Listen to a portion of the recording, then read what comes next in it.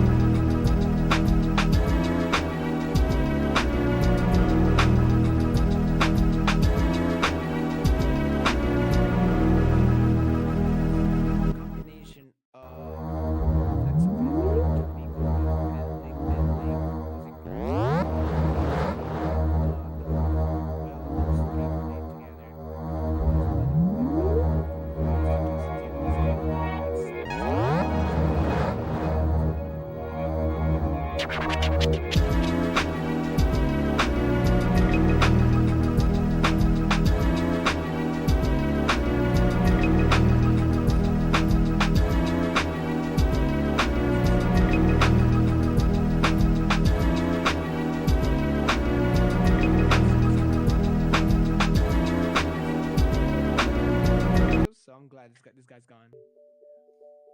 I mean, Okay, there you go. Ooh, check on. See if these guys are live yet.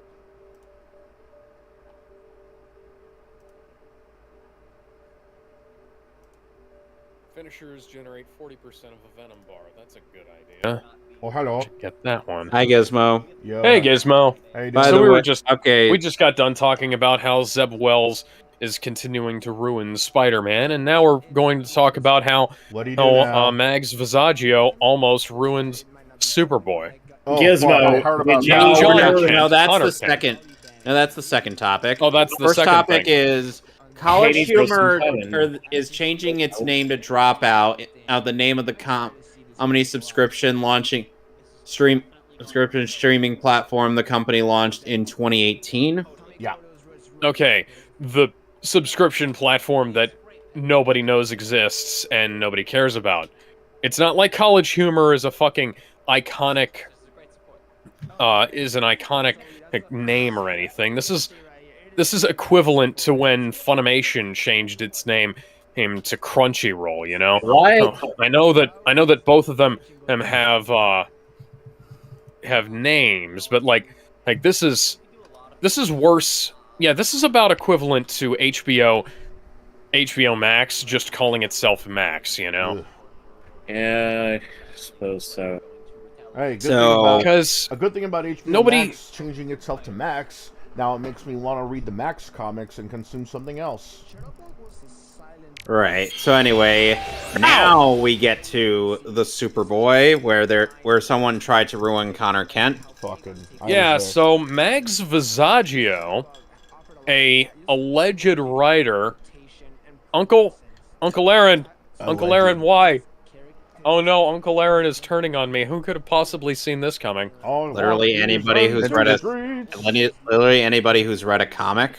It's not like the Prowler is an infamous villain in the Spider-Man comics, or the incredibly famous movie that made a whole lot of money and won every fucking award. Please don't turn him into a good guy. There's too many villains that try to become good guys nowadays. So she Yeah, apparently shared. So this woman apparently shared a pitch telling Connor wanting to become a trans woman. No, he doesn't. Yes, so Mags Visaggio shared a rejected pitch showing, I won't even say it's borderline, this is caricaturistically offensive concept art of a trans Connor Kent, where I don't even know what they'd wind up calling Connor after this, Connie? but yeah, sure, Connie Kent, and where her oh wow, I'd say Miles somehow managed to get out of there, and now we're going to have a fight with Prowler. You know, at this point, you would be telling me don't give DC any ideas, but you know what ideas? Ow. And the thing is like people are trying to insist that dodging. Connor has always had this thing Well- going on, even though Well, the thing that they're the thing that judging saying, him by the way he dresses. It's Well, a leather people jacket. are- It's a unisex people are- thing. yeah, well, people are also completely ignoring the fact that was a '90s thing, you know. Well, Yeah. like people just dressed. Aside from the fact that people just dressed like that in the '90s, he's like Connor had this thing about how demanding he be called Superman, and for a while, because you know he was the He doesn't want to be seen he as a was boy. the yeah, he was like, you know, the early clone of Superman. Yeah. And Well, nobody would know that until, you know, it's been revealed later on. oh yeah, later, Yeah. or we'd know that, but Longest time, I thought Eradicator was the clone. yeah, Yeah, but then we find out that Eradicator is just an AI. Literally just The- an AI. the thing about the concept art Mags Visaggio shared is that it is offensively stereotypical. Well, like if I were to see like a transphobe draw up what a What a tranny looks like. what what like a trans version of Connor Kent would look like, trans Superwoman, and or trans Supergirl or whatever the hell. Oh, this is what I would expect to see. I wouldn't expect to see this from somebody legitimately pitching this, because this, like, the fucking outfit is so, it's so fucking butch, you know? Oh, like this is, it looks like it's trying to be Feminist. You know, you can't juggle counsel in real life. I just want to point that out, Aaron.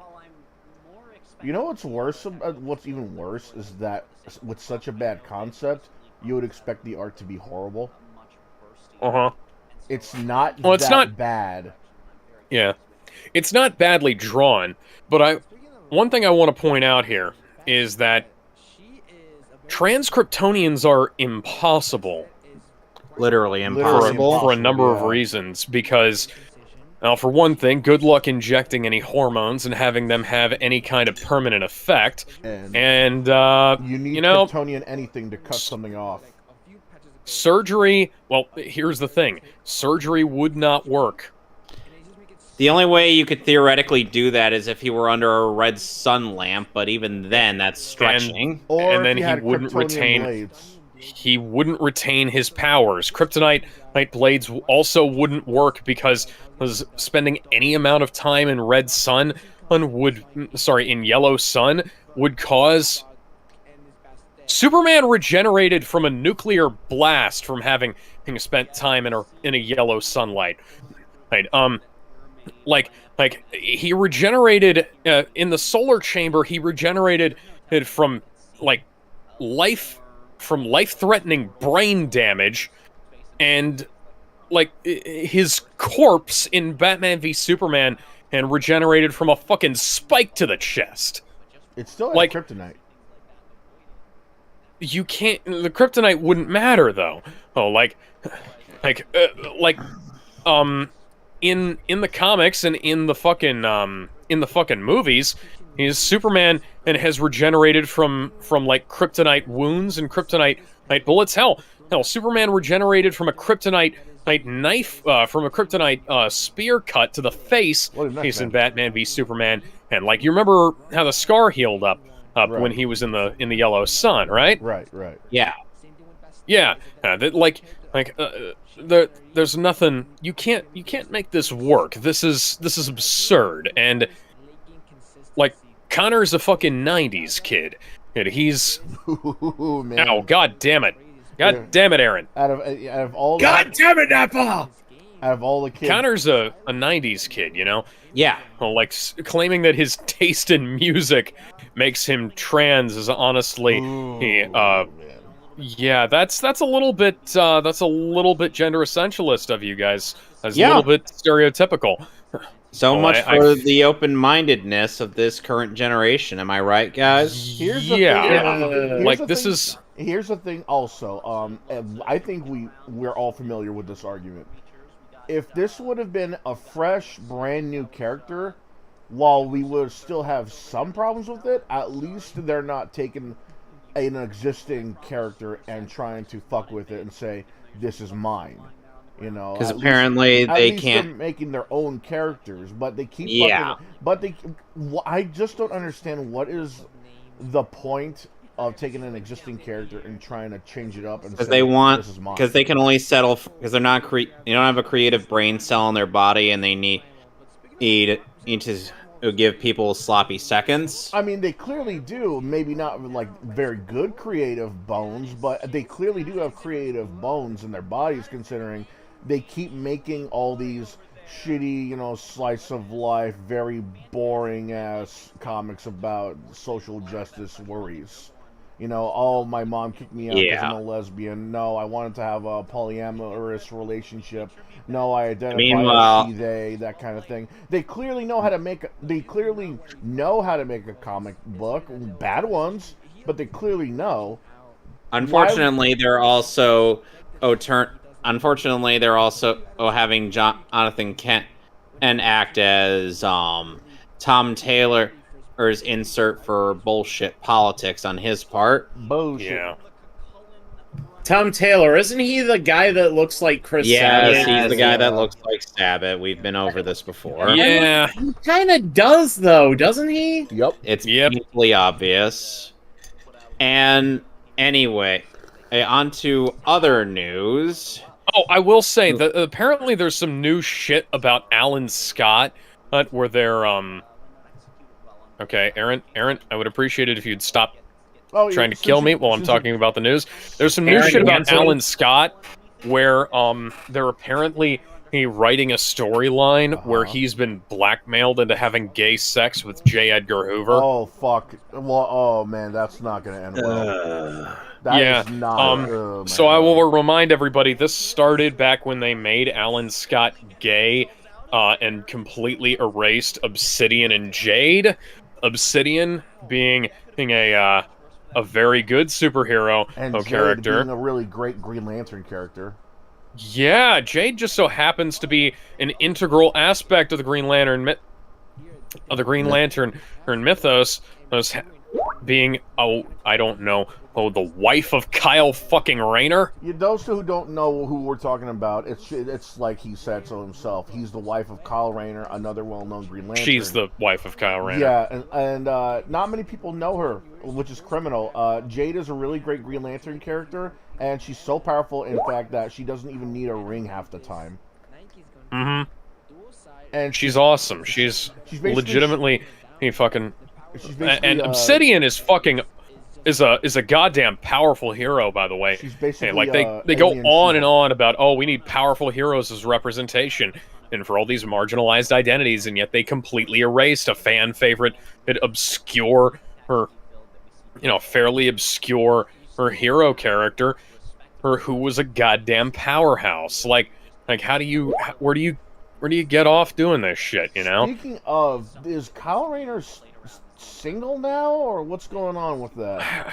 I think what they did was they erased Jade from the fucking continuity entirely, or else they gave her a new backstory or some shit. Right. Anyway. Like they tend to do. But yeah. Anyway, we had lost Ken Lilly, the voice of Smoke and Other Mortal Kombat characters. Yeah, Mortal Kombat characters like Goro and Shinnok from MK9, which is kind of a damn shame. He's a really good voice actor. He a really good Shinnok too. Yeah, and then Troy Baker replaced him in MKX. God. Everything Troy Baker. The Joker. Yeah. Then we have Well, no, that's the exception, Troy though. Baker was also a Joker. That's the he's a exception, really good though. good Joker. But the joke with Troy Baker is that he's literally in everything, and everyone knows that it's Troy Baker. It's like Troy Baker and Nolan North. Yeah, Nolan North, Troy Baker, those kind of.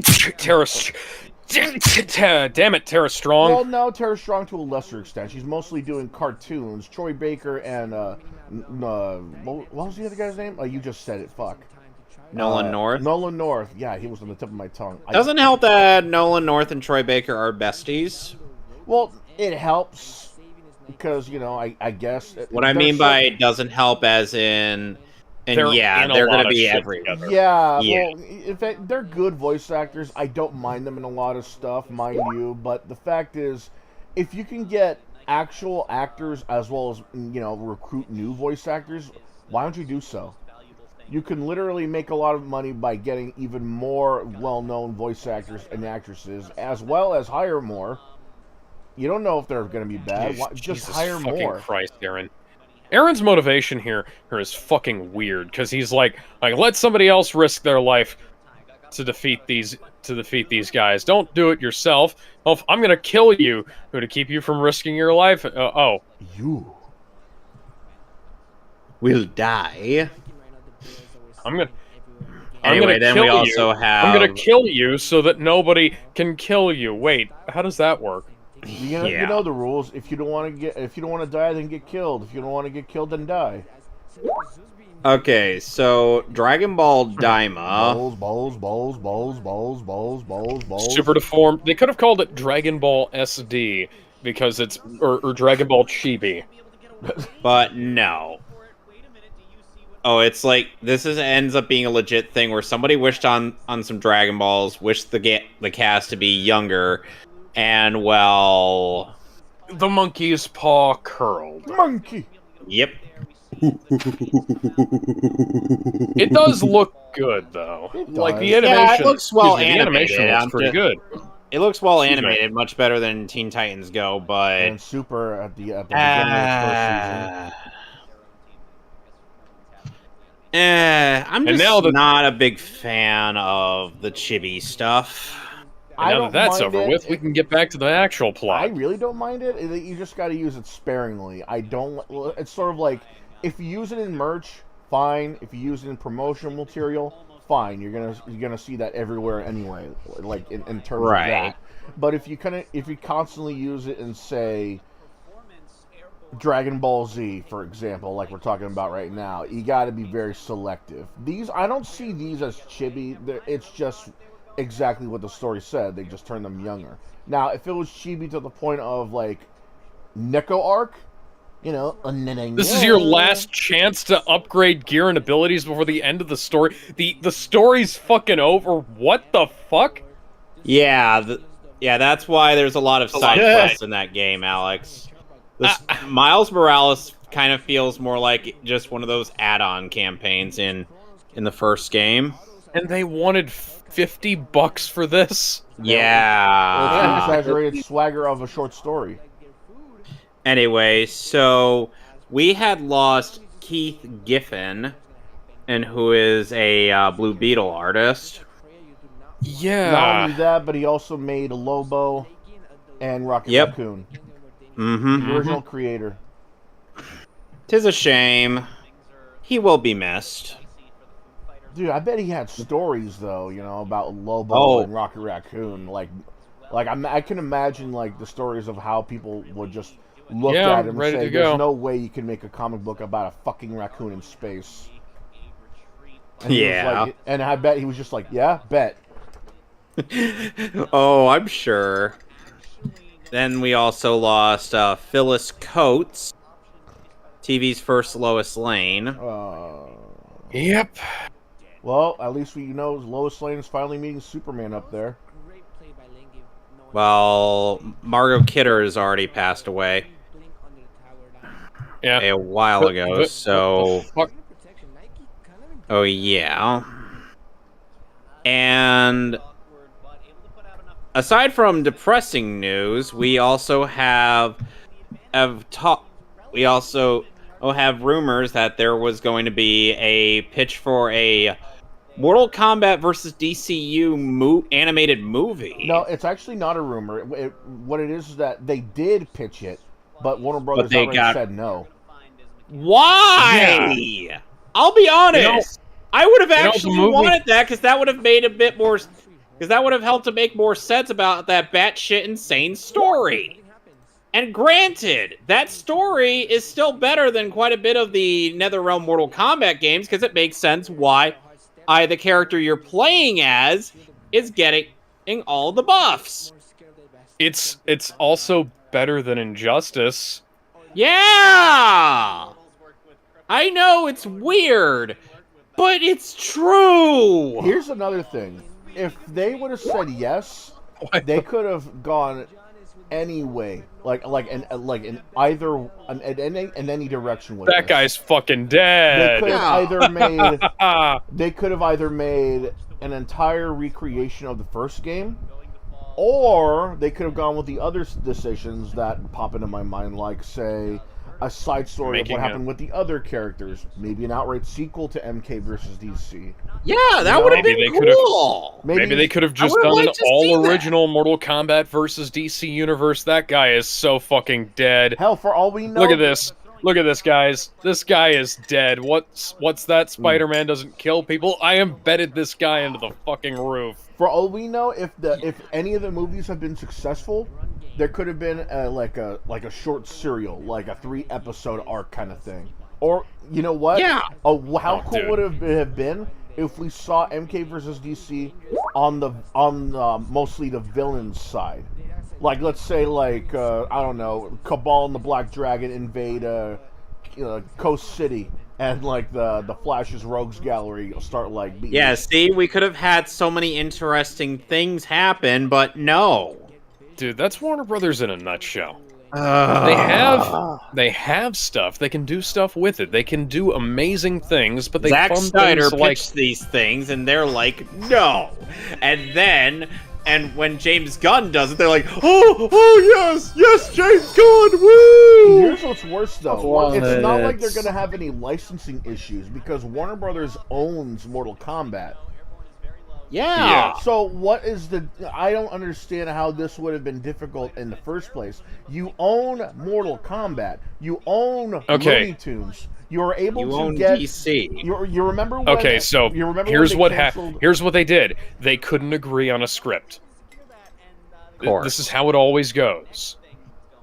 They didn't even go past the script. They just said outright no to the idea. Right. Right. I'll bet you they couldn't agree on a story pitch. They couldn't agree on they couldn't agree on something. Because the way it always goes is that they can't agree on one tiny little thing that causes the entire production to go into production hell, and then it goes on forever, and then when the movie actually comes out, it's shit like The Flash. Don't The remind only me. exception into this rule was fucking Black Adam. Somehow Black Adam, man, well, somehow The Rock was doing his goddamnedest to keep that film from collapsing under its own weight, which is more than we can say for just about any of the other things that Warner Brothers has put out lately. Like, good God. You canceled the Legion of But seriously, like the Flash is incredibly indicative of the way Warner Brothers doesn't make movies, because they do this thing where they can't agree on some minute aspect of the film. They can't agree on a script. They can't agree on a director. They can't get the director and the star to agree on something. They can't get the director or the producer to agree on something completely different. Somebody, and then they go into reshoots, and then they go into this, and then they go into that, and then all of a sudden it's been 20 years and the film is shit. Yeah. So anyway, a Tony Shalhoub is back with Monk.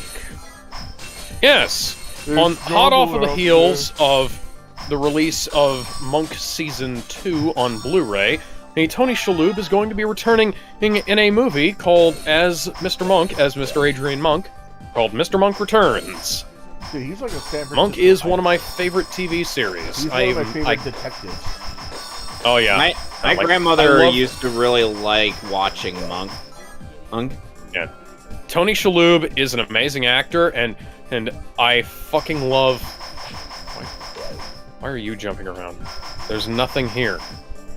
I mean, now there is. You know what's funny? Ever since he got his role as Monk, for a while now, fans would like jokingly ask him if he needs a wipe, or actually hand him a wipe whenever they need him.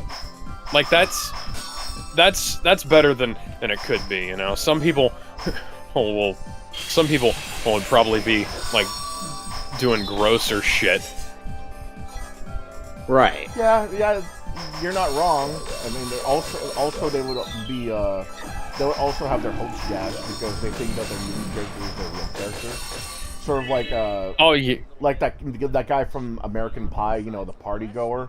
They actually think that was him, but then when they meet the actual actor, he's actually calm and collective, and he's like being polite, and they're like, oh, you're not that party animal. You're not like in the movies. And imagine being that young and thinking oh man, you're like that guy in the movies, and you think it's real. Yeah. It's one thing if you're 5. These guys are in their 20s and they think that the guy from American Pie is the same thing as he is in real life. Good lord. It's funny though. I mean, like, movie stars are known for partying, so I can't really blame them for thinking that. But it, Okay, so anywho, then there's Netflix's One Piece executive details Ichiro Oda's invaluable help. what does it even mean? This was something you posted, Gizmo. I know, but it's just the wording still gets to me. What does that even mean? I think it means the fact that Oda was very essential to how it was successful.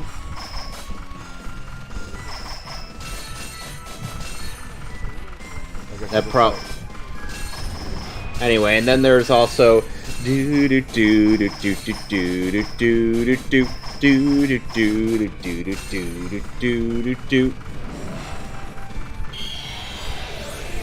Really? No one? Doug? Yes. Yep. Yeah. They're making a... Doug is coming back. Yes.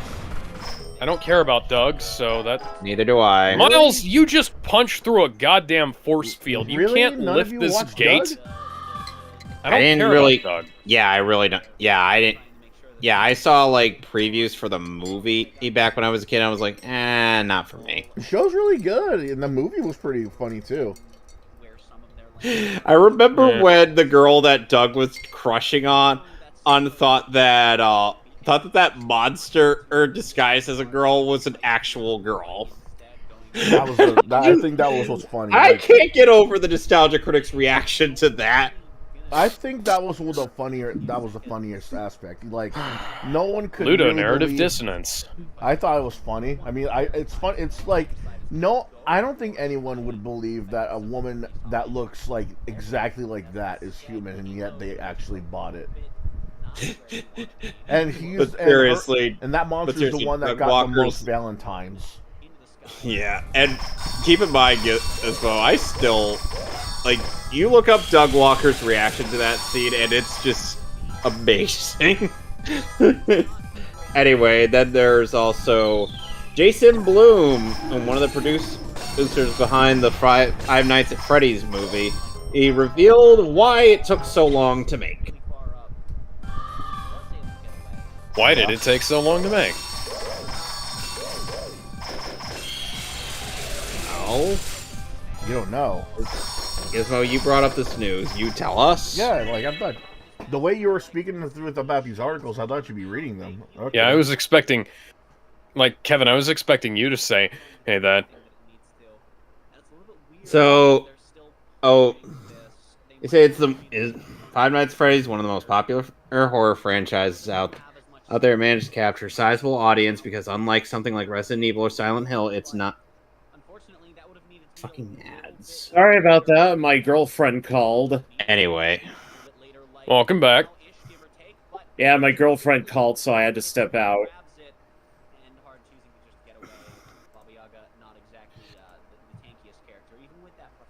Oh, since since Silent Hill, it's not absurdly gory and traumatic. It's horror, but in a way that a broader audience, including young teens, can experience. It also blew up on YouTube as creators began playing the game and having explosive reactions to the franchise's signature jump scares.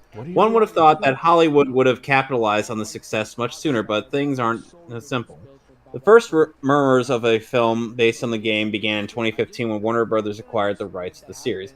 After that, there were a ton of other developments from other different directors, writers, and more all coming in and trying to get the movie off the ground. It wasn't really until 2022 when things started to actually turn around and the movie started to come to life. During a New York Comic-Con panel, Blumhouse executive and Five Nights at Freddy's movie producer spoke on why the film took so long. One of the reasons which will be interesting to you guys, why the movie took so long, is that Hollywood is sometimes, not always, it makes the mistake when they're adapting like a super popular book or a super popular game to start out at the very beginning and to make a movie that not only will satisfy the fans of the book or the game, but bring a larger audience, said Bloom.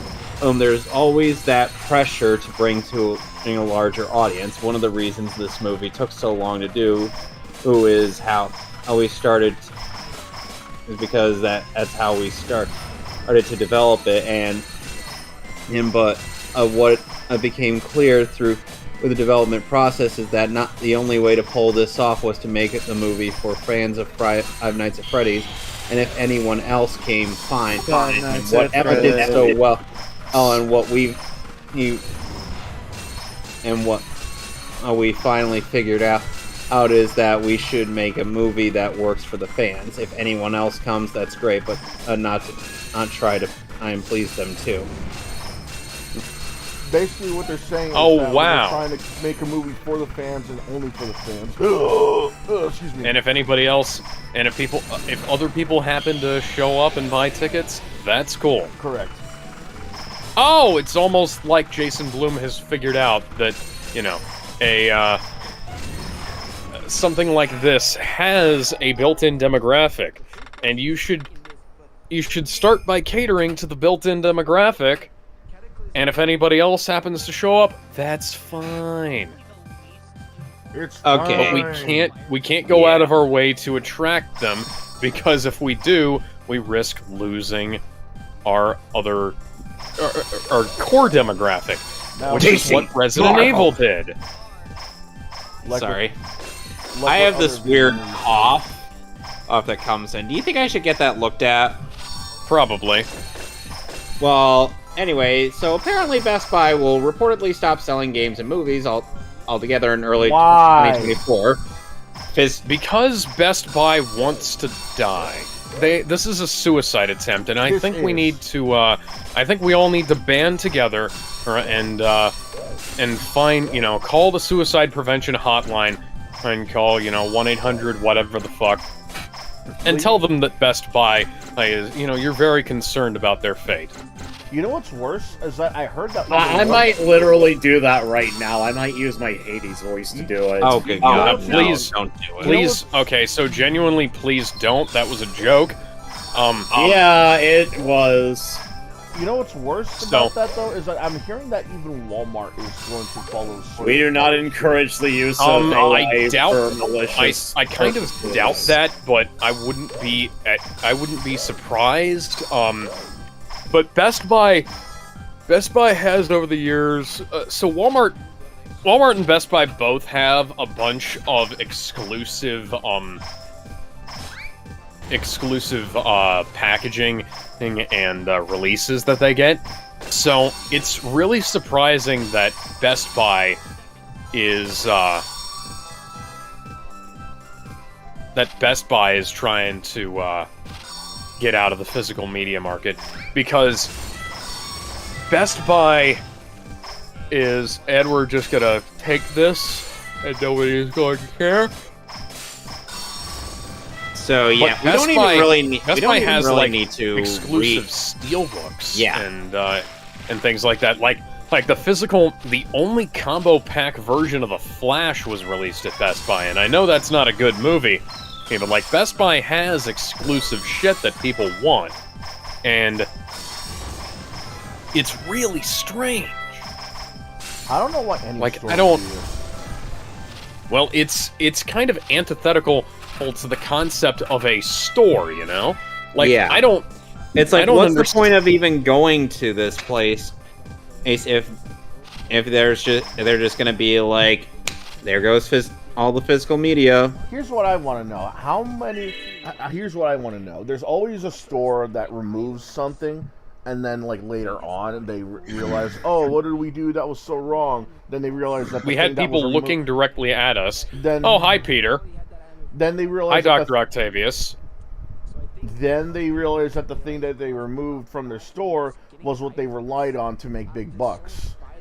I'm Yeah. thinking Or that when they Best Buy add and things to the Walmart- stores that I'm betting that make Walmart- it completely bullshit to try and deal with, I'm betting that Walmart and Best Buy, the moment they actually stop, just outright stop selling any physical media that is DVDs, CDs, Blu-rays, soundtracks, movies, video games, the moment they remove them, they're going to be wondering, what happened to our sales? Why aren't people buying as much? Bro, movies, games, and soundtracks are something people want to have in their hands. Why in the hell would I pay $1.99 for just the digital song when I could pay $5.99, maybe even $6.99 if I'm feeling generous, to get not only the soundtrack, but also their lyrics, the booklet, the case, and probably, if it's in a special edition, also some behind-the-scenes stuff. Yeah. Like, one thing I will say, I doubt that Walmart's going to get out of the physical media game. For one reason, they sell a shitload of vinyl records. I'm still pissed at that, though. I really don't like the fact that the only reason that vinyl records are even selling the way they are is because normies somehow see this as the greatest retro shit ever. Well, hipsters became mainstream. That's the thing. But out of all the things, vinyl records, and these are the same guys that are talking shit about CDs. CDs are more compact and space saving than. It's a compact disc. It's in the name. So why are they like, oh, well, I don't like CDs. Oh, they're useless. Bro, you bought a vinyl record. 5. And they cost a lot more than a CD. Don't bullshit your way out of this. It's like, oh, well, you don't need a system. You know, they're expensive and, you know, they take up space. Bro, you spent over $5,000 for your gaming PC. Lick my ass. Well, anyway, So Netflix to open retail stores where fans can eat and shop. Boo. They'd better have Blu-ray and 4K copies of their fucking shows there. It's gonna fail. Because I want Stranger Things Season 3 on Blu-ray and 4K. I want Army of the Dead on 4K. I want Army of Thieves on 4K. And I want to get Rebel Moon on 4K as well. And a bunch of other shit that Netflix has. Oh, so Netflix, you know, being the company that used to provide physical media, remember that? That they've stopped doing quite recently. Stuff like this, I wish Blockbuster just came back. Yeah, there are 2 blockbusters left in the nation. Nope, not anymore. They closed down. I thought there was still at least. I thought there was still at least one. You remember the one in Alaska? Yeah. That's no longer there. Oh shit. They're all gone now. They are officially no more Blockbusters. So, and Gizmo, you would also address that Disney Plus plans on launching their Rocketeer series. Hold on for a minute. Oh. Let me just step away from the mic so I can do something that's understandable.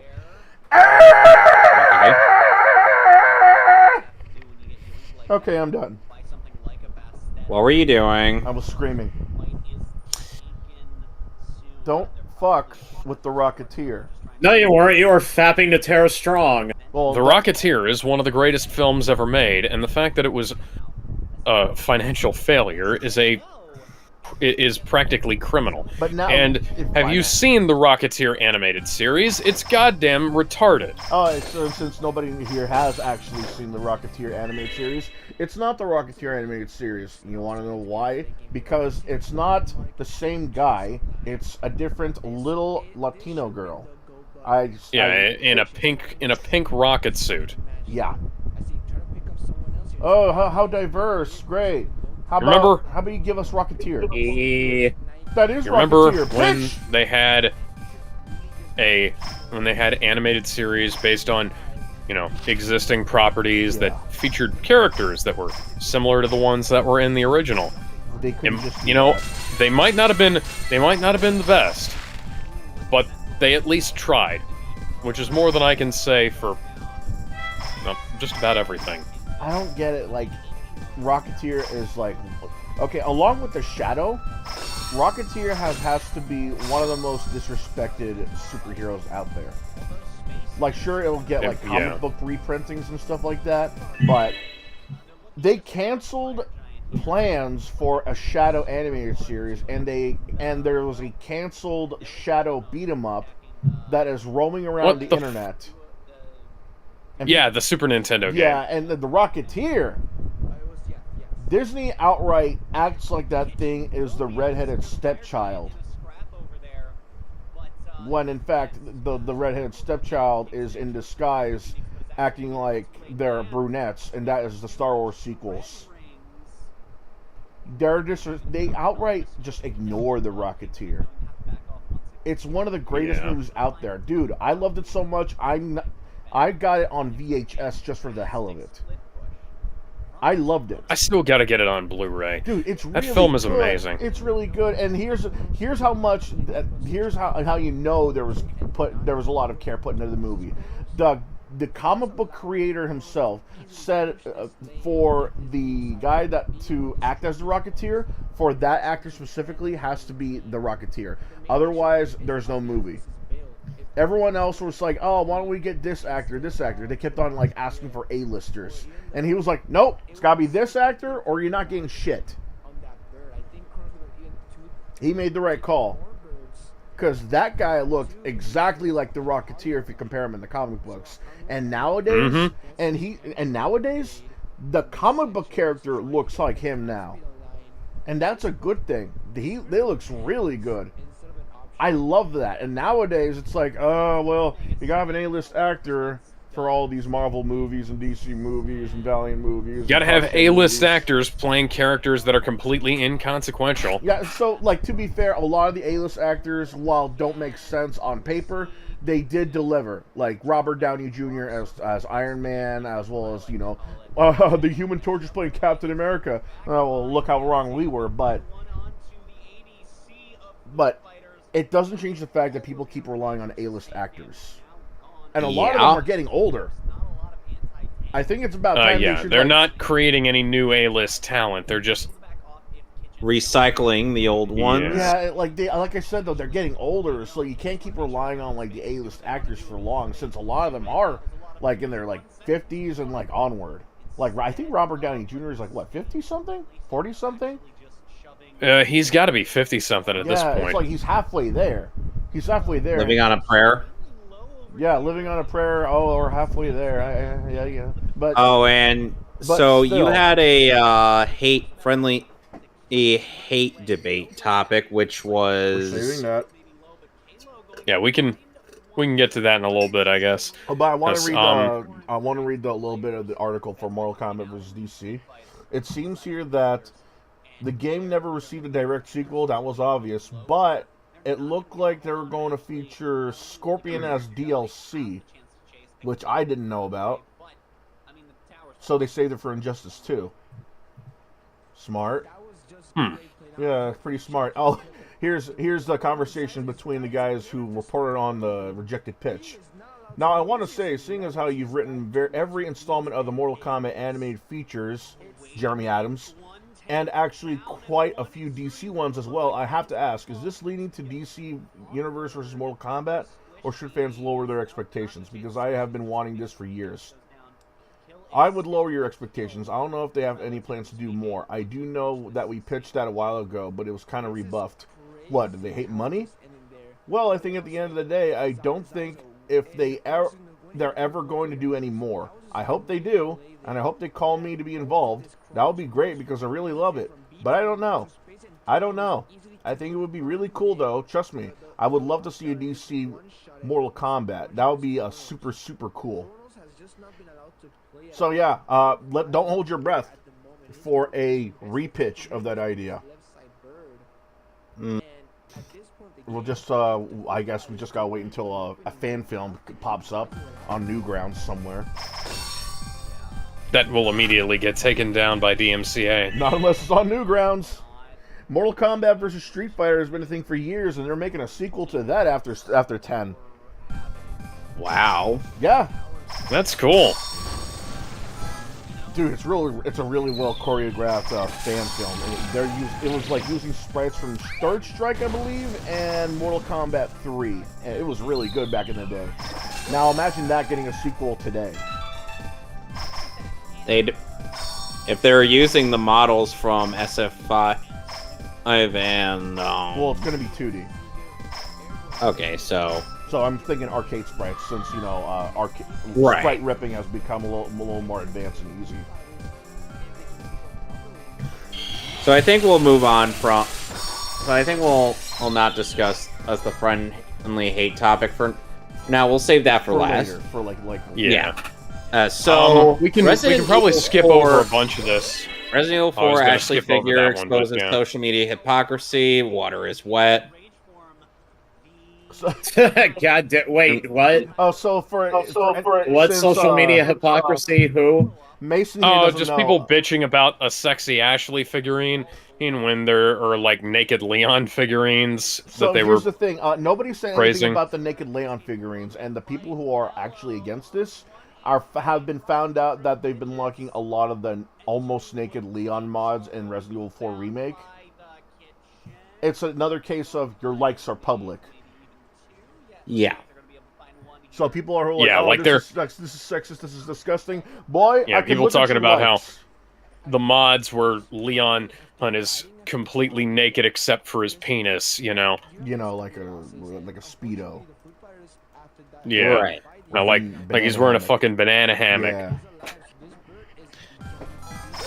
It's basically Okay. the same kind of controversy that the Lady Dimitrescu had. Dimitrescu, yeah. Yeah. AKA the woman that Markiplier simps for. Smash me, mom. Ow. What? Anyway, so Square Enix celebrates Hispanic Heritage Month. Unlimits comments. Oh, fuck. Gizmo, I think you should take the floor on this one. Oh man, this is fucking hilarious. So, Square Enix decided to celebrate Hispanic Heritage Month, and they had a little banner which looked nice, artistic. Here's the problem, though. You ready? Okay, so we should be calling in the Avengers right now, I think. There's a literal war happening on the streets of Harlem. Nah. There's shit everywhere. There's holes in the goddamn road, and people are... Nah, this isn't an Why aren't we? Avengers level Here's the threat. thi- We gotta Here's what's let funny. the studio decide that. Here's what's Anyway. funny though. Hispanic Heritage Month. It's an actual thing. You know, it's not something that's not like something made up. Yeah. And when they were happy to say, you know, happy Hispanic Heritage Month, nothing too big. Here's the funny thing. They weren't saying anything woke. They weren't saying anything, you know, entirely anti-racial, you know, racial, anti-racial, you know, that kind of thing. No, you know, being racist Why are you against just whites, it's not standing racist, there? There's that people kind of trying to bullshit. kill you all over the place. They just wanted to celebrate the month. People What's the saw issue? this and immediately got ass mad and thought that it's a white country trying to push Hispanic Heritage Month. Square Enix is Square Enix is a Japanese company. Yeah, Yeah. they think this is woke. I'm like, no. I mean, if the moment they say Latinx, yeah, it's woke. But this is Square Enix. They're Japanese. Yeah. They don't care about Latinx, Latonks, La Blancs, La Billy Blanks. They're not Latonks sounds like a Latin version of Nymphadora Tonks. La Big Chungus. That like they're not the kind of people who do that kind of shit. These are straight up Japanese. They're not gonna give a shit, and they don't want to give a shit. They're just trying to celebrate Hispanic Heritage Month, and people are automatically saying, you know, these are whites trying to push this and that, and this is woke. You can get with this, so you can get with that. You can get with this, so you can get with that. Yeah, and then everyone said, You can get with this, so you can get with that. and then everybody suddenly says you can get the fuck out, Yeah. even though it's their own house. Mm-hmm. They practically said to Square Enix, get out of your house. And in I other bought your news, house. GTA. In other news, Grand Theft Auto 6 is apparently going to cost $150 on release, and I just want to mention, and the reason why used games are good is because I paid $3 for Grand Theft Auto 5 at a garage sale. Yeah. I don't see this doing so hot for No, this Rockstar. is a game. This This is not good. That's absurd. Like, $70 for Spider-Man 2 is fucking pushing it. $70 for most of these games that they're putting out is pushing it. They keep trying to push. Even if Grand Theft Auto 6 has more content than GTA 5, $150 ain't gonna fucking gut it.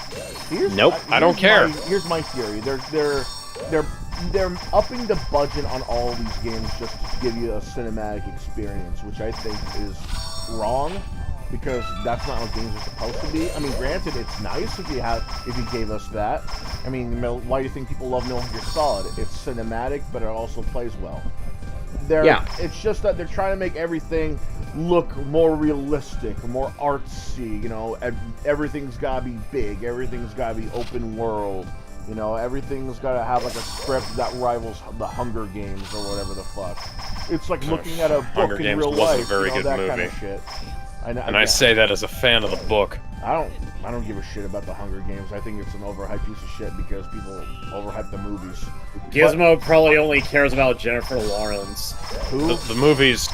No, he's not Yuji Itadori. Here's the thing, though. There have been games that cost a lot less than $70, and they've quadrupled. Gentlemen, this is PS5. Yeah, and there's a lot of indie games that have had a smaller budget and made quadruple the amount. No, guys, go look at my stream. I'm looking at it. Let me see here. I'm looking at it, and there's a guy running in place. You're not streaming. Running in place because he's stuck inside a... He's stuck inside a wall. Of course. Woody's dead. So, Microsoft has completed acquisition of Activision Blizzard. Haha! Oof. Huh. You know what that means? That meme is even more accurate now. What meme? There's a picture where it shows all the companies Microsoft has bought, and then at the bottom it shows a video of how Sony reacts, and it's of Harry Osborn from Spider-Man 2. I'm ruined. I have nothing left except Spider-Man. Yeah, he's like, I'm ruined. I have nothing left except Spider-Man. Yeah, now that's completely accurate. You got nothing. Okay. You got nothing but Spider-Man. Nothing. I really, really love the WoW private server modding community, guys. For real. Cool. So, Lollipop Up Chainsaw Repop gets changed from remake to remaster. Woo! Yeah, which is Who cares? interesting. I'm glad it. Yes, she plays. Gizmo's crush. Yeah, Gizmo's memory crush. Yeah. Yeah, I believe she's the voice of Juliet Starling, actually. Yes. She's just up as her too, I think. I didn't want to say that for 100%, and because I wasn't sure. I haven't played that game in a very long time. But yeah, Juliet's... so they're apparently going to be remastering the game rather than remaking it, which is good, because, you know, the game is already good, they just, you know... Yeah, but disappointing Excuse news, me. they're not able to get the licenses for the hidden costumes. Which hidden costumes? Okay, so there was a thing when Lollipop Chainsaw was announced that you could pre-order at different stores, which is, you know, common sense. You could pre-order anything at like Best Buy, GameStop, you know, any game, right? Here's the thing though, depending on the store you pre-order and buy your game at, you can get exclusive DLC costumes. Like if you were to get, I think how it goes is that if you were to get it at Target, you get a costume for Juliet based off of High School of the Dead. You get it from Walmart, you get a costume. Oh, nice. If you get it from Walmart, you get a costume that's based off of Dead Man Wonderland. I forgot what the third one was, but I remember the fourth one very well. And it's because it's the greatest costume. It's the greatest out of all of them, even the lewd ones. If you pre-ordered and bought your game at GameStop, you could get an exclusive Ash Williams gender swap costume for Juliet Starling. That got me hyped. Oh, god damn it. So, Gizmo, I have a question. That's cool. Yeah, it is, but sadly, I don't know when and I don't know why. The DLC later became something you could just buy separately, but it got removed. I don't know when or how. Like I said, and there's no way for you to get those DLC costumes again unless you use some kind of DLC code some DLC code manufacturing app on your computer. But even then, that's a little iffy because I kind of doubt that those are real. People have said that it works, but then I downloaded it, right? No viruses, mind you. No code has ever been generated for me. I tried asking around, but every time I try asking around, they said, "Nope, you can't ask about that. That's banned. That's counted as piracy." It's like, fuck you! Huh. What piracy?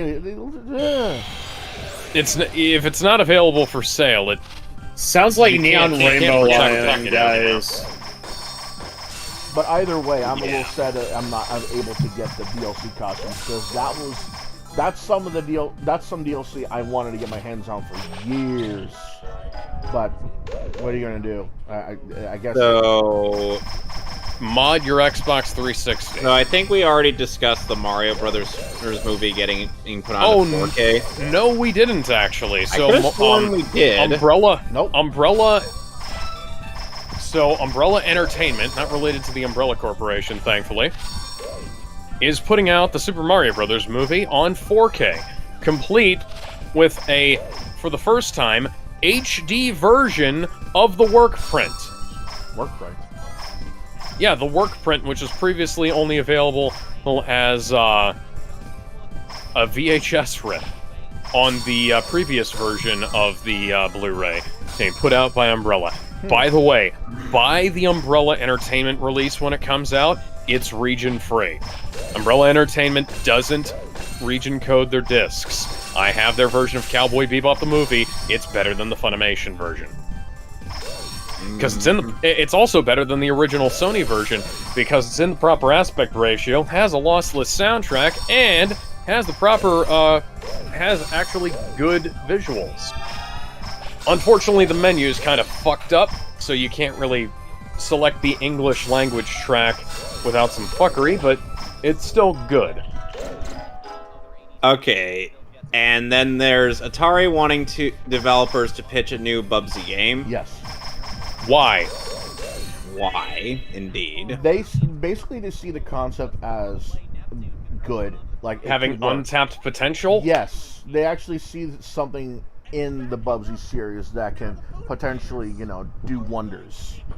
I mean, they're right, but nobody's done that yet. Yeah, that's the problem, though. Like, there's only been, okay, so Bubsy has been released for, let's see. So Prowler's actually helping me.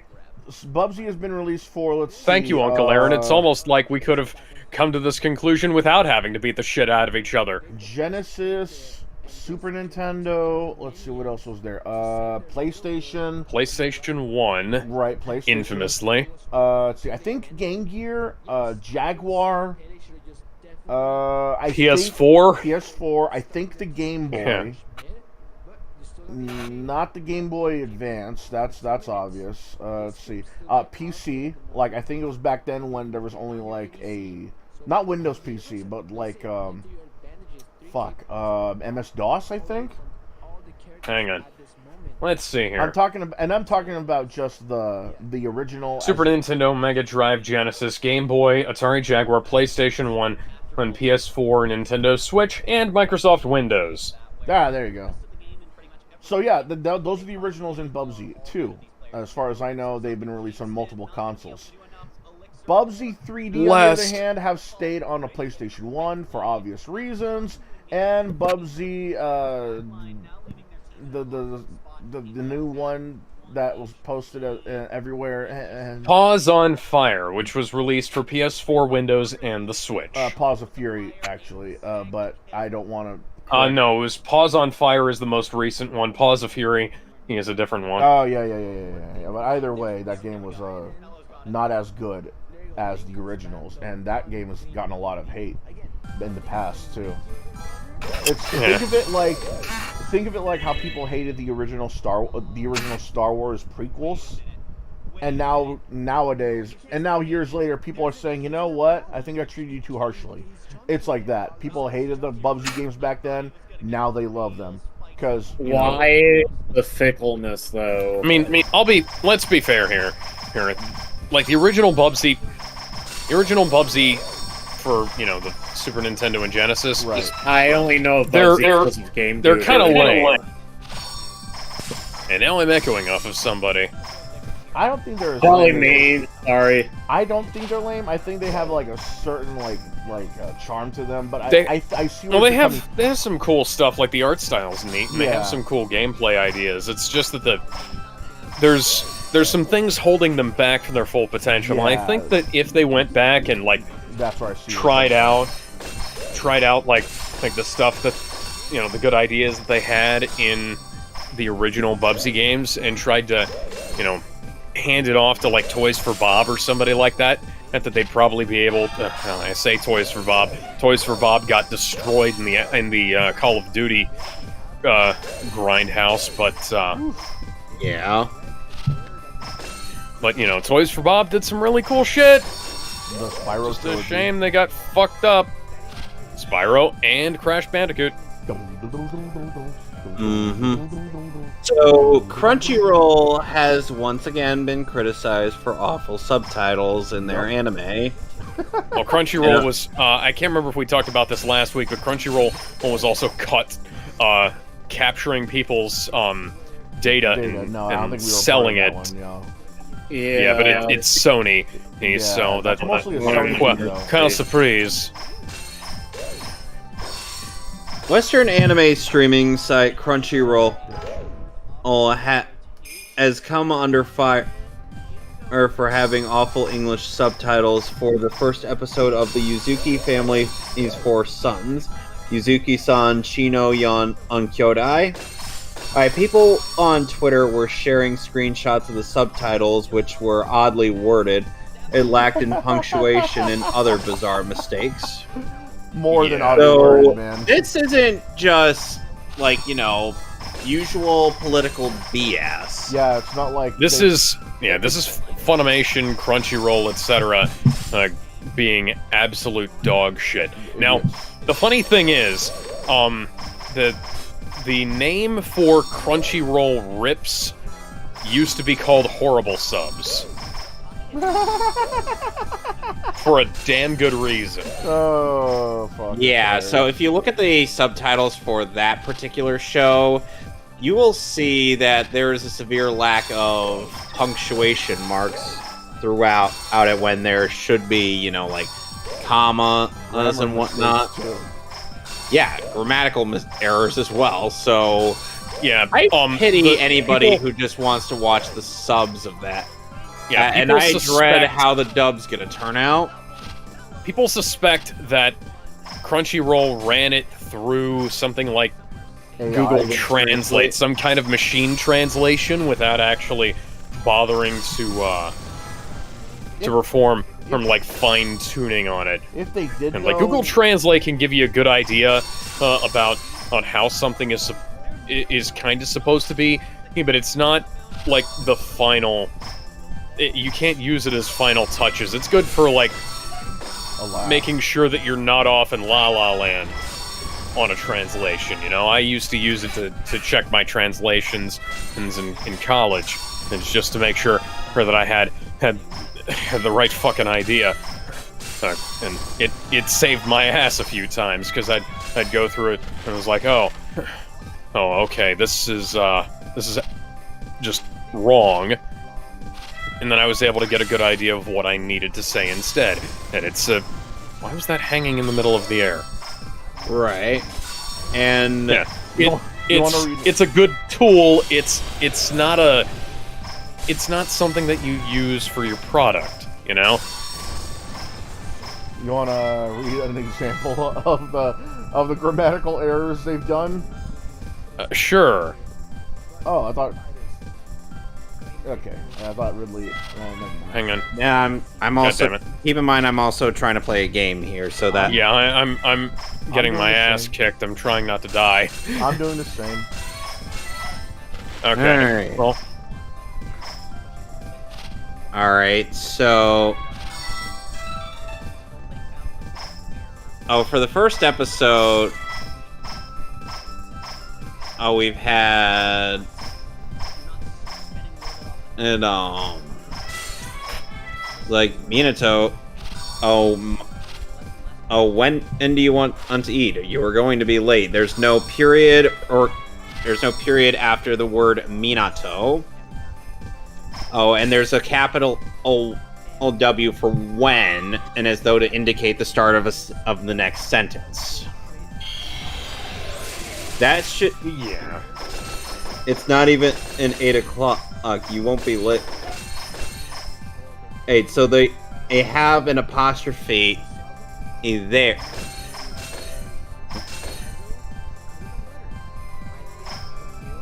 But it's just...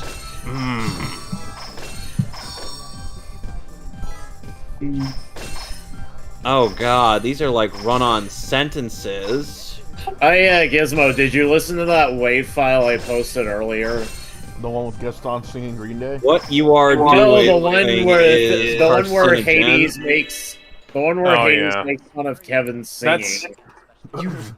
You have to fucking read this shit through. Like, even if you're doing like a manual translation and without any machine support, or like, you have to read things through once you get done, because otherwise you are going to have just shit that doesn't make any sense. What you need to do, and is this is what you get for having a machine translation without any human in checking. Because, like I said, Google Translate can help you, but it can fucking tank you just as badly. Yep. Anywho, next up we have Alien Hominid Invasion and Alien and Hominid HD launch in November. Woo! Woo! So, what exactly is this game, Gizmo? Seriously? Even this one? Okay, good. Hang on. I bet you're going to be asking what the hell Pico's school is now. I What? would actually be asking that question. What the I will fuck is throw that? you. Oh, man, I'll throw you both.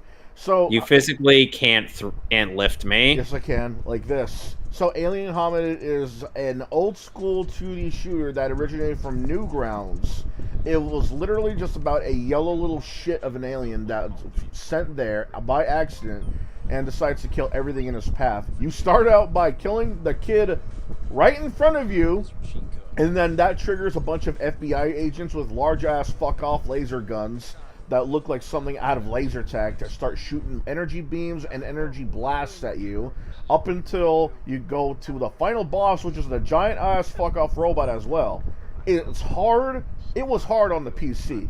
Now play that on a console, and you know, instead of killing off the kid's now your ally, and that's a lot harder. It's to the point where you need 4 players to help you, which it does. It was a massive hit the moment it hit consoles. It hit GameCube, it hit Xbox, it hit PlayStation 2, and I think it even made it to PC CD-ROM. Now it Nice. And then it was so popular, in fact, it got an HD port to the 360.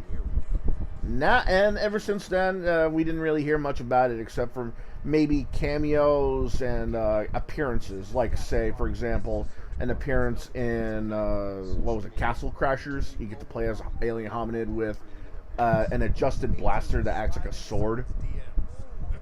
Now they're announcing the game's going to come back in HD form with everything in it. Here's my problem, though, and this is more of a joke. This is more of a joke than anything. I want to kill the kid in the beginning of the level, like you were able to in the original Newgrounds version.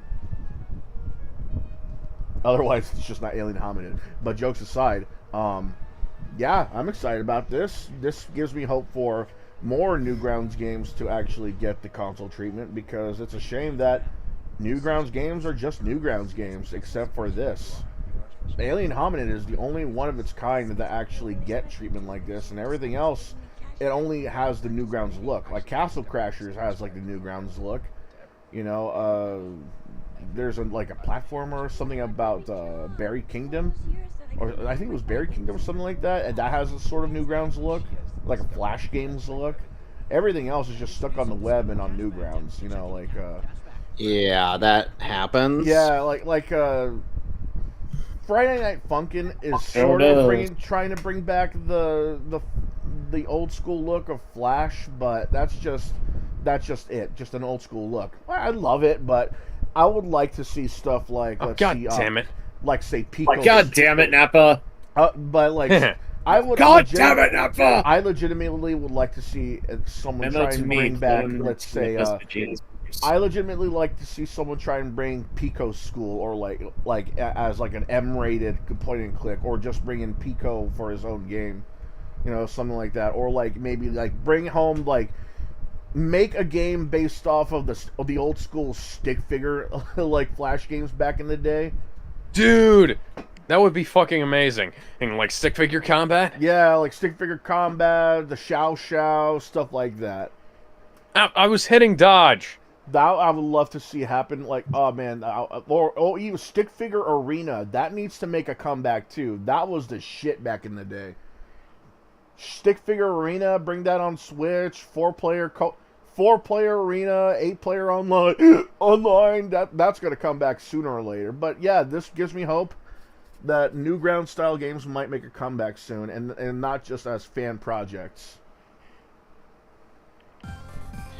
Well, as much as we'd like to continue on with, like, good news, unfortunately, Matthew Mercer is voicing Vincent Valentine in FF7 Rebirth. Should have been Why Crispin is this Freeman. bad thing again? Yeah, Crispin Freeman actually was like, yeah, I'm not voicing this character. Or somebody actually asked him about that.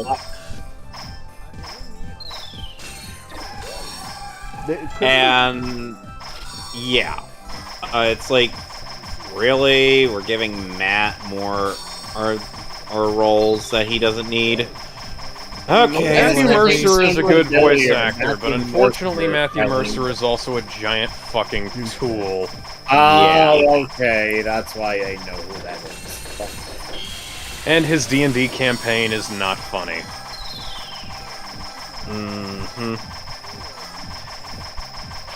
Let me guess, And he's at least certain previously, Hibiki Vincent line. Valentine was voiced by Steve Bloom. Yes, the king.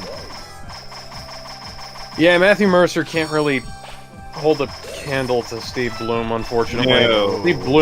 Steve Bloom is also a giant Ghost tool, Freak. but Matthew Mercer is not as good as Steve In Bloom. case you're wondering, Gizmo. Oh, Okay, he who must insist he is Spider-Man is not truly Spider-Man. Miles. Miles. Yeah.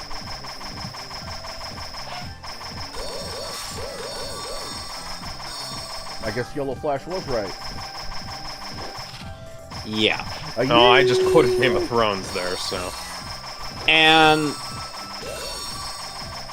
unfortunately, it's like Steve Bloom has nearly the same level of Trump derangement syndrome as Mark Hamill does.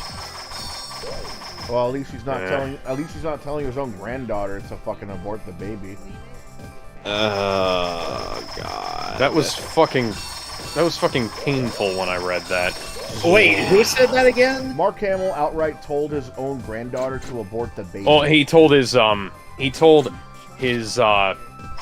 it wasn't his granddaughter, or it was his son's girlfriend. Yeah. That doesn't make it any better. Disgusting. No, it doesn't. I guess he really is stuck in the dark side. Well, then he's also the Joker. That doesn't make it any better. Well, no, I don't think Joker's the kind of person to just kill off babies unless it's funny. Yeah. And so, and reminder, Matt Mercer is also the same kind of person who after losing his family member, some of his family members to COVID, had decided to make it a political statement, because of course that makes sense. Yeah, that's something that a sane and well-adjusted human being does. Crazy.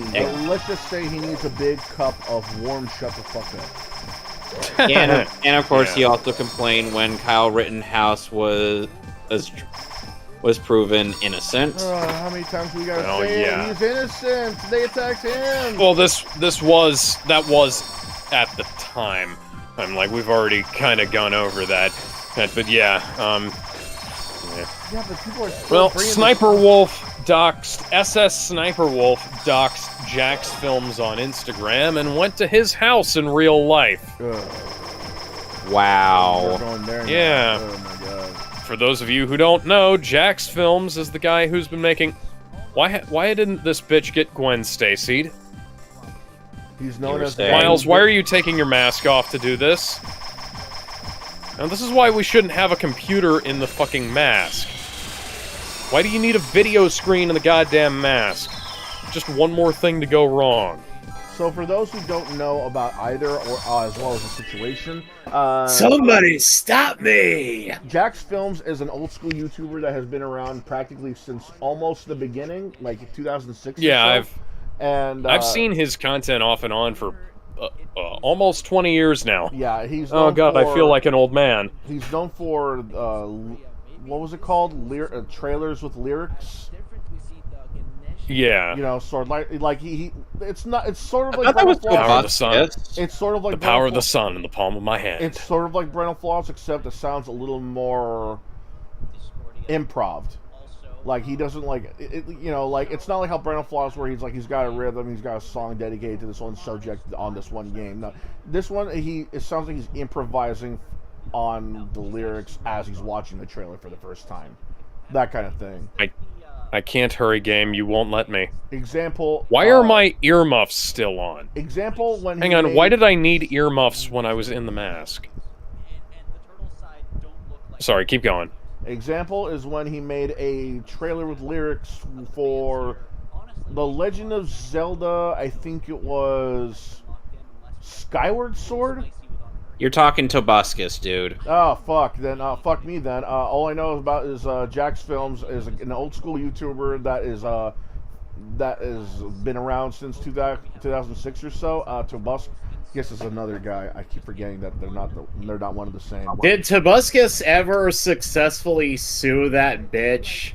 I think so, and I guess that's why he's still around. But either way, that's not Jack's Films. That's Tobuscus. I'd like to hope so. In a lot of successful lawsuits, you're not allowed to say very much. Right, but this is a lot worse than that because Why did the frame rate drop there? While Tobuscus might have won in court over someone that was practically shooting false allegations at him. I'd like to think he at least got some happy ending Well- that he's not supposed to talk about. Well, unlike Tobuscus, Jack's Films is dealing with something else, and it's I think a lot more creepier and a lot worse because at least that will settle in court like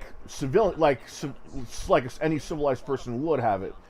Unfortunately, Jack's Films, an old school YouTuber that has been around since the dawn of YouTube's time, is getting stalked, harassed, and outright, well,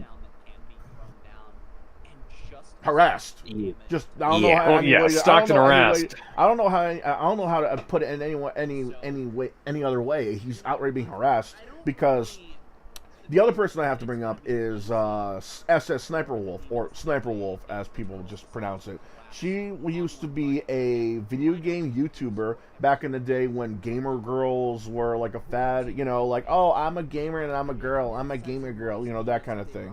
Sort of Yeah, like the big titty bitches playing Yeah, games the one who and with pretend to their play games. tits covering up like 75% of the screen. Yeah, the ones who like, pretend to you play- mean people like Trade Chat?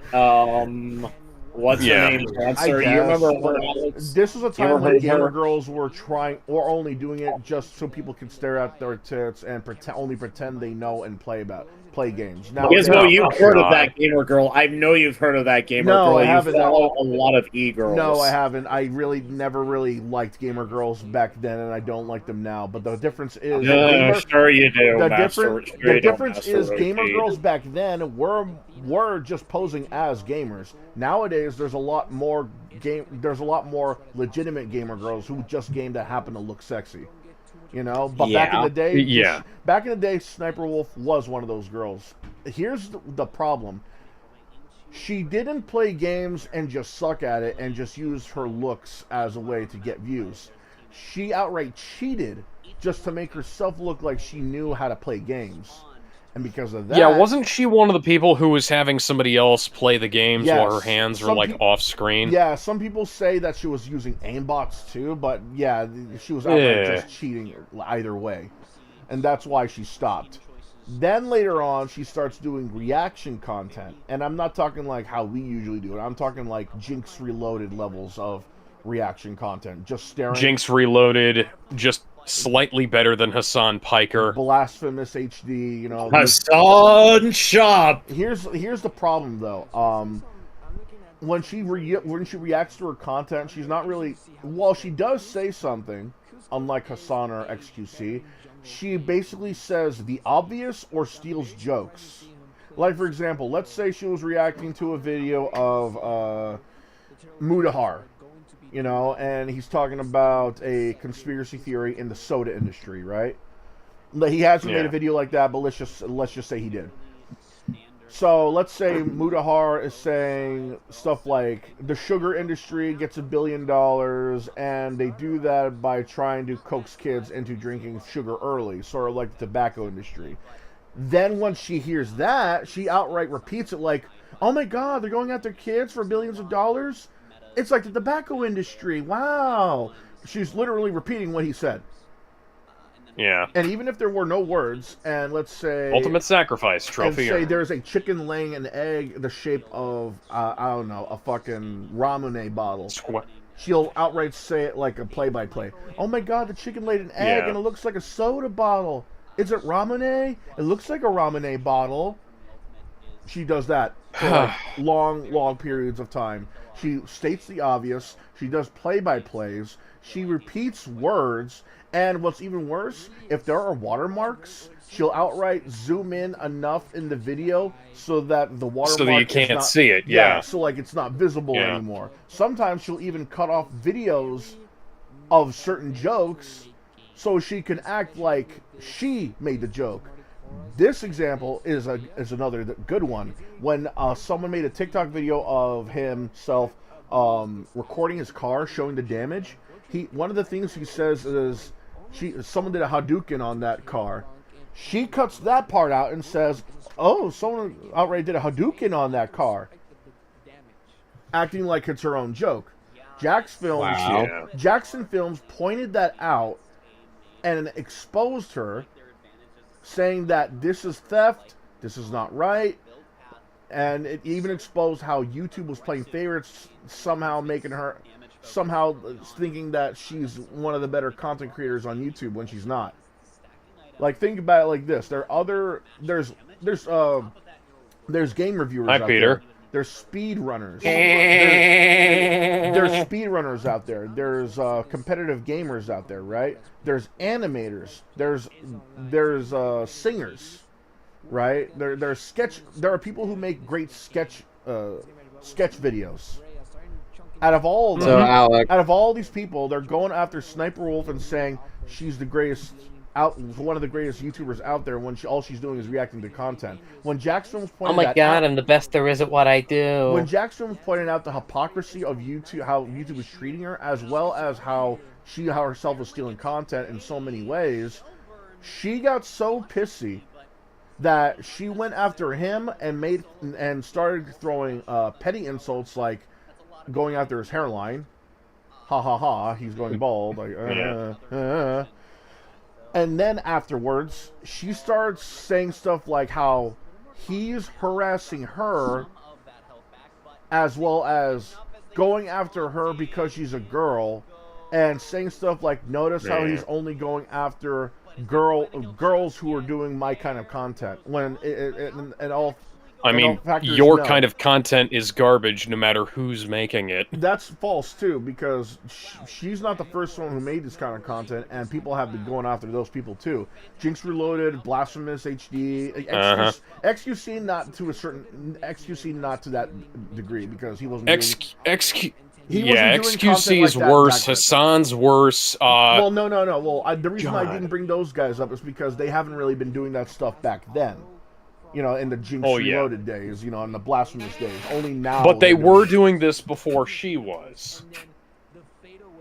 Yeah. Actually, let me find the Trinity of Bitches here. I think that's right, but the thing is, that was only after the Blasphemous HD and Jinx Reloaded stuff were happening, I think.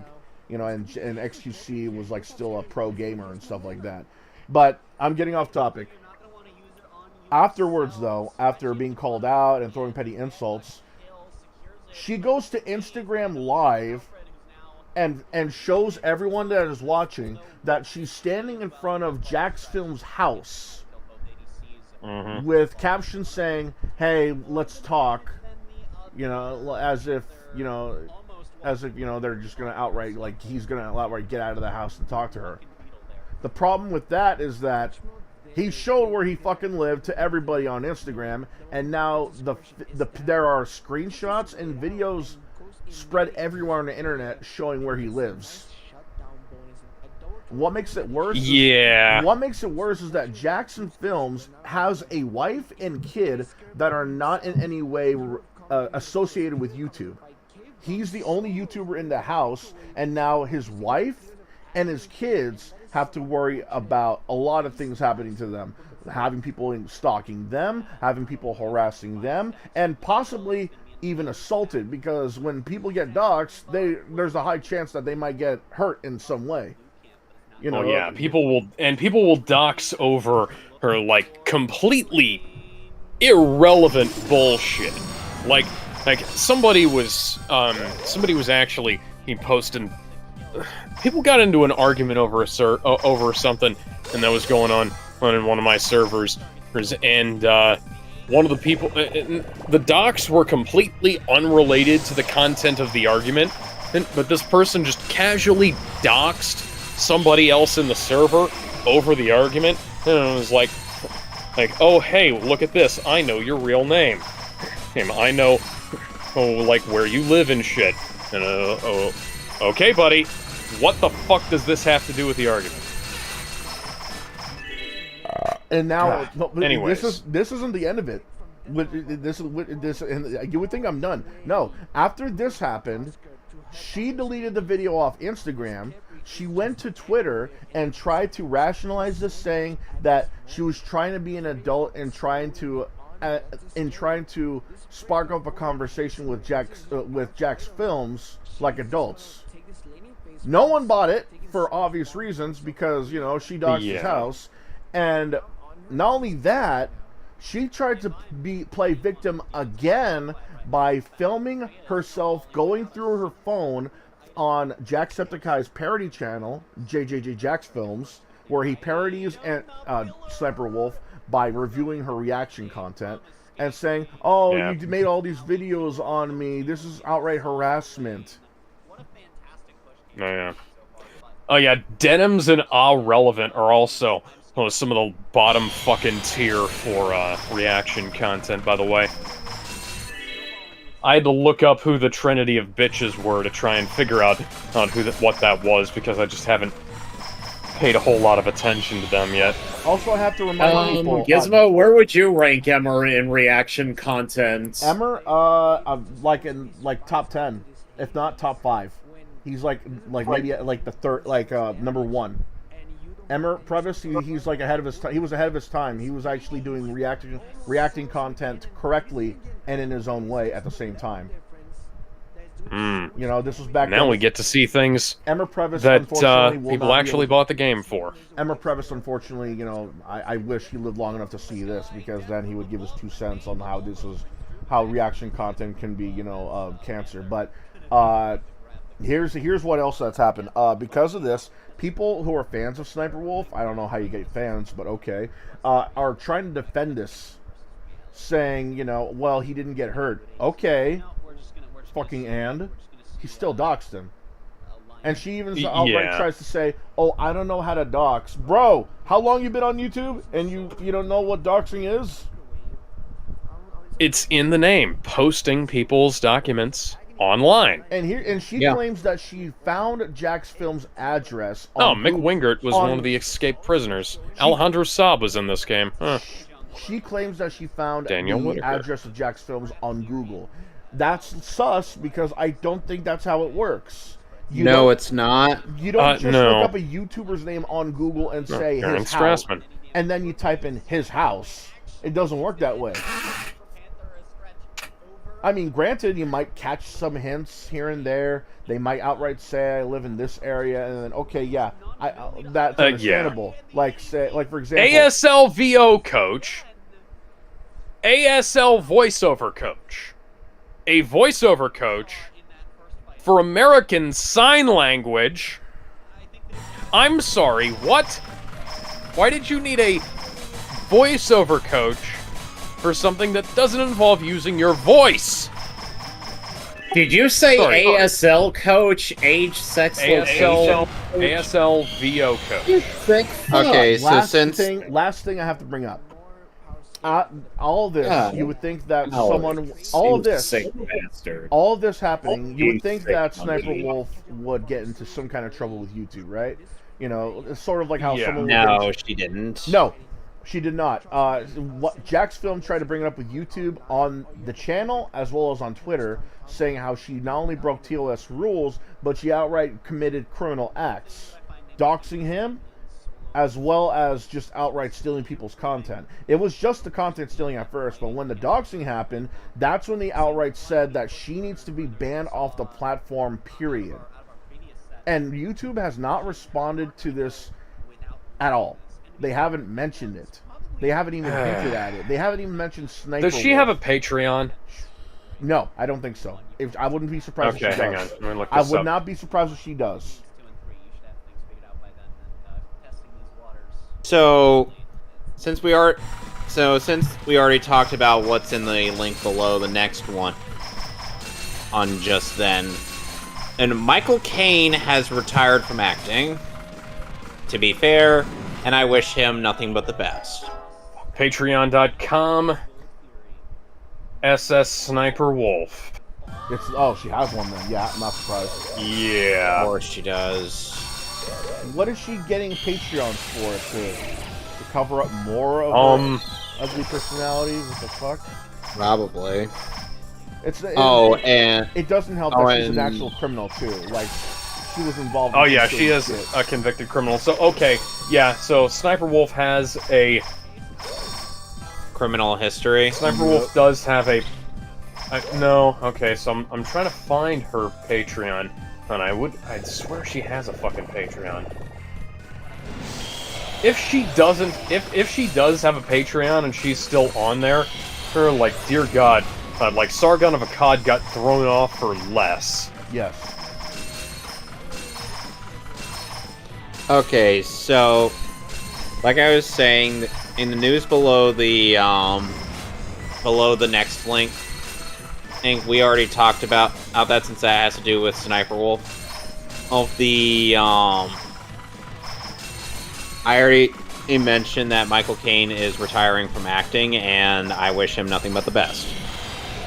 Yep, and an actual retirement, not the fake retirement that he had back in the 90s. Now that he is in his 90s, he has certainly earned his retirement. Yeah. That he could have has. stopped. Yeah, he could have stopped at any point in time, but the man kept going and kept delivering. Oh yeah. Yep. He Loved just him loved as that. Alfred, and he's always a treat wherever he is. He was fantastic in The Prestige. And next up, Gizmo. I believe you brought up Adult Swim addresses Symbionic Titan's potential return.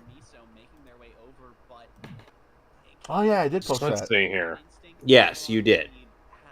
You've been posting quite a bit of new. So, Gendy Tartakovsky. Russian Huggies, Russian Huggies. Jenny. Hey, did Ace ever do that stream yet on Lizard Guy? No, I think he'll do it sometime, in some time, soon enough. That's another subject, though. Gendy He'll get super baked when he does. Gendy Tartakovsky apparently has been in talks with Adult Swim, and they said that it might actually be getting either another season or just getting their show on Adult Swim. And further research though, it's that they are in talks of having another season. There are in talks of returning Symbiotic Titan for a second season. Yeah, comicbooktalk.com got in talks with Genny Tarkovsky and said that since the show was never finished, along with a lot of other Cartoon Network shows, he wanted to get back to it, and now it looks like he's got his chance. I think it was like something along the lines of like. Well, I hope it turns out good. They still don't know why it was canceled in the first place because toy sales. I feel it was it's a bullshit excuse. Mm-hmm. But yeah, I have high hopes for this. I've seen a few episodes of Symbiotic Titan. I think it's funny. I think it's fucking balls to the wall awesome when they eventually get to some kind of action. I love the art style too. It's like a sort of mixture between Powerpuff Girls and the 70s anime. Yeah. I like that, and I love and my favorite character design has to be the big motherfucker nerd that looks The robot. Yeah, he looks like he could outright bench press a building because of his size. And he's still actually a robot, even in his and then there's also the infamous twerking scene from that show. I saw that entire thing. I thought that was funny. All that shake it quick, it booty quick, and roll it around. Yeah. She's like outright. No. She's. Oh, that was still funny. He was like all that time shaking your ass, basically trying to turn him on. And he was like, no, no. But yeah. I have high hopes that Symbiotic Titan will return in Adult Swim. That channel is practically the sea of second chances. I mean, look at Samurai Jack. Mm-hmm. Yeah, it came back and we got a very fulfilling finale out of it, despite what people feel about it. A bunch of anime, and people forget. And Mr. Enter. People forget also a bunch of Mr. Enter hated the finale, Gizmo. By the way, for what? I don't know. Mr. Enter hated. I guess he hated how rushed it was and shit. What, Symbiotic Titan? No, Samurai Jack. Oh, yeah. You know what? I kind of get where he's coming from, but it was still a good show. Yeah. And let's not forget, Adult Swim gave anime some spotlight too. If it weren't for that, I don't think most. If it weren't for Adult Swim, I don't think most of us would even have an interest in anime. Hell. It gave us Dragon Ball Z, it gave us Sailor Moon, it gave us Hamtaro. Adult Swim didn't give us Dragon Ball Z. That aired on Cartoon Network. It did. Regular blocks. It didn't air on Adult Swim got Dragon Ball Z Kai. We didn't get Toonami until much later. We didn't get it on Toonami until much later. Adult Swim had some Dragon Ball Z stuff on. Toonami would have Dragon Ball Z.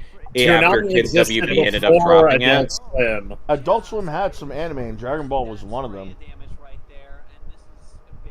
Well, then there was also Bleach. That was on Adult Swim. Right. Oh, I remember Bebop. I actually did see a couple episodes. Yeah, Cowboy Bebop is Adult Swim's biggest show on there. To the point where even nowadays when they're rerunning it, they do not skip the intro for ads. No. That was one of the things that made Cowboy. One, it was one of the things that made Cowboy Bebop big, and it was one of the things that made Adult Swim big. That and Foolishly. Joke. Jose Quesadilla is in the credits for this game. That's fucking great. Jose Quesadilla. That is not a real name. Oh my god, that is so stupid. Okay. I know it's not his real name. It's Joe Quesada.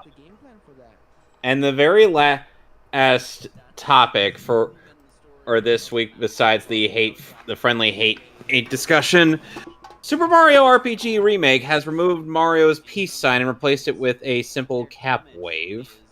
Yeah, I'm just like I don't like the cap wave. I prefer the peace sign. The peace sign was iconic. It was a thing that has been around for a very long time, since Super Mario World, Super Mario Brothers. I think it's been around since Super Mario World. Yeah, Super Mario World. Well, yeah, and the fact that they removed it kind of kind of removed some of the identity of the series, but Yeah, I apparently kind of did. modern Mario considers it too cartoony. Yeah, too kiddie. I never understood that. Yeah, my response was simply just, oh, still getting the game.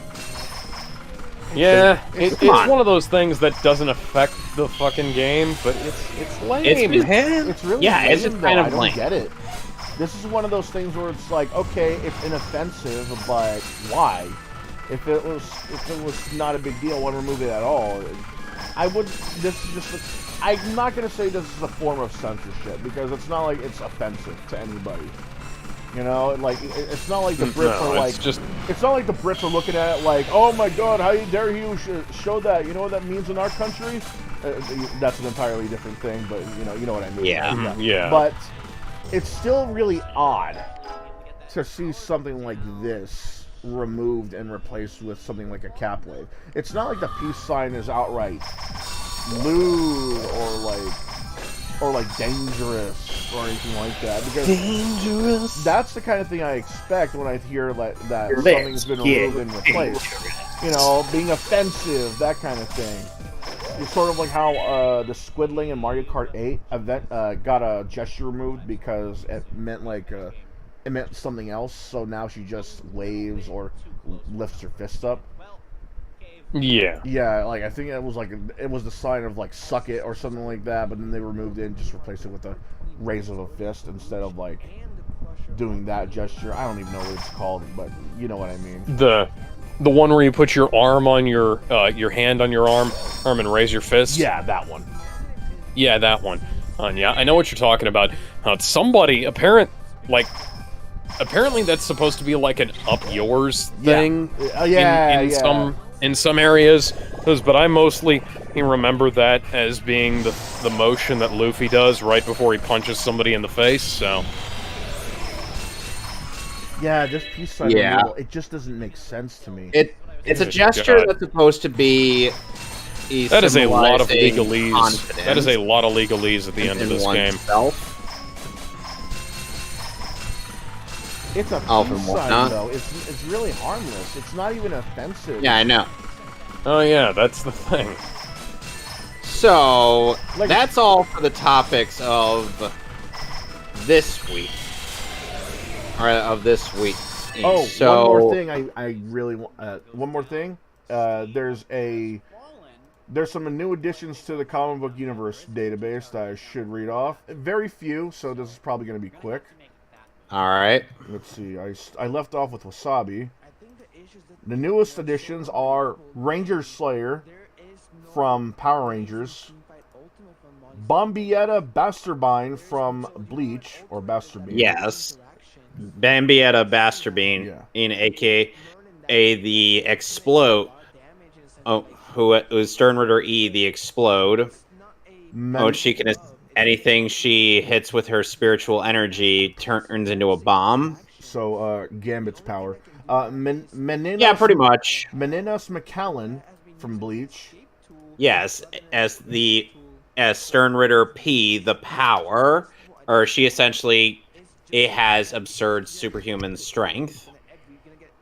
Killian Jones from Once Upon a Time. Basically, that version's Hook. Atsuko Kagari from Little Witch Academia, The Enchanted Parade. Evangeline. Interesting. Evangeline from Image Comics. Kendricks Morgan from Power Rangers Lost Galaxy. Nice. And Lady Jessica from Dune. And that's about it. No news on another contest. No news on a comic book draft pick. So far, things are calm. Right. So on to that last subject. And that would be the friendly hate debate topic today, and the topic is: which of the following schools would you rather stay in up until their catastrophic events and past until graduation? Beacon Academy from Ruby, Balam Garden from Final Fantasy VIII, Hogwarts Witchcraft and Wizardry from Harry Potter, or Xavier's School for Gifted Youngsters from Marvel's X-Men. And I did say that research is encouraged to choose and debate about the subject. Yeah, and we don't get any, like, pro-tag powers and whatnot, Actually, so...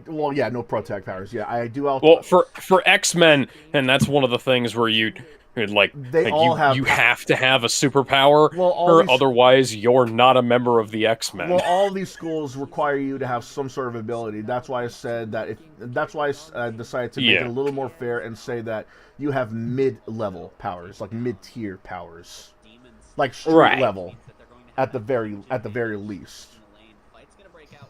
Street level at the very least, or city, and nowhere almost at city level if you work hard enough throughout the years. Yeah, you're gonna be like sort of like how Iceman went from covered in snow to now covered in complete transparent ice. That's how hard as steel. Yeah. So yeah, Beacon Academy, Balam Garden, Hogwarts, and Xavier School for Gifted Youngsters. Oh, let's see. You can make comparisons and debate to yourself and others as much as you want. I think this is interesting. Yeah, it is kind of interesting, because it's like...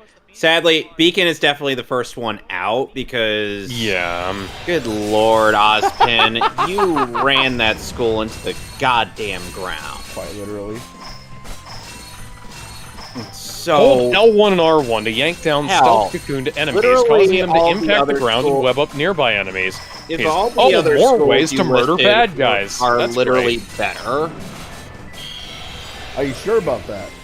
Yes, absolutely. Because Balam Garden, at the very least, had some competent people in there. Or same with Hogwarts. Or say what you will about Dumbledore or whatnot, but at least he wasn't as stupid as Ozpin. Yeah. And Dumbledore was well-meaning, even if he didn't always make. Dumbledore was always well-meaning, even if he wasn't always making the exact correct decisions. And it's like he wanted to try and do things without having to involve Harry in them. And like he wanted to try and protect him as best he could. And it didn't work, but he still tried. Which is more than you can say for some people. Yeah, and for Balam Garden, we also have Kistis as one of the teachers. And what's this? Are you really gonna say no to that? No, but you also got to remember they're sending kids to war. Yeah, but are you really gonna say no to that beautiful old woman? She's basically that version, that universe of Tsunade. There's a lot of baggage you have to consider. But again, are you going to say no? Depends on the situation. She is literally one of the most useful party members in the game. Fight for you? Yes. Fight with you? Sure.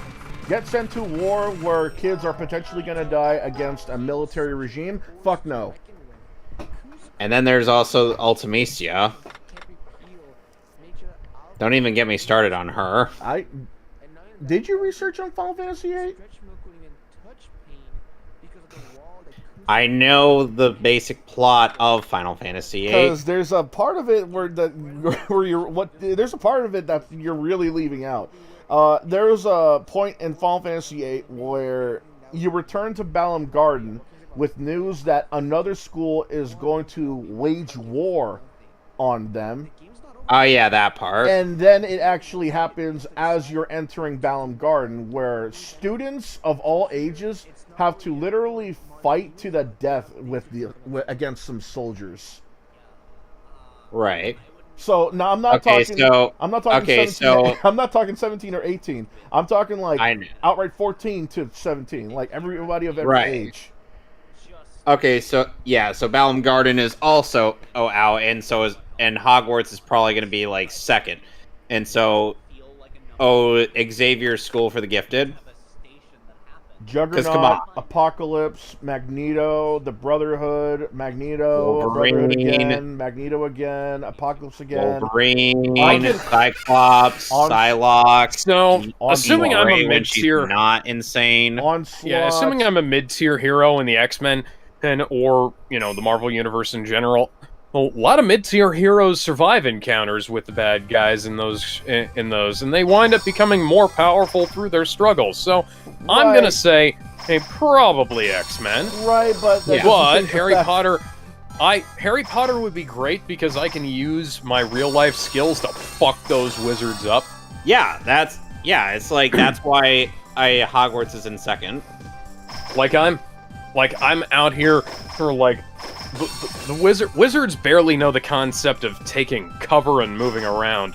Like the moment I walk up and punch somebody in the face and start choking a bitch, this is things are gonna get wacky. You know? That's mostly because they rely on magic to do everything, including menial shit.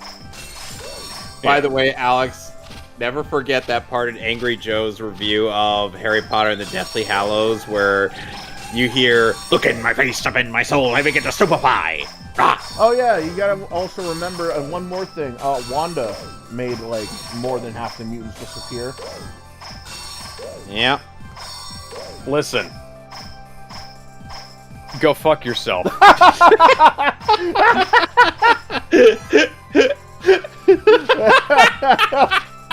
That's actually funny. There's less than 200, don't you know? Well, I'd probably be one of the 200.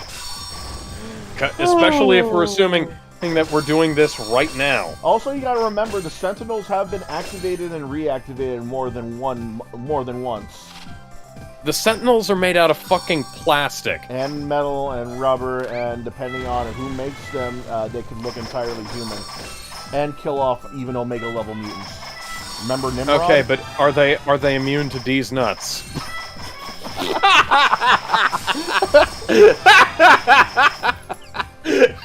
You're fighting alongside Soft Serve, bro! You're fighting alongside Soft Serve!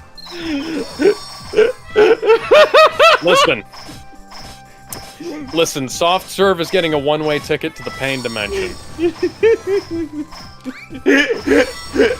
I am laughing way too hard at how stupid this is. I'd sooner smash Soft Serve in a one-night stand than rather fight with her all my life. Fuck that noise. I take Balam Garden any day. Fuck that. Oh, so you actually would take Balam Garden? Yes, I would. I'm getting There a we go. Guardian Force. I'm getting a So summon. you wouldn't say no to Quistis? I'm not taking her orders. Fuck that noise. I'm gonna be fighting alongside Squall. I'm gonna take Squall's orders. Fuck her. No, and you wouldn't say, as in, you'd see the sexy and be like, okay, yes, I will fight and die the for sexy you. can only take me so far. I'm not fighting for her. She outright said she's not even good as a teacher. How are you supposed to follow that? You outright quit and said that you'll follow Hear Squall. me out, Gizmo. That ass and those tits. That ass and those tits Now- will be sacrificed to give me another Guardian Force. Fuck that. Now imagine you are Battle of harsh. Hogwarts. Now imagine the Battle of Hogwarts ending the way the Black Zero incident did, and with a wizard having his arms wrapped around Voldemort's neck. Voldemort be like,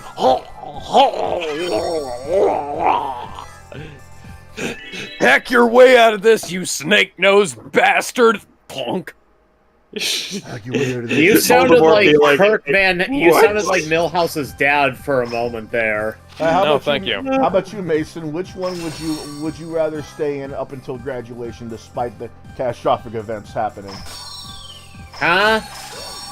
Which school would you attend up until graduation, even with all the shit that happens to it? I don't know. It never really crossed my mind, dog. okay, Alex. Uh-huh. Miles is going to subtly tell you, through whispering into your ears, he will it'll tell you, click on these nuts. Oh wait, hold up though. Wouldn't the Ministry be after your ass, knowing that you came from the world of Muggles? The Ministry of Magic is not going to. This is assuming that I'm like a Muggle-born, or that I'm going to like the way from like enrollment to graduation, and like we're gonna be fully involved in this, you know. Oh, like we're integrated into this shit, man. They're like, oh, you're a Muggle-born. Okay. So but, are you gonna beat I'm gonna Please be. tell me you're gonna beat the living shit out of Malfoy. Yes, I'm going to be the Muggle-born, and but I'm going to perform Harry Potter, and the most electrifying man, and on Draco Sports Malfoy. entertainment. And meanwhile, I'll just record it and post it on YouTube.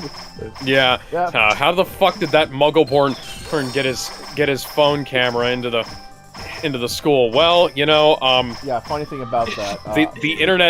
the internet is a pathway to many abilities some consider to be unnatural. Funny thing about the internet, apparently there's supposed to be a charm around Hogwarts that prevents any kind of Muggle tech to go through. Ooh. Yeah. Well, you know, we'll figure it out. Kevin and I Yeah. are incredibly resourceful. Yes, we will figure it out. What, Okay. you consider Ravenclaw as Twitter? Yes. Ah! Yeah, so we're gonna figure out how to make YouTube videos in Hogwarts, and then I'm gonna That's a thing. It's called the newspaper. Literally, the images Yeah. move. I'm gonna practice my jiu-jitsu moves on the Slytherins. I'm probably going to lose a lot of house points for it, but it's going to be worth it, even though I'm going to make an enemy out of Severus Snape, who is one of my favorite characters. You're gonna be their Johnny And I'm going to Lawrence. have to apologize to him several times. You are going to have to apologize to Alan Rickman, who will speak to you very slowly. You're gonna be their Johnny Lawrence. Yes, I am going to be their Johnny Lawrence. Oh my How dare you touch me? I'll bring a CD player with that fucking song with me. Try to be best, cause you're only a man, and a man's gotta learn to take it. No, even better, Alex. It says you're... Fuck. Alex, instead of that song, you're gonna be... to the 1, to the 1, to the 3. I like good pussy, and I like... How dare you Smoke so touch much me, weed you filthy wouldn't little believe, quiet! and I get more ass than a toilet seat. Here's how I could picture you meeting Malfoy for the first time. A filthy little... Oh, how dare you touch me, you filthy little... Quiet! Oh, what's that? It's that I can't hear you over the sound of you being choked. I'm going to put a cruciatus... Why are Quiet! you fighting me like a muggle? No, I'm fighting I you like a could man. fight you like a wizard. I'll beat your ass like that too. You'll fight me like a wizard. No, I'll fight you like a man, bitch. That wand isn't gonna unkick your balls. And I'm just sitting there with a bowl of popcorn. You want to know where I'm going to shove that wand? I'm going to shove that wand so far up your ass, you'll be tasting your curses. Then suddenly, a Malfoy's gonna end up like that one guy from that Beavis and Butthead sketch. You know the one. I'm gonna take that wand of yours, turn it sideways, and stick it up your candy ass! If you smell la la la la la la la la la la la la la la la la. There's gonna be a lot of Death Eaters with broken necks by the time I get done. Steel chairs are going to be decorating on their corpses. And meanwhile, I just be stabbing them with swords. Yeah, I'm here like let's see.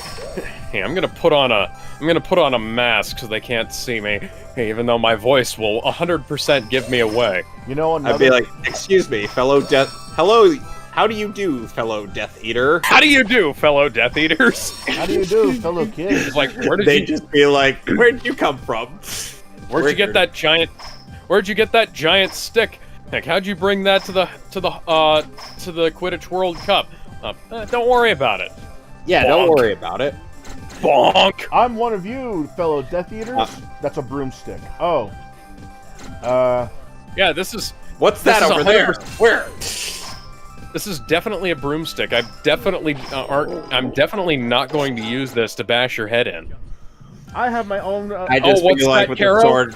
I'd be like, with the sword through the guy's skull. I'd be like, ah, shit. Was I not supposed to do that? I have my What's own that, wand. Amisha's Carol? Oh, you're fucking dead. Oh, I have my own wand. oh, see? try to magic your way out of that, you That's a you chopstick. wandless fucker. Yeah, with your fucking I'd chopstick. just be the guy with the swords and the guns. Fun fact: Cho Chang, her wand is a chopstick. How does that sound, Alex? Fun fact: Cho Chang's That's- wand is a chopstick. I'd be like, okay, I see. Okay, I see your play. I have a retort. Or Expelliarmus. I cast. Accio gun. Accio. I summon my gun in attack mode. What the fuck does that mean? Bang! Accio grenade.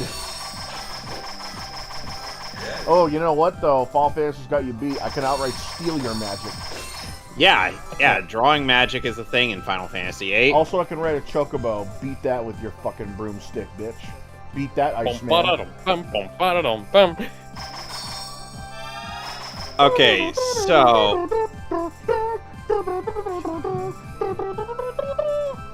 Now, what would we do if we were X-Men? I'd be reading lots of comics. I would try a head-on Kitty Pryde. Depending on what era we're talking about, you might get your ass kicked by a man made of, well, whatever the fuck Colossus is made out of. Yeah. Alright, guys, I think I'm gonna call it early for the night. Yeah, well, don't forget, Kitty might also be actually a dude. Wait, what's going on, Kevin? You know. No, Ellen I don't Page. know. Thank you, Alex. Okay. Yeah. I saw that they've updated, I believe they've updated, Beyond Two Souls' description to say that it's Elliot Page. Elliot Page delivers an amazing performance in this game, Oh, which is right. not Okay, true. Now I know what you're talking about. Not true. Elliot Page did not exist when that game came out. Yeah, Ellen Page. Yeah. Okay. Alright, see y'all. Now,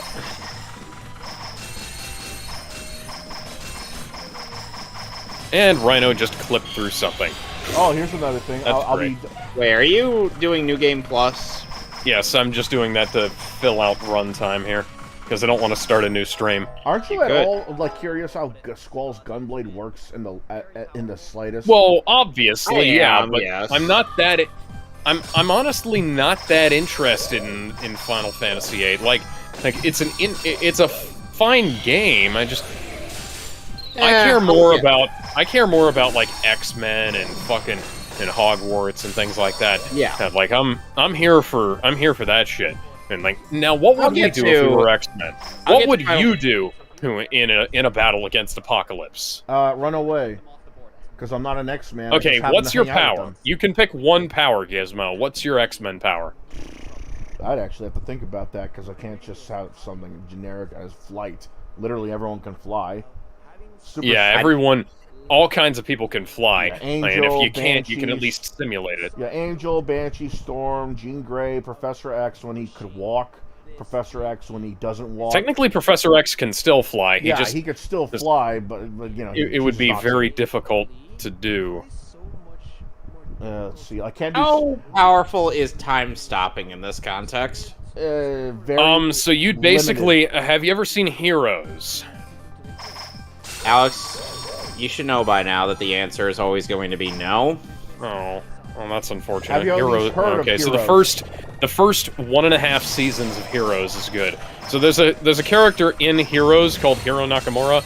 He is who is the guy who says who says he says that, but he also is the guy in Austin Powers who says we should run like it's Godzilla, even though it's not. Yeah. Yeah, he's that guy. Kinda. He's the guy. He's that smart ass that comes up after a guy thinks it's Godzilla.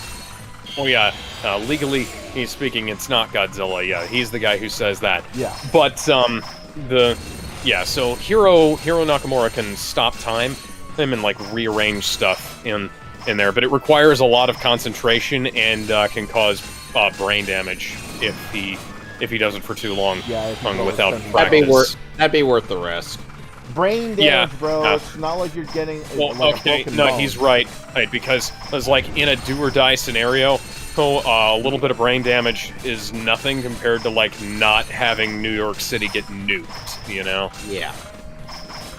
Plus, you can get like, you know, brain regeneration and stuff from people who can heal. Actually, you know what I'd have? I'd have basically like the ability to cast, you know, cure wounds on people like in D&D. Oh, I got it. That'd be my ability. Okay, like, I got it. Cast inanimate objects to life. that's a good ability. I'd want that as like, and if I could like weaken that ability to take on another ability, you know, like I'm creating a character in a game. And here, if I can like say like cure minor wounds is how I start, I'd take on like a minor amount of super strength. Like just a peak human strength, you know? Like imagine how much I can level up that. Imagine how much I can level up that the ability too. Like it will go from just objects to images. Like imagine it'd be like, okay, I can make the Gundam in Japan act like a real Gundam the moment I put in enough concentration, right? But okay, that's something we should have brought up earlier. There's actually a real-life mecha suit now. That functions like... Yeah, there is a real-life mecha suit that functions not dissimilarly to the Zaku's from Mobile Suit Gundam. Okay. Oh, that's awesome. Okay, then, since that's already a functioning mech, imagine if I, say, were to go to a life-size statue of an anime character. And I just touch it, I put enough concentration in it, and like, boom, there you go. There's our hero. Attack that thing. Yeah, that'd be fucking cool. Imagine if I could do the same thing with images, if I concentrate even harder. And let's say I was training with the X-Men. Like, say, I find a picture of an ocean view, right? And it's like an advertisement for Corona or something. I could go up to it, place my hand on it, and with enough concentration and summon water. Yeah, like I just like let that water just burst out like a tsunami. Okay, that'd be a good power. So there's probably going to be some drawbacks though. Probably not. How would you use that against Apocalypse? How would I use that against Apocalypse, bro? Imagine I go to an otaku's house. All right. End of story. Okay, then. Or like I go into a comic book shop. I go into a regular bookshop. Like let's say it's not just images. Now I've trained hard enough to make words into reality. Mm-hmm. Like I think that's pushing it a little bit. That's pushing it a kind little. of that's kind of example, against though. the essence of the. That's just an example, though. Of like the thing. that's like outright income levels. But well, anyway, like let's say I go now into like a movie theater, and now there's like images of jet fighter planes for the next Top Gun. It's like fuck. Yeah, that'd be cool. You know, or wow, there's like a new Godzilla film. Shit, I'm summoning that against Apocalypse. Fuck that noise. I'm not gonna die. Yeah, that's actually pretty good. Kevin, what would your ability be? I already said stopping time. I'm like that. Stopping hero time? character. Okay. Yeah, but like how long? Like we know you can. Well, that's one of the things. Like Hero could. Well, first like Hero with trained. Well, first like with JoJo, 5 seconds at most. 5? Yeah. Oh, and then but then it gets longer as I practice and concentrate. Yeah, that's the kind of thing that'd be awesome. Oh, by the way, Analog has announced the Analog 3D, an FPGA field programmable version of the N64, coming next year. By the way. Okay. What is it exactly? By the way, it's an N64 clone.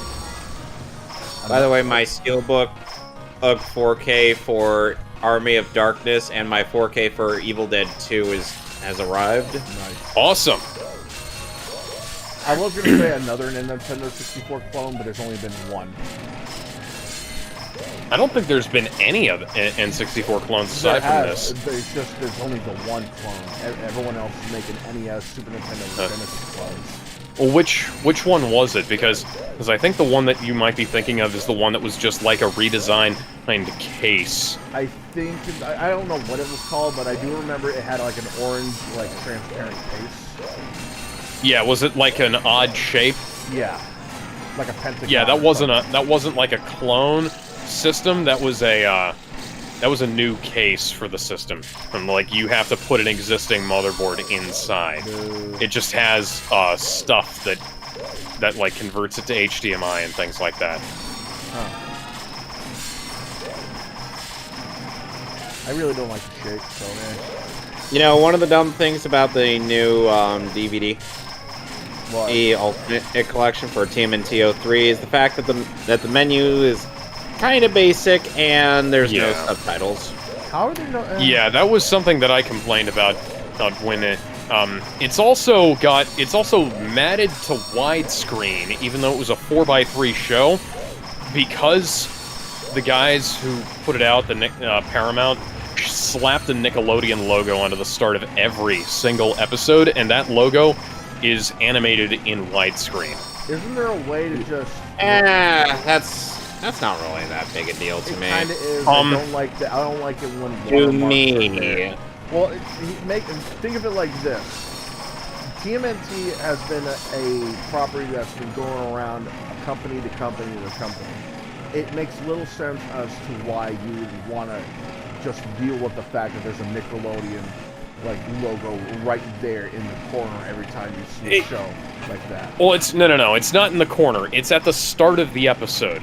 But there is a Nickelodeon splash screen at the start of the episode, and then the episode plays like normal, and that's fine, except for the fact that they took a 4x3 animated series and forced it into widescreen for the purposes of a stupid logo that they could have just created a single video file for and then played as a splash screen that was a separate part of Alex, that was a separate video file.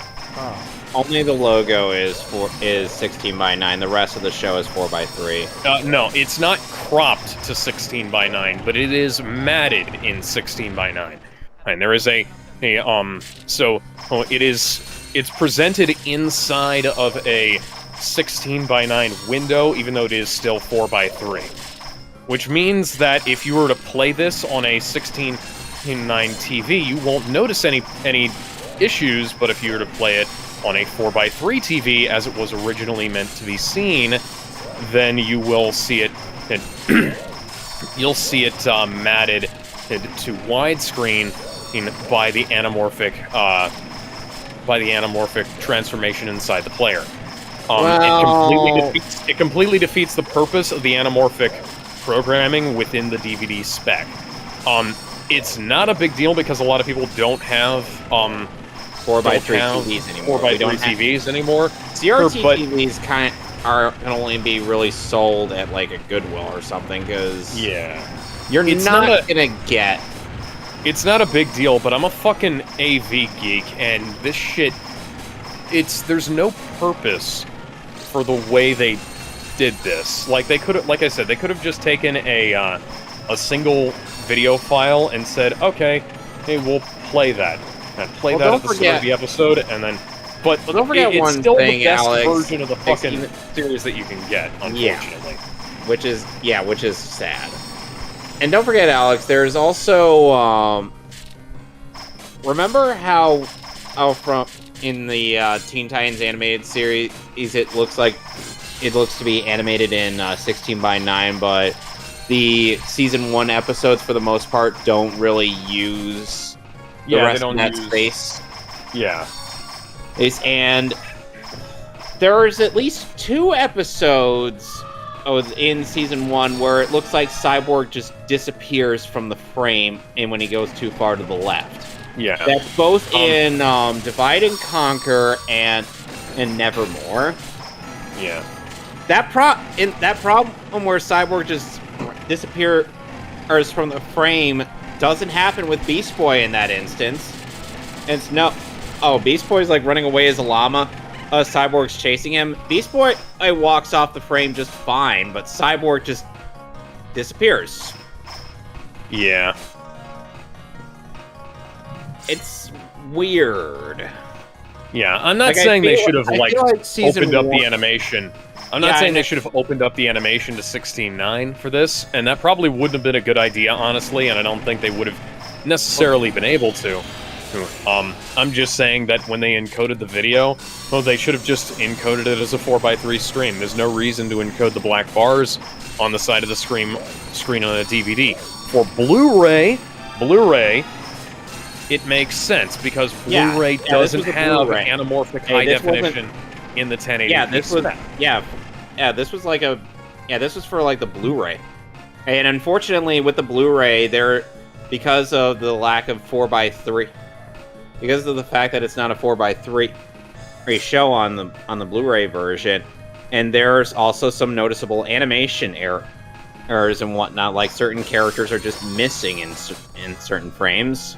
Like, again, going back to Divide and Conquer, or even though, the 4 Titans are just, retreating and whatnot, Raven is noticeably absent in the frame, and where Beast Boy is saying, heads up, as Plasma splits up. And this was actually pointed out, and the Teen Titans Wiki, it actually has a whole thing on each episode page dedicated to pointing out the goofs in the episodes. So it's like they'll actually tell you what is actually a mistake in the animation. It's nice when they do stuff like that. Yeah, I could actually appreciate it. Because obviously the show's not 100% perfect. Like, there are some issues. And hey, it still turned out to be a really good product in the end. Plus, seasons 2 through 5 doesn't have this problem. They still look like they're animated in 16:9.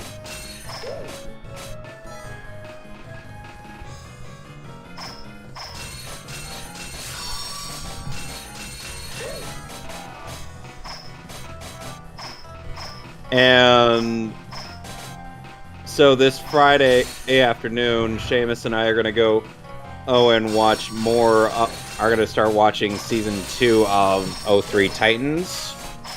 Okay. Meanwhile, I'm gonna be busy recording lines For for the super secret project. Super secret Zordon, are you there project? Super And secret, I gotta kill you. Zordon, are you there? It's me, Mary.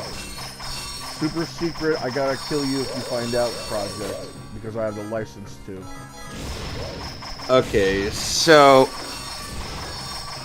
Super secret, I gotta give you candy to shut up project.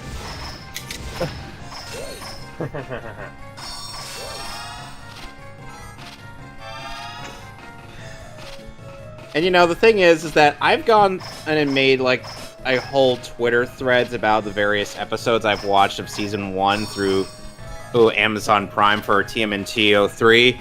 And I've pointed out a number of animation errors in that show. Like the fact that sometimes the way that the turtles are animated, it's like they just clip into each other. Like, I even showcased a portion and where Donnie's staff is clipping right through the battle shell. Yeah, there's some weird fucking. Or the fact that when April O'Neil is trying to distract the to help Casey distract the TCRI guy so they can get at the turtles inside the building, and her bun, the bun on that her hair is in, half of it is just missing for a few frames. Yeah, 03 TMNT has some unusual things going on in it. Yeah, unusual things that aren't errors of Teen Titans and whatnot. Yeah, the like Teen Titans does the animation have looks weird in some places. It's still overall all good. It's just, you know. You know what we should watch one of these days? We should watch the original Teenage Mutant Ninja Turtles animated series. What, where we could point out even more animation goofs? Yeah. Hey, we could try out Michelangelo's pieces. Or we could make fun of Shredder's or his dumb sounding voice. Which, by the way, Boy. yeah, I know James Avery. Look, I know James Avery was a great actor, but here's the thing: in that at Shredder was borderline comical. Dimension X. No. That doesn't mean his voice wasn't cool. Tonight I dine on turtle soup. Listen to Scotty Ray Shredder, and you will see a noticeable difference in intimidation and whatnot. Because that Shredder. He's smarter than another cowboy Yeah, fuck that. I was gonna say Cowboy Bebop. He's smarter than that other Cowboy Bebop. He's smarter than the other Bebop and Rocksteady, and he written his application in crayon. But I don't want to conquer another planet. I want to conquer Earth. You know, I ended up making like anytime I've just imagined a variant on that. With Scotty Ray's Shredder, or where he's like, I don't want to conquer this place. I want to conquer Earth. We still got a little bit of that 90s Turtles in them. That's what she said. And I asked earlier, like, what was your favorite addition into TMNT that the 03 series brought into it, whether it be from the comics or their own making? I liked the development of the Utrom suits from like literal bamboo to full-on robots. Although I don't like the Shredder being an Utrom necessarily. No, I hated that. And Terrell was okay. Utron Shredder was so unnecessary, man. They could have just made him into a demon. That would have been a lot better. Or like, are you talking Tengu Shredder? Because that's a thing in Season 5. Yeah, but it would have been a lot better if it was just a demon and not just another Utron. I prefer him as just being Orokusaki. Just the Utrons, man. They're so unintimidating. The guy... I mean, Krang himself is unintimidating. Krang is intimidating because he looks so gross that even if you were to make him realistic, he would still look intimidating. That looks like an outright monster. Utron Shredder looks like a joke. I mean, it was better when he was... Kind of, not really. Like, I like how the Shredder kept coming back after they killed him, but at some point, when, like, I don't think they ever should have cut the Shredder's head off, personally. I still thought that was kind of badass. Like, Leo cuts off his head with the Sword of Tengu. Oh, after the episode ends, Shredder is just seen casually picking up his head and walking through fire. Come on, that's a good idea, but the way they executed it could have been done better. Like, if that had been in, like, some kind of weird voodoo magic thing where he's like animated a suit of armor for himself and he's like not actually inside the suit, that'd be that would have been cool, but like having it be a robot body I think kind of takes some things out of it. I wasn't really I don't know. I like it. Was just I still like Turtles 03. Yeah, and Terrell is still one of my favorite incarnations of Shredder. I had one of my favorite incarnations of Michelangelo and Raph. Michelangelo being voiced by Joey and Raph being voiced by Tristan. Yep. Well, at least later half of Season 1 on Tristan, because initially Tristan was voiced by Donnie. I'm not joking about that, by the way. That was so strange when his voice just changed out of nowhere like that. I mean, come on. I mean, come on, come on. There's a noticeable difference between Greg Abbey and Sam Riegel. Yeah, the voices are close, but they're not 100%, you know? Yeah. As so, Tristan goes from "My voice gives me super strength" into "I'm a motorcycle man." Don't forget, Greg Abbey also was Yusei in Yu-Gi-Oh! 5Ds. 5D's nuts.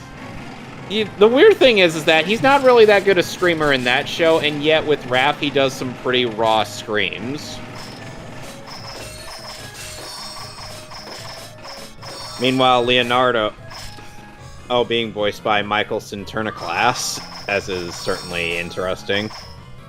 Like, he probably has one of the more fitting voices for Leonardo. I like that they added the. It's the one that's always stuck in my head. I like the Purple Dragon edition. Him and maybe James Arnold Taylor from the movie. I like that they gave Casey Jones the sort of like Boston, like the sort of the accent he's got now. And for Raph, I honestly still prefer Nolan North as Raph.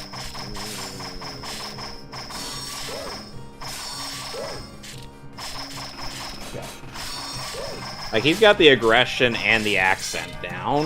He's also Nolan North. And you know, that was one of the times I couldn't tell it was Nolan North.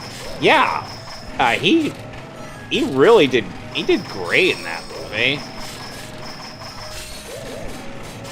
Like his voice was the one that I thought was legitimately the same as the TV show. Yeah. Like I couldn't tell what the fuck was going on in that movie at first because I didn't know that it was connected to the other movies. I thought it was supposed to be part of the TV show. I mean, hell, the Turtles Forever thing had Splinter, or Casey, and April in... no, wait, even Karai in their 07 in movie outfits. Yeah.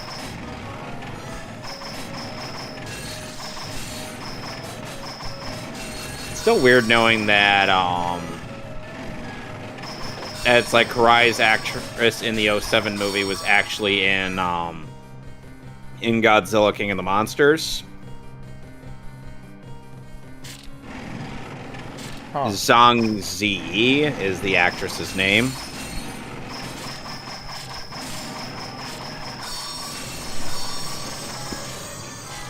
Because in the 07 movie, they had this gimmick where the Turtles and Splinter would be voiced by voice actors, while all the human characters would be voiced by celebrities. Hence why we got Chris Evans as Casey Jones. That was so strange. Like, it wasn't bad. I mean, we got Patrick was Stewart. Yeah, it was one of those things where it became really obvious, like, because I picked out Captain Picard a mile away, obviously, but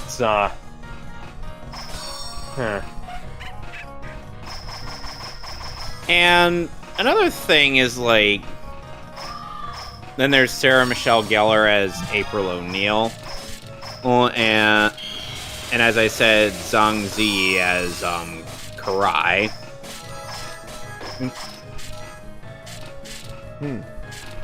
Like, she was probably the only actress who has voiced Karai that had a genuine Japanese accent.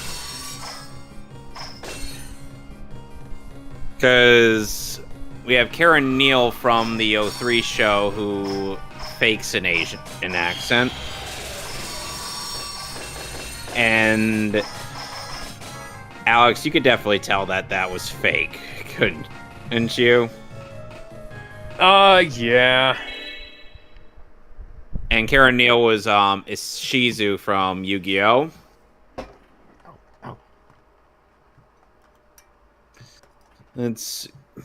I'll be right back. All right. I really. We also had what am I thinking of? So you remember Tony Shalhoub as Splinter? in the Michael Bay movies? I think so. Yeah, that was an unusual waste of a casting choice. Speaking of, Mr. Monk. And it was kind of sad that TMNT 07 was the last we'd ever hear of Mako Iwamatsu. Yeah. Meanwhile, his successor is kind of a dick. Who's playing him? Who's playing Splinter now, by the way? That depends on what you're talking about. Because in the most recent show... Oh, yeah. In the most recent movie, it was Jackie Chan, and that was another waste of a fucking talented actor. Oh, God. He would have been... He seemed like such a perfect choice, but that movie was so bad.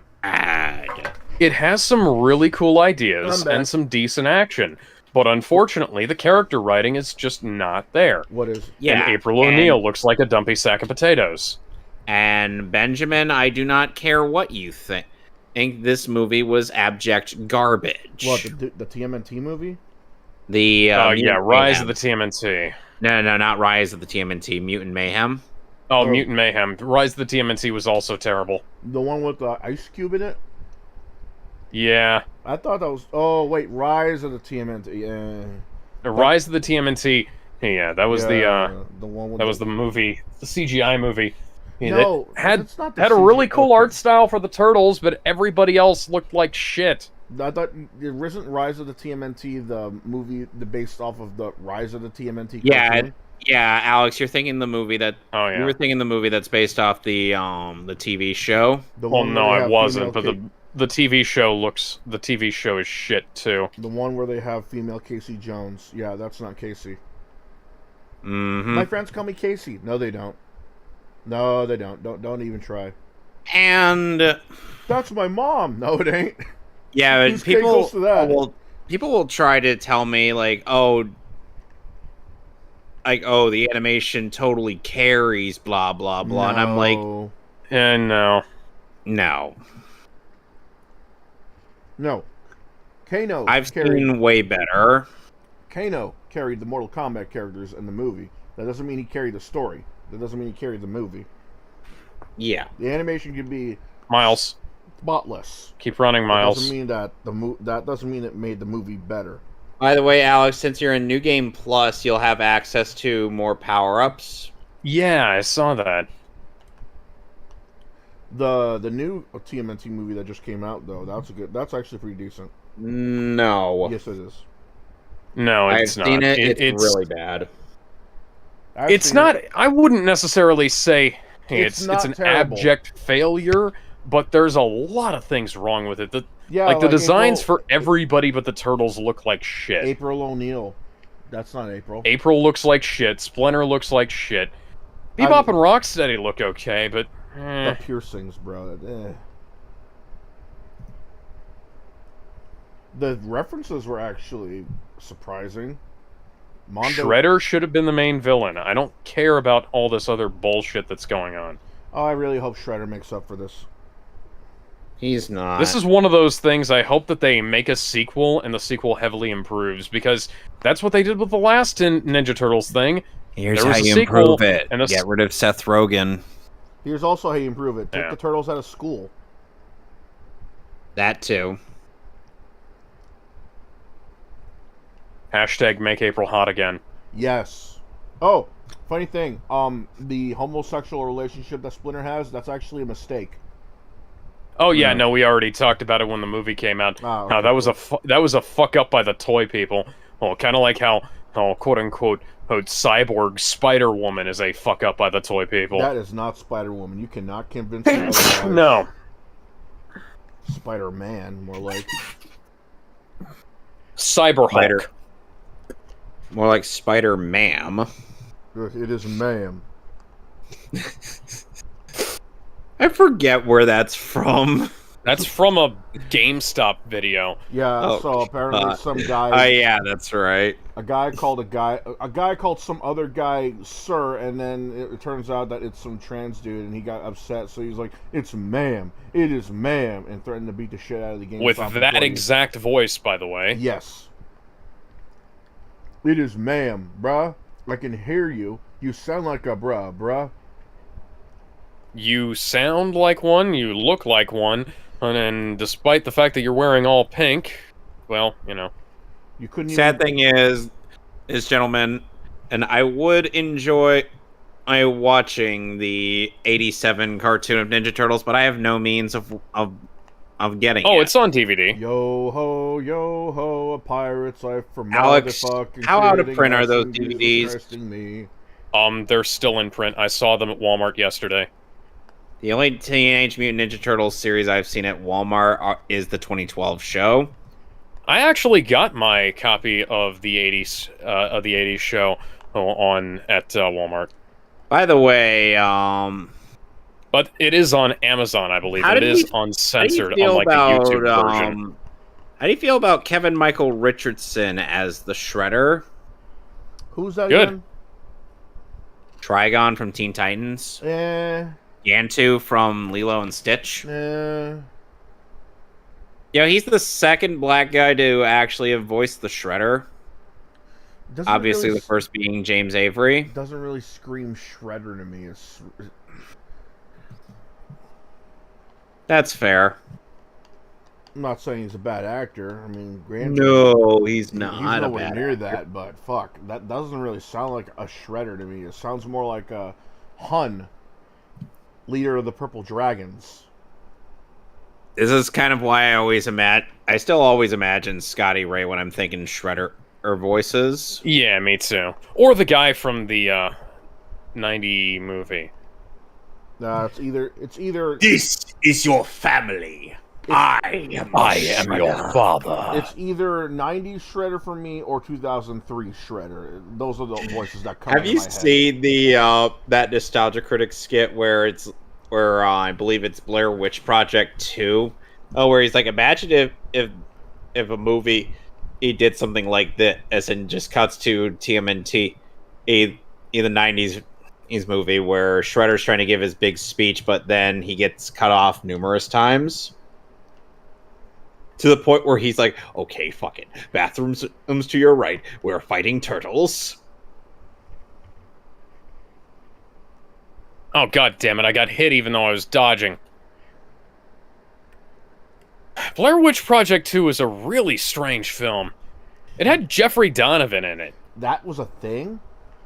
Yes. Yeah, Blair Witch...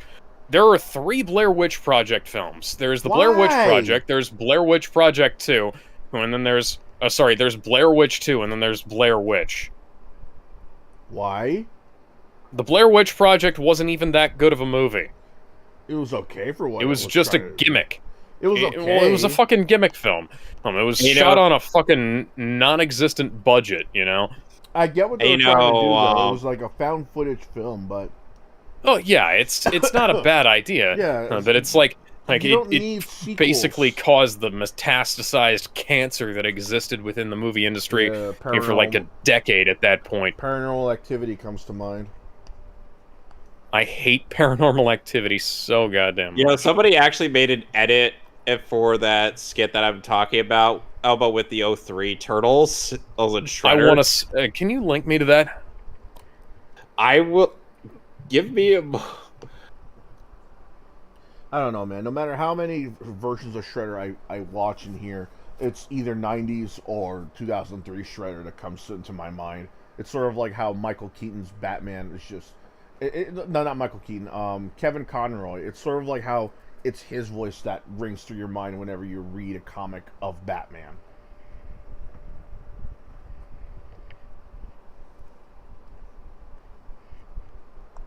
Okay, I found it, Alex. Ew. Ew. I just DM'd it to you. Thank you. Yeah, I know it's a bit of a rough edit, but still, it's hilarious. I got a cool combo from landing on my ass. Miles just be like, You got a combo by landing on your ass? yeah. Huh. And Genki's just like, you alright, Miles? I'm fine. I'm just not gonna sit down for a while. I'm just gonna stay standing. Yep, that's right. I'm just gonna stand up all day. Yep, I'm not sitting down Sleeping is gonna be a bitch. or anything. Yeah, I'm just gonna keep standing up. Yep. Yep. This one's the big daddy.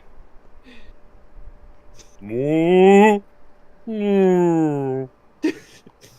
And then Miles goes in for a doctor's appointment, and they're like, "Could you sit Oh, down?" God. I'm perfectly fine standing up. Oh, I just remembered. Breaking news. Ace Salieri is called a murderer again. Of What? course. The fuck? So there's a guy called Lizard Guy. He's a VTuber that not even the VTubers Oh, yeah, want to that fucker. acknowledge. Yeah, you remember him. So he went to another social media site and outright is saying that Ace Salieri is a murderer because he keeps trying to find ways to make Lizard Guy kill himself. Even though that's far beyond the truth. Yeah, I would like to see evidence of Asa telling him to do that. His videos are proof, if anything. That's what he says. It's bullshit. What? Miles, please. Miles.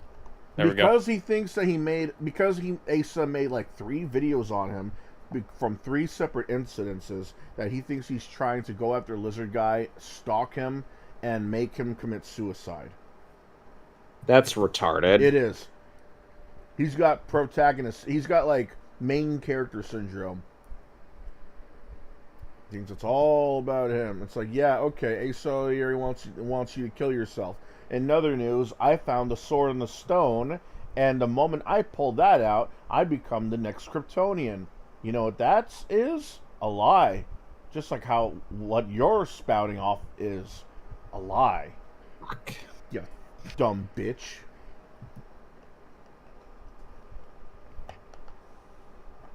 He doesn't even know when he's getting trolled either. Like, I went to a stream of his.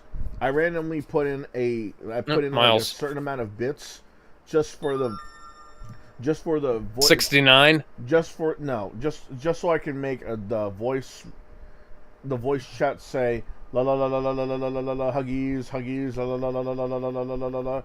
Instead, it comes out as la la la la la la huggies la la la la la huggies. And he's like, Okay. thank you. I'm like, bruh, you realize I'm trolling you, right? Okay. Yeah, and That was the only time I ever did it. I don't think I'll ever do it again because I just flew over his head. Yeah.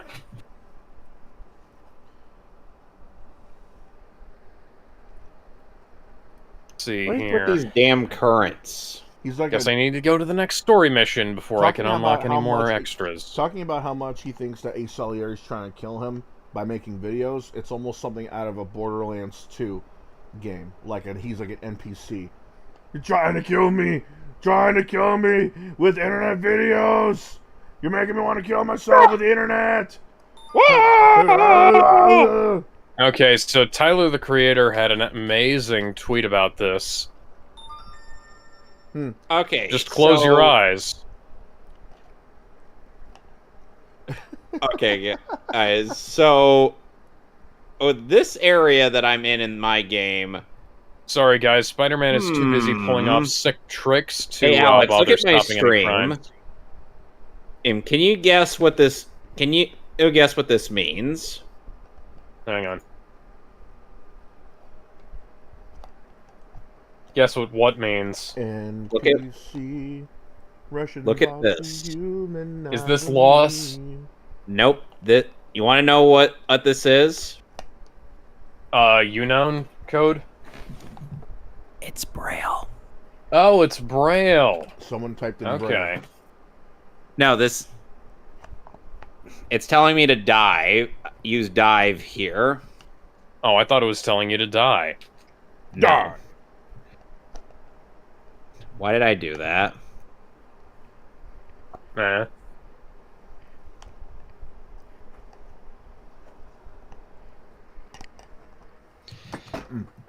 Now, this tells me to dig here.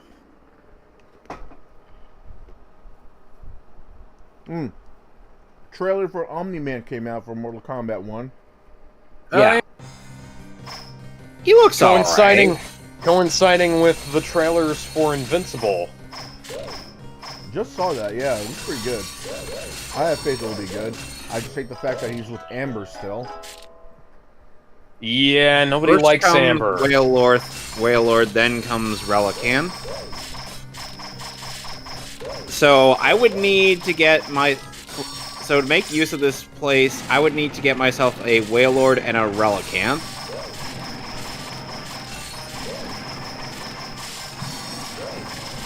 It would have to be. I'm gonna have to off-screen myself getting those two Pokemon if I want to show this off what that unlocks. Which, in case you're curious, it unlocks a way for me to get 3 legendary Pokemon.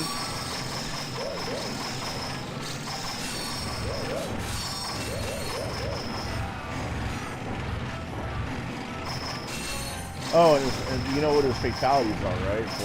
Yeah, they're both references to the show. One is when he did the train incident, which I think is clever. Which, by the way, Alex hasn't seen up to that episode yet. Really? Yeah, he's only seen up to episode 4. You're missing out on We a need lot. to go back and watch that show again. Yep. By the way, Titanic is coming out on 4K. You're here. There's nothing I fear. Yes, there is. And I know that my the heart does go. go on. I think Armic Will Stay forever this way. Okay, we can stop now. You are safe in my heart, and my heart will go on and on. You're not safe on the door. You can't fit on the door, even though you can get on the door. Mythbusters actually disproved that. Really? What'd they say? They said that there was a way for them to if they were on the door together, the door does not have enough buoyancy to stand up by itself. They'd basically have to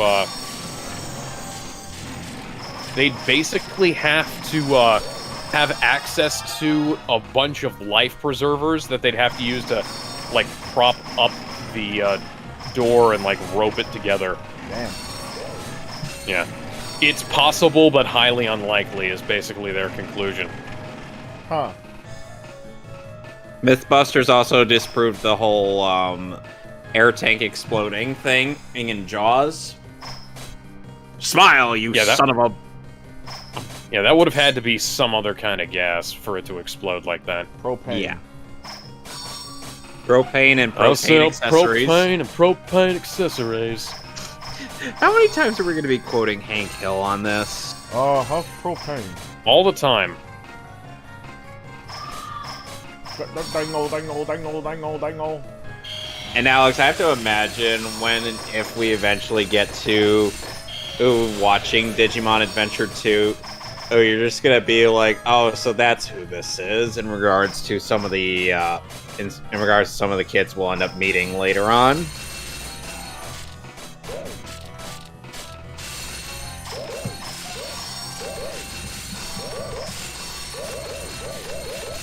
I swear, they need to do... Discotech needs to do Tamers. I really want them to do that. I hear that it's on the list. Like they want to do it.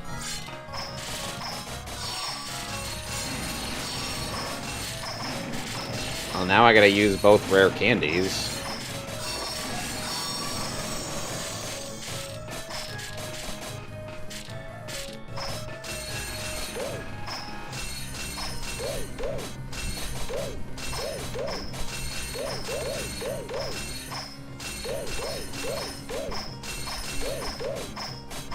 I just hope someone puts the big bad Beetleborgs on Blu-ray. Big That's probably not going to happen, but it might happen as like a standard definition Blu-ray. Hasbro would have to go into the Saban vault and find all of the original negatives for Power Rangers and all of the other Saban shows of the day. And unfortunately, it seems like they don't give a shit about releasing this stuff on Blu-ray, because if they did, they'd have already put Beast Morphers out on Blu-ray. But they haven't done that, even though it'd literally be free money. Well, not literally free money, but it'd basically be free money. Is that even good? It'd basically be them printing money. Listen up, it's free real estate. I fucking love that meme.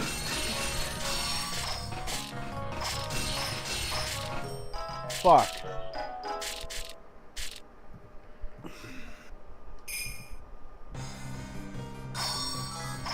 What happened this time? I'm Gizmo. Dude.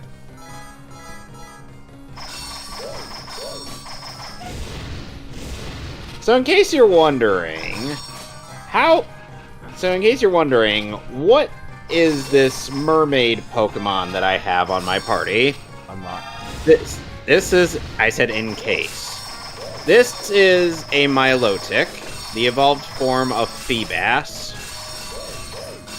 And What's it called me? Feebas, What's it called me? not you.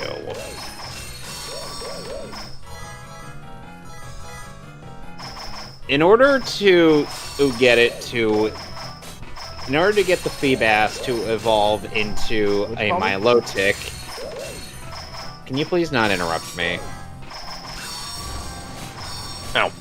Damn it. In order to get the fish to evolve into a Milotic, you have to, quite literally, make sure that you are a very connoisseur when it comes to this game. Oh, you've had enough. Because unfortunately, it has to do with the Pokemon contest mechanic in this game. You know, the one that most people don't do on these playthroughs. Why? Yeah. Because it's kind of tedious I don't mind and them. annoying. I don't mind them. I like them. I ain't fucking doing them. Yeah, you don't want to lose? You don't want to lose in the beauty No, contest? I just don't. You're No, pushing. I just don't feel like it.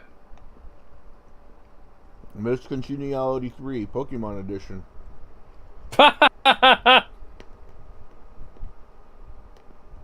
You are now picturing, what's her fucking name? Gardevoir? No. Sandra Bullock. No. The woman from Miss Congeniality. Yeah, Sandra Bullock. Sandra Bullock. You are now picturing Sandra Bullock holding Pokeballs dressed like Ash Ketchum. As Misty. Sure. Why? She's hot. Still is. Fine, I'll give Fine, what? Give me that my fucking- Flygon on Rock Smash, but only for this in Victory Road. Then I'm deleting that. Delete! Delete! Delete! Delete! Delete! Delete! Delete! Oh yeah, did So- you guys know there was a Haunted Mansion remake that came out this year? Don't Yes. care.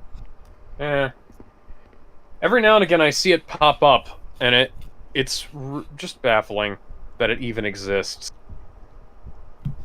I know the original Haunted Mansion wasn't that great of a film, but It was- Sadly, because of It's sadly decent because of enough all the news, we kind of skimmed over a lot that happened. Went through the entirety of Team Magma's hideout, and they revived Groudon using the blue orb. Groudon flew Yay. away. You want to know what Groudon said when the blue orb activated? What the What? hell are you doing? He said, "I must go now. My people need me." He didn't die on the way to his home planet.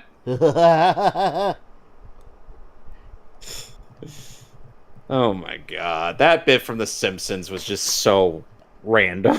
They hated that dog so much. He's dead.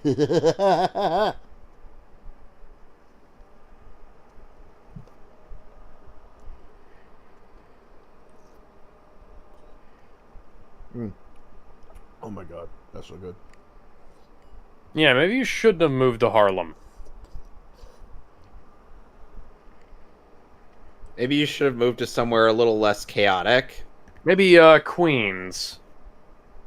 I hear good Spider-Men come from Queens, and not ones that have to have their asses saved. In a moment that would have gotten Zack Snyder a resounding thrashing by critics. Oof. By the way, this predates The Flash doing that same kind of thing. Look at me. I can look at myself in the mirror.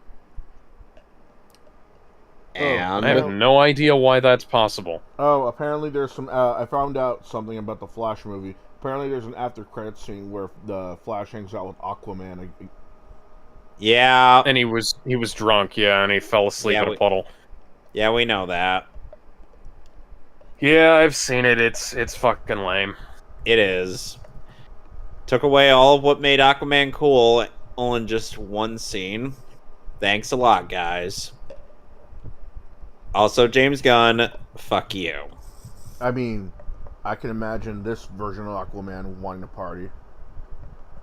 Yeah. Party is one thing. Falling asleep in a puddle is something else. I mean, he needs water, don't he? No. Falling... Like, I understand that you're joking, just... Yeah. I get you, yeah. Yeah, it's just What weird. the fuck was that? We also skimmed over the fact that Team Aqua had stolen a submarine for the sole purpose of going underwater to go wake up Kyogre. I think there's a James Bond plot based off that. What? Probably. Stealing a submarine to go wake up something that could flood the entire world? Dun dun dun dun dun dun dun dun dun. You want to know something funny? Both of the... As Honest Trailers pointed out, both of these guys' plot This isn't is Bad Out of Hell is by Meatloaf. something that Lex Luthor came up with in two separate Superman movies. Yeah. Team Aqua's plot is Superman 1's Lex Luthor plot. I am Lex Luthor, greatest criminal mind of our time. And Team Magma's plot is Lex Luthor's plan in Superman Returns.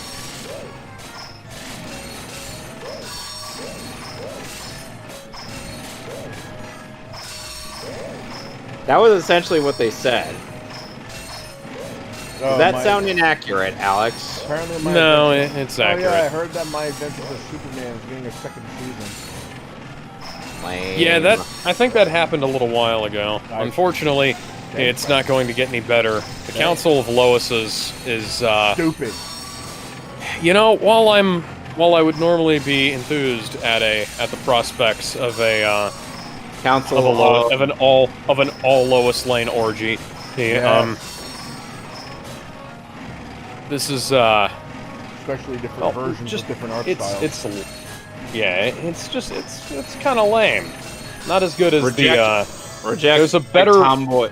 Reject tomboy. Lois embrace traditional Lois, as voiced by Dana Yeah. Delaney. Unfortunately, yes. Purple dress Lois. But has anybody seen the Scooby-Doo and Crypto 2? Yeah, I've actually seen it when it was announced that it was canceled. Someone was like sharing around like a bootleg copy.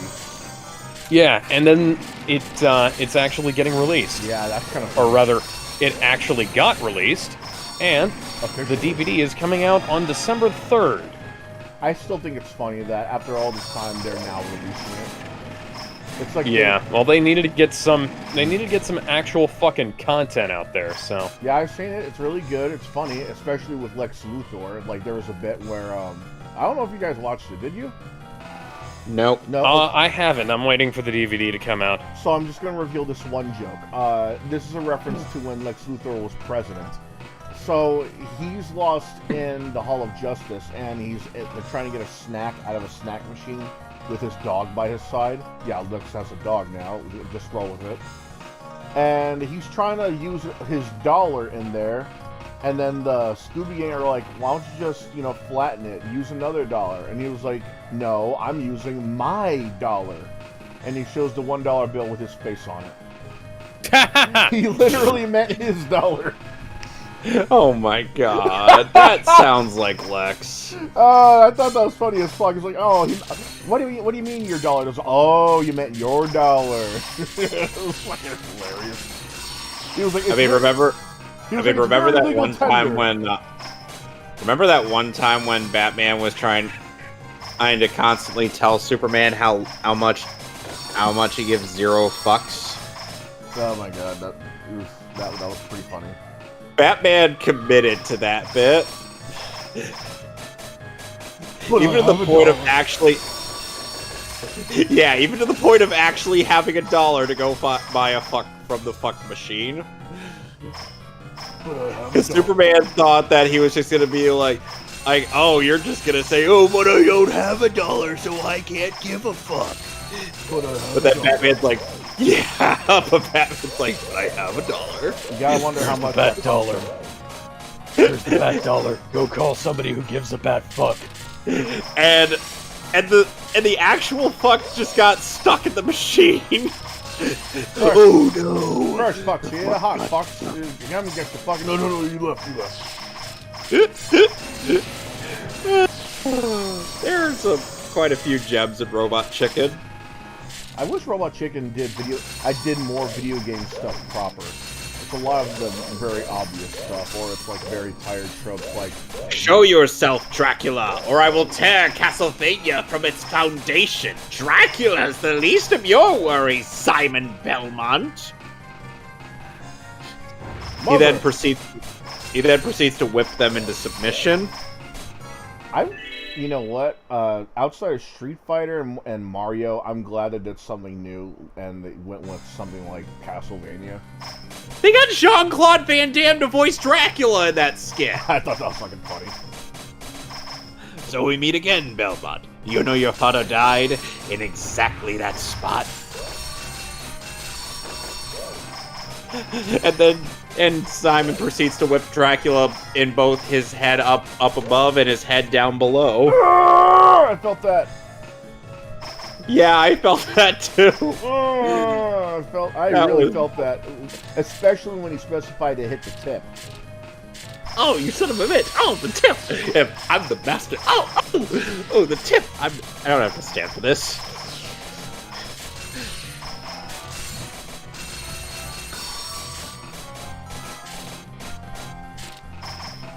They did a Final Fantasy VII one. You know, it would be funny if they do. I remember that. It would be funny if they did something on the other Final Fantasies. Final Fantasy 8, 9, 10, 1, 2, and 3, 6. Yeah, but 7 was the more popular one. Then there was Office Combat. That one was fucking funny. Sexual Stapler. harassment. Lawsuit. Letter opener. Battle 3. Ryu from Street Fighter? I didn't know you worked here. I don't, but that proposal was definitely due on Wednesday. I cringed when he said Ryu. Hadouken! I'll get right to work.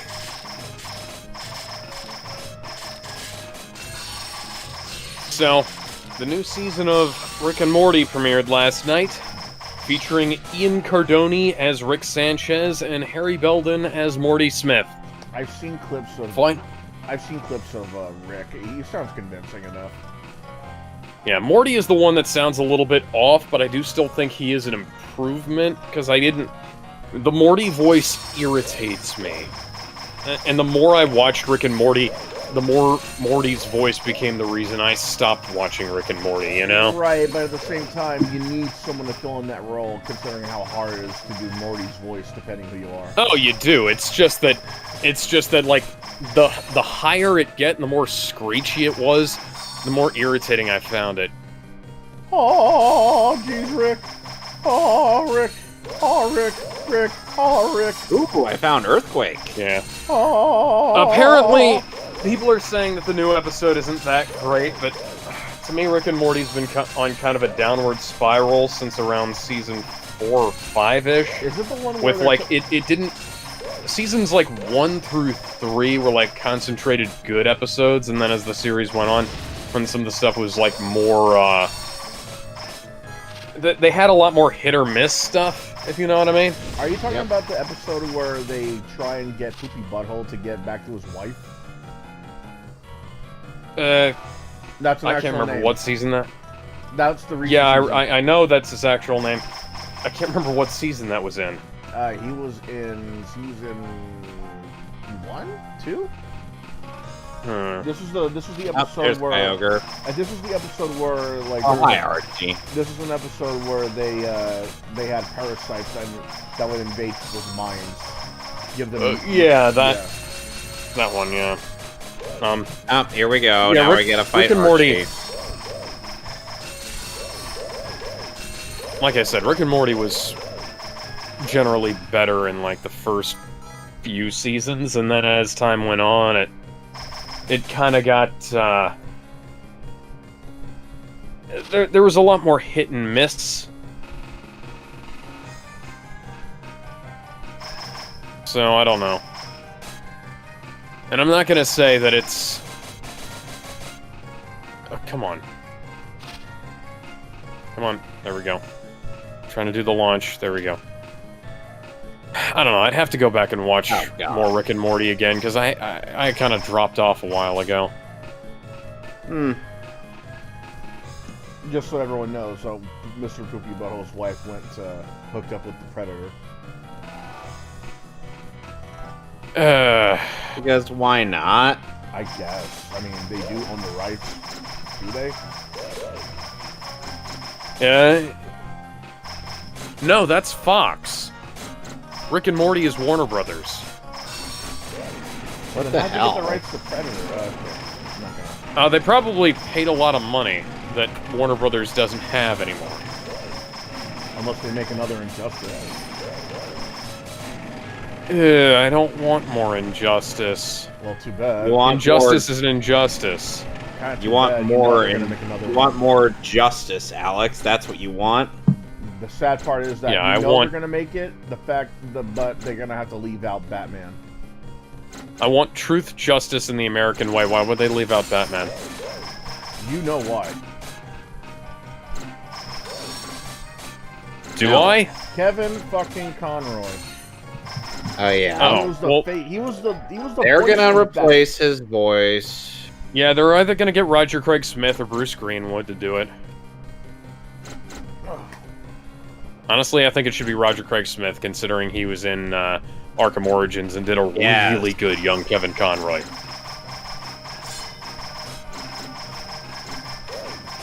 He has to play one very convincingly. Have you played Arkham Origins? Nope, not yet. It's on my list. Oh, he does really good. Him and Troy Baker are fucking phenomenal. Like, you almost can't tell that Troy Baker isn't Mark Hamill.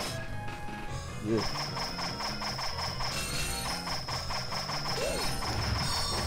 It's my life. It's now or never.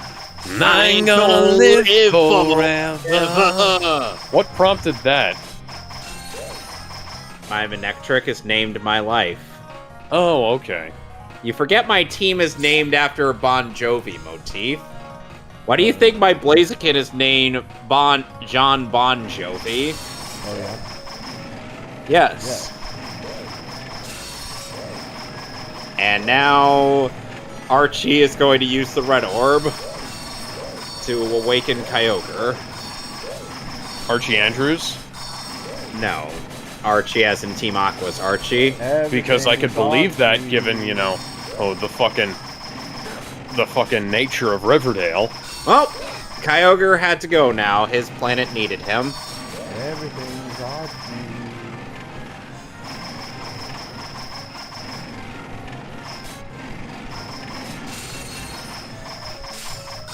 Well, gee, it's almost like you shouldn't have woken up the monster. The monster's loose, and now you know the truth. Fun fact. Tell me, can you feel me? Fun fact. As you hit the wall, Betty and the Veronica monster's are gonna be in this loose, and now you have to choose.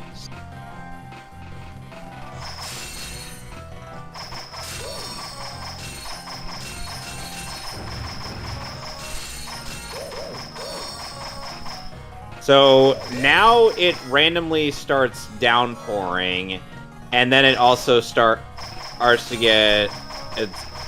Then it turns into scorching sunlight. Just because of the battle between Groudon and Kyogre.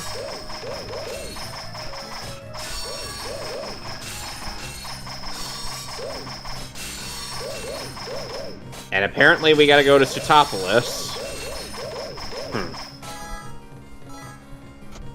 Luckily, I was already there, so...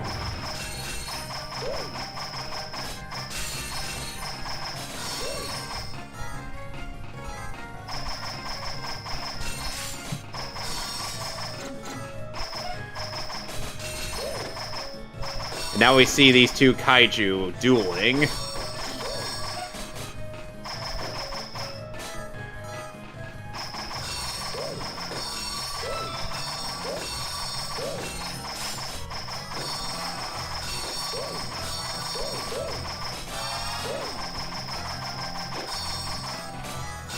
Yeah, it's a shame they would never actually remake Emerald.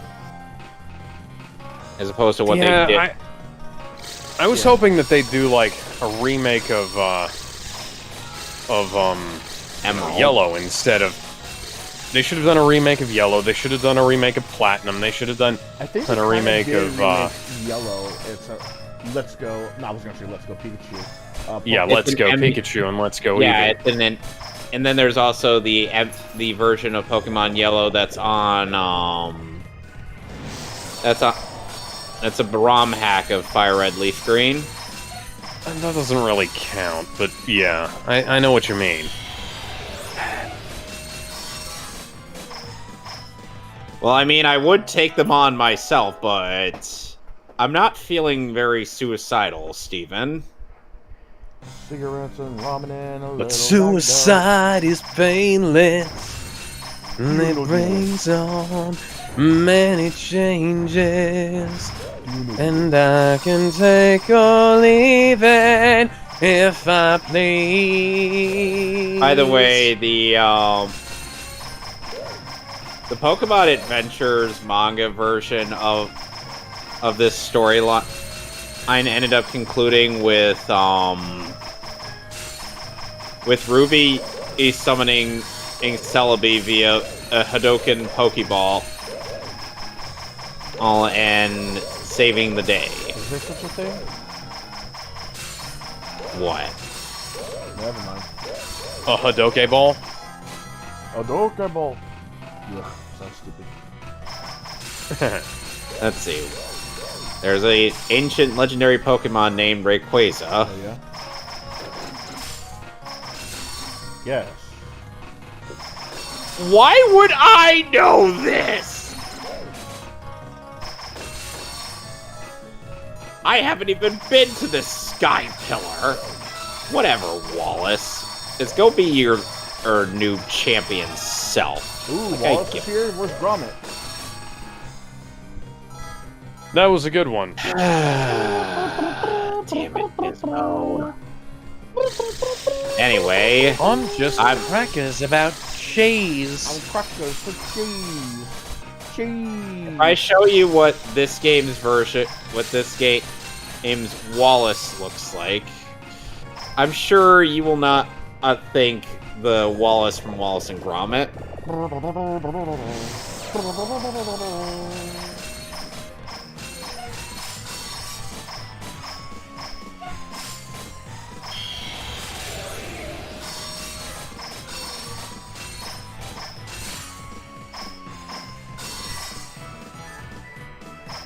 Alright, you guys look in broadcast chat and behold.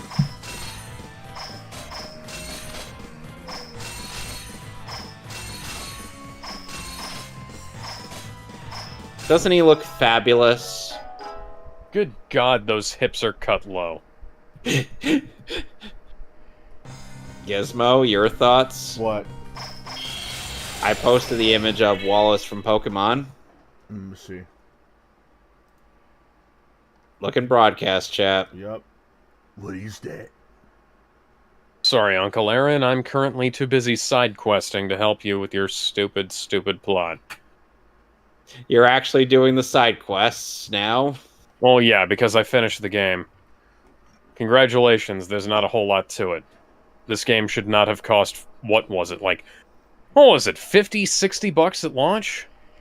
He looks like he's dressing up for a figure skating porno movie. Yeah. What is that? Why is that? Those ain't suspenders. What are they suspending exactly? That ain't hair. Oh, now I gotta go. I got an ultimate combo, even though I landed on my fucking neck. Mr. Morales, you seem to have quite a bit of traumatic injuries. Traumatic injuries? What are you talking about? I'm definitely not the other Spider-Man. No, sir.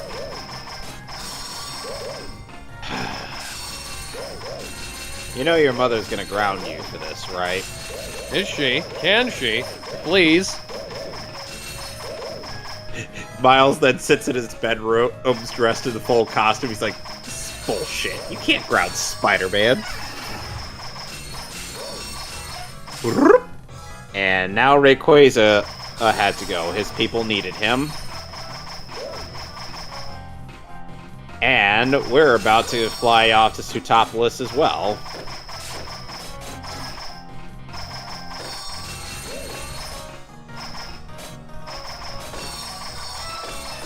And Alex, check out my stream.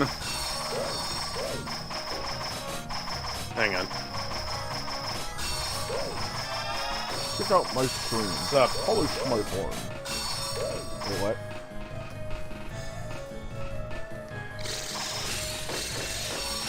Yeah, just imagine seeing this on like a small Game Boy Advance screen. Huh.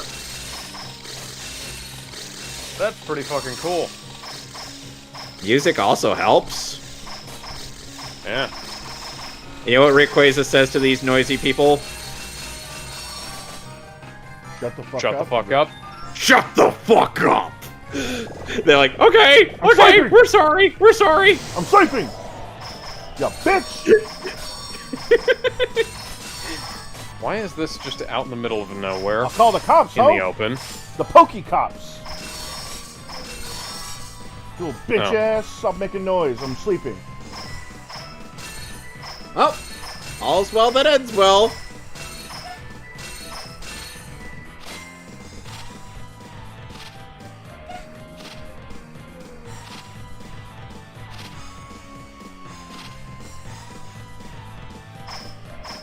Yeah, that was pretty much it for that plot line.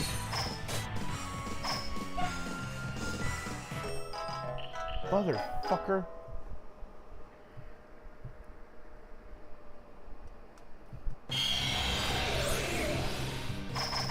Oh, they're gone.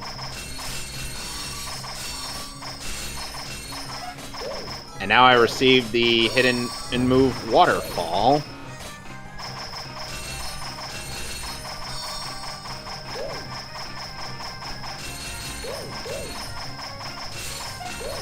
And here we go.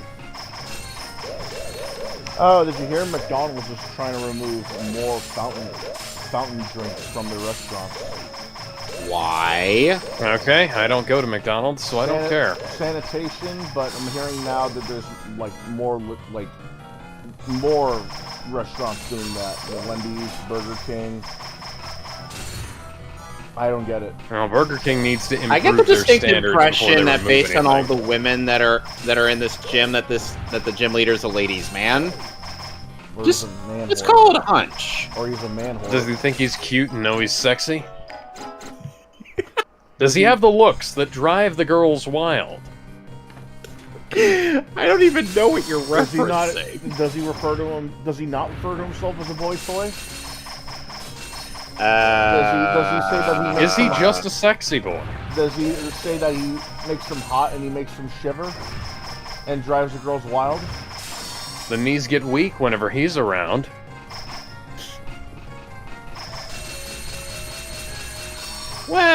Well, The fact that you're even trying to think of a serious question for that. No.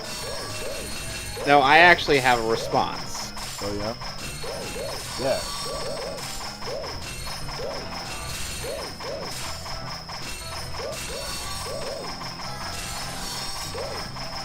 Give me a sec. It's this charming fellow. The fuck is that? Robert Downey That Jr.? is... Is that that Robert is Downey Jr. on bath salts again? And he just wandered into a convention?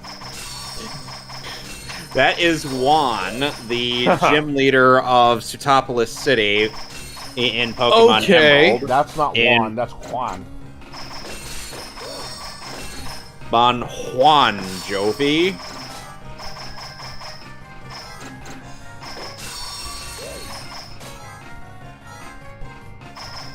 You might be thinking to yourself, why am I using fire attacks on water-type Pokemon? Not really. Well, here's my answer. Fuck you. That is why I on this particular Pokemon. Oh. So Because Discotech just announced that they're releasing Magical Girl Lyrical Nanoha on Blu-ray. Alright. Handmade May, also on Blu-ray. Dual Parallel Trouble, including the TV show and OVA.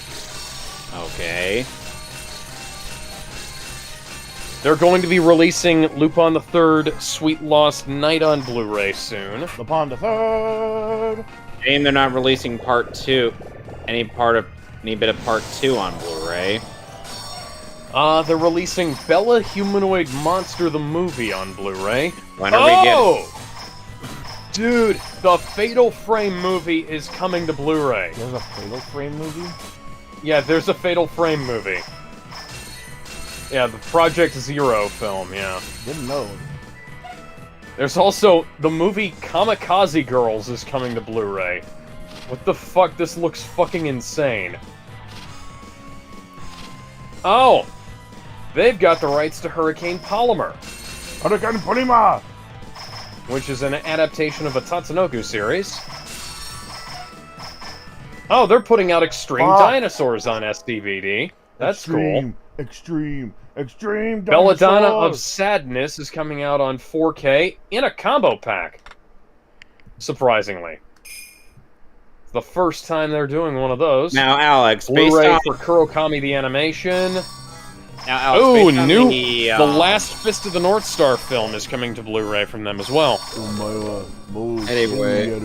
Hey, so... Alex, based on the image I showed you of this city's gym leader, or which is below a Wallace, would you say that between how he looks and the amount of ladies I have to deal with would indicate that this person is a ladies' man? Yes. That's the same thing, Gizmo. No, it's not. What are you, Nanako? One man's man whore is another man's himbo, so... A himbo means that they're stupid to begin with. No, a himbo is... Himbo has come to mean that it is not the same thing. Yeah, some people prefer it when Superman's a himbo. Why? Well, you know, when they have Travis Willingham doing that works. Yes. Especially when Laura Bailey voices Lois Lane. Yes. I mean, come on. Yeah, Fist of the North Star, Legend of the True Savior, The Legend of Kenshiro is coming to Blu-ray. I've heard... With a giant fucking cast. And Robbie Damon is likely still voicing Kenshiro. He does sound alright for the part. They've got Puss in Boots Around the World coming to Blu-ray. Futakoi, a harem show about twins.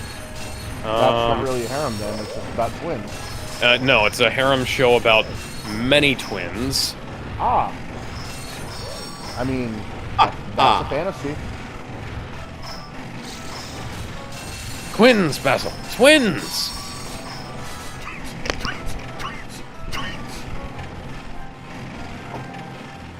Fuck you.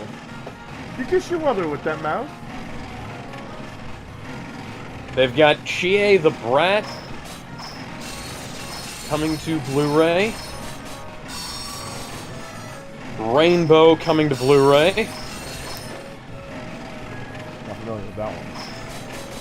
IGPX, the racing show, The racing next show. Immortal Grand Prix is the name of it. I remember. IGPX Immortal Grand Prix is coming to Blu-ray. Yeah, I remember that one faintly. It was plastered all over Tsunami. I never watched it. Yes. It was awesome. I'm sure. I just never got a chance to watch it because They've got a there's literally They've got everything else. fucking robots fighting each other.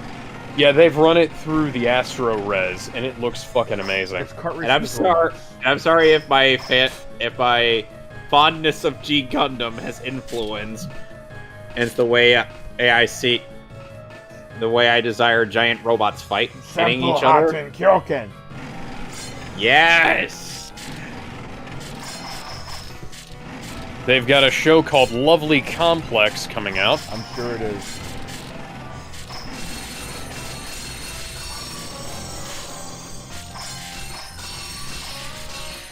Next thing you're gonna say is Please Teacher is hitting 4K. Hang on. Bro, I wasn't okay. You may have been Well, joking. I'm Gizmo. trying to see because that's not outside of the realm of possibility. Yeah, that's what I meant. Okay. Okay, so that's actually it for right now. Oh, but they've got a bunch of cool shit coming. Still waiting on them to announce a release date for Adventure 2.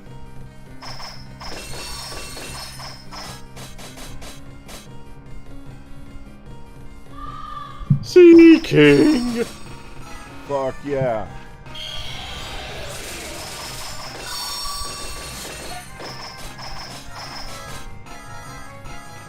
Sea King! Also the name of Gizmo, the name of my Swellow is known as Bad Meds because I couldn't fit in Bad Medicine. Well, just name your, Bad medicine is what I well, name need. your swallow spits. Shake it off. Because it's a Bon Jovi motif. There ain't no doctor here can cure my disease. Fuck! What? The game.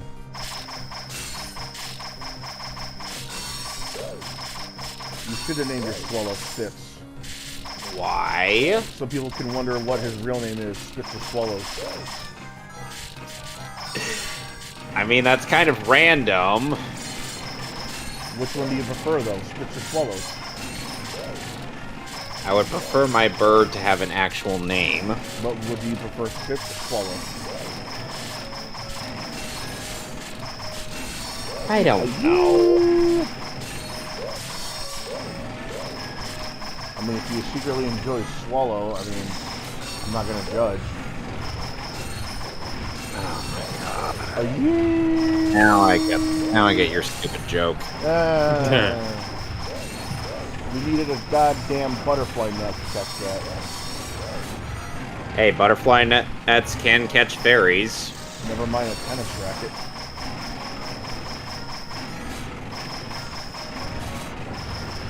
By the way, Gizmo, that somewhat ugly fish that's about to be killed, that's what my Milotic evolved from. Huh.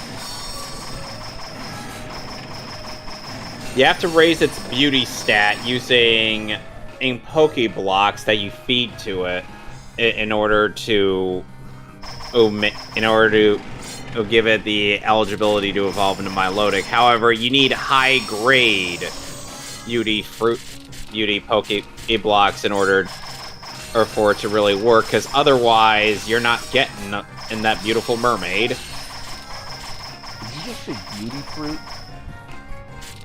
Block. Beauty fruit block. I suppose. Monkey!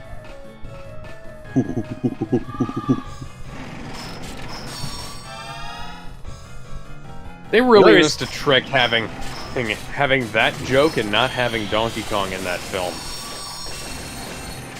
Yeah, but nowadays we have to worry about the fact that Donkey Kong canonically has Seth Rogen's laugh.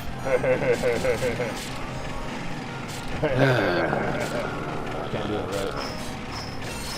You remember how Seth Rogen put on a voice for Kung Fu Panda? Yes. Yeah. Eh. Yeah. Exactly. Yeah, I remember when Seth Rogen used to be a voice actor, too. I remember when he wasn't a dick. I remember when he actually tried putting on a voice for Bob in Monsters vs. Aliens.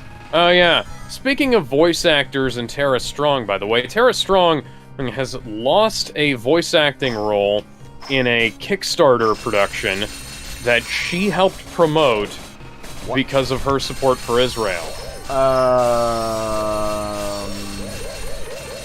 Wow. Yeah. I guess it's come full circle with her. Yeah, like, this is one of those things where I'm like, okay, you know, this...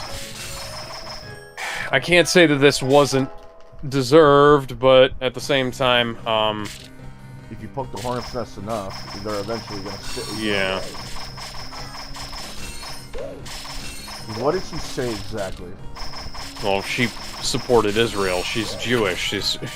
Like, she said that Hamas are exactly what they are, fucking terrorists. I mean, you know, they are, yeah. But killing... Yeah, why would killing you innocent fire her people, for that, pulling though? shit like that. If that's one of the Because apparently the people who put the Kickstarter together or support Palestine? I don't know. Why?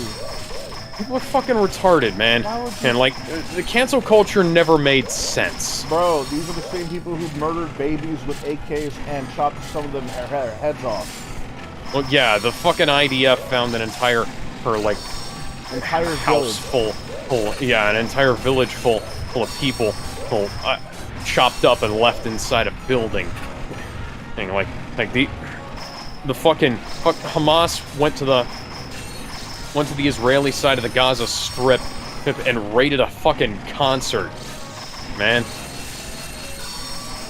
Like, They knew what they were they're doing. not the good guys. They knew what No. they were doing too. Like, this is the whatever the fuck the guy's name. And what was the rebel's name in BioShock Infinite? I don't know. I know who you're talking Like, about. even if you think that Palestine is somehow, like, unjustly oppressed or some kind of apartheid state or whatever the fuck, like at some point you have to say, like, this has gone too far, you know? Like, the killing of innocent people is like a bridge, has to be a bridge too far, right? Yeah. I mean, Like they raided a fucking concert unprovoked. This wasn't a military target. imagine if this was Texas that they were trying to invade. Oh yeah. None of those. Actually, I kind of want to imagine that because like if they go to a fucking concert in Texas, and then everybody there just pulls out a fucking gun, and then the concert goes on while the attackers' blood is leaking out of them. That sounds like a Yeah, that was skit something from, Razor. like, the Chappelle That was show, something you know? Razor Fist actually said. It was like, I dare for anybody to try to do this in Texas. It doesn't really Yeah. help that a lot of places are trying to like welcome in, like Palestinians and Israelis. Like, yeah, okay, yeah, how about let's not, home the people that came from war-torn countries, and not because some of them may indeed need help. Like, God forbid, the women and like the children and the husbands have to, live through the entire war with like an open wounded arm or something like that, or like a missing leg, right? Help them. But like, are you sure you need to The bring in everybody? the idea that people need to like be welcomed into every country blanketly is just it's stupid. untenable. Yeah, I get. Like what you you're- can't make something like that work. Yeah, on paper it works, but that's it. Like the opening words, those words alone. Welcome everybody to our country. That only works by itself. That only works as a phrase. You have to think about the other. Welcome to our country You have to think about with all the open bar. You have to think about all this other My stuff. name Borat. You have to think of all this other stuff that's happening too. Like, are they from war-torn countries? How many of them are criminals? How many of them are pacifists? You know, like how many of them are going to interfere with other people's beliefs? How many of them are mentally How many unwell? of them are going to try and start fights in the middle of in the middle of their new home because they disagree with people ideologically? And like this is a thing that happens. It's been happening. It's been happening quite a while. Well, yeah, actually. it happened in quite significantly happened in Great Britain. Yeah. It doesn't help that in Britain they pretty much try to tolerate everything, which is never a good idea. It was like, oh, tolerate the religion? Okay, fine. They tolerate everything to the point where they can't actually tolerate anybody. Tolerate the way they dress, fine. Tolerate their religion, fine. Tolerate their prayers, fine. Tolerate the way they treat people based on their religion? Fuck no. Why would I? Why would I let them just do that? Fuck you. You banned the ownership of guns. Now you're going after people with just knives that happen to be in their houses. Okay, they can't own knives now? Okay, so like and because of that, like knife crimes have outnumbered Butter gun knives. Butter knives are now a thing you require ID for in the UK. You can't have It's a butter fucking knives. joke. You can't have plastic knives. You can't have shit that you use to eat and cook with. Like, I get it. Knives can kill, but so can everything else. What's stopping me from just using a crushed up soda can and shoving a guy down a guy's throat in anger? What's stopping me from... What about the truck of peace? Truck of peace. Yeah, does everybody remember that? No. No. Oh, well, there was this thing where so acid attacks became a big thing for a while in Europe, but one of the biggest things that happened and still happens is that people were hijacking large cargo trucks and driving them into crowds of people. And it was usually ISIS or Al-Qaeda doing that. Hence the name Truck of Peace. Ironic. Yeah. Well, I just beat the last gym leader. I think it was Poland are like the people that aren't allowing like people immigrating from there. They're like, oh, we're allowing 0 people to get in here, and Europe is trying to be like, oh, well, isn't that racist? Isn't that, how dare you not let them in? It's like, bro, you realize the people that are trying to escape are probably the same kind of people that are trying to start shit, right? Yeah. Why would you not be cautious? Like, let's say the U.S. was like starting shit with Canada, right? And Canada was also responds by starting their own shit. You would not want either Canadians or from people from America let's Japan. just leave these two to argue by themselves, Right. you know? Well, let's I said let's as wait for much on things. Twitter, just let's just not bother at this point. Can we stop taking sides? It's pointless to try and force people to take sides about this. Can we just stop talking about it? There's literally no point in virtue signaling for these things. Just stop. Like, it's one thing if, let's say, you want to bring in people that want to seek asylum because they're injured or their homes were destroyed, because these are just normal citizens, right? Like normal citizens, like normal people, not soldiers, not radical believers, just people minding their own business. That's one thing, right? You'd want to help them out. But you gotta. But it doesn't. You wind up having to do some filtration there, because otherwise you wind up in the situation and that a lot of countries wound up in, and during the Syrian crisis, is where you've got a bunch of people who are claiming certain things but aren't. Right. It doesn't. And also, it doesn't help that even if they are telling the truth, you know, oh, we're just minding our own business, we lost our homes, yada, yada, yada. People could easily blend in with them and just lie outright. Saying, oh yeah, we lost our home too, even though, you know, they're either soldiers or, like, outright terrorists. Like what these people can't get it through their heads? If Germany is starting shit again, you're not gonna let them in. If China is starting shit again, you're not gonna let them in. If fucking, I don't know, England is starting shit, you're not gonna let them in. If the U.S. or Canada is starting shit, you're not gonna let them in your home, right? So why are we letting these guys in? What, to avoid being called a racist? Like, you realize what's happening in a lot of the places that are like growing in majority of Muslims and Palestinians, right? We're getting too many of them to the point of we're even allowing the radical ones in. It's pretty much like inviting in a couple of radicals. That guy's fucking dead. It's the point. It's like inviting. I dropped a pallet of brick on that guy's head. It's like if I were to invite in a radical amount of radicalized Christians. Fuck no, I'm not gonna trust them, and fuck no, why should I invite them to my house in my neighborhood? They're gonna try and. Yeah, I'm not. Andy.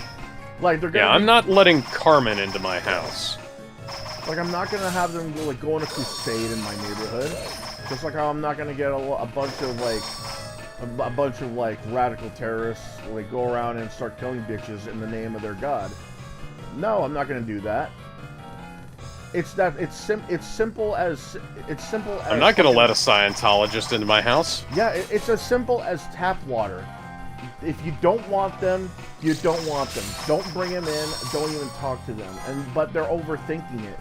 They're like, oh well, the water's from this lake, and we don't know if this lake has any pestilences or anything dangerous, so we filter it, and then we just go through a second filter just in case it has some germs that went through the other filter and haven't been captured yet. Oh, but we have another filter that we're getting.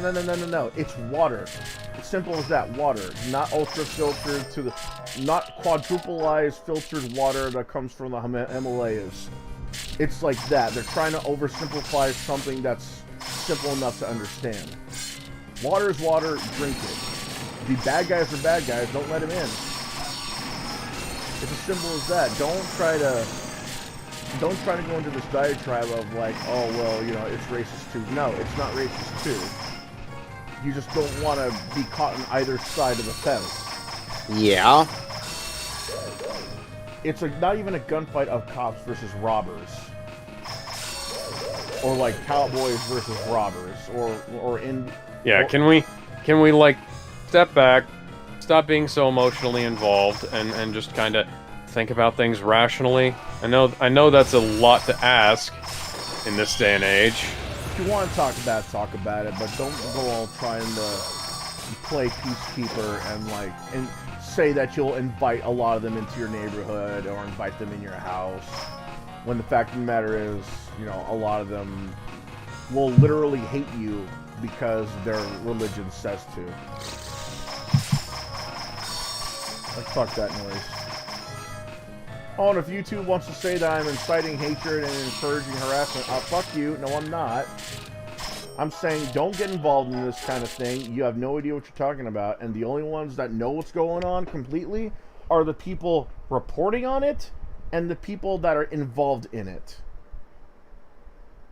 I'm not gonna let I don't care if one of them happens to be a Palestinian Superman. I'm not gonna let him in my house. I don't know what's gonna go on his head if something goes wrong with either side, or both sides for that matter. No. Yeah, no.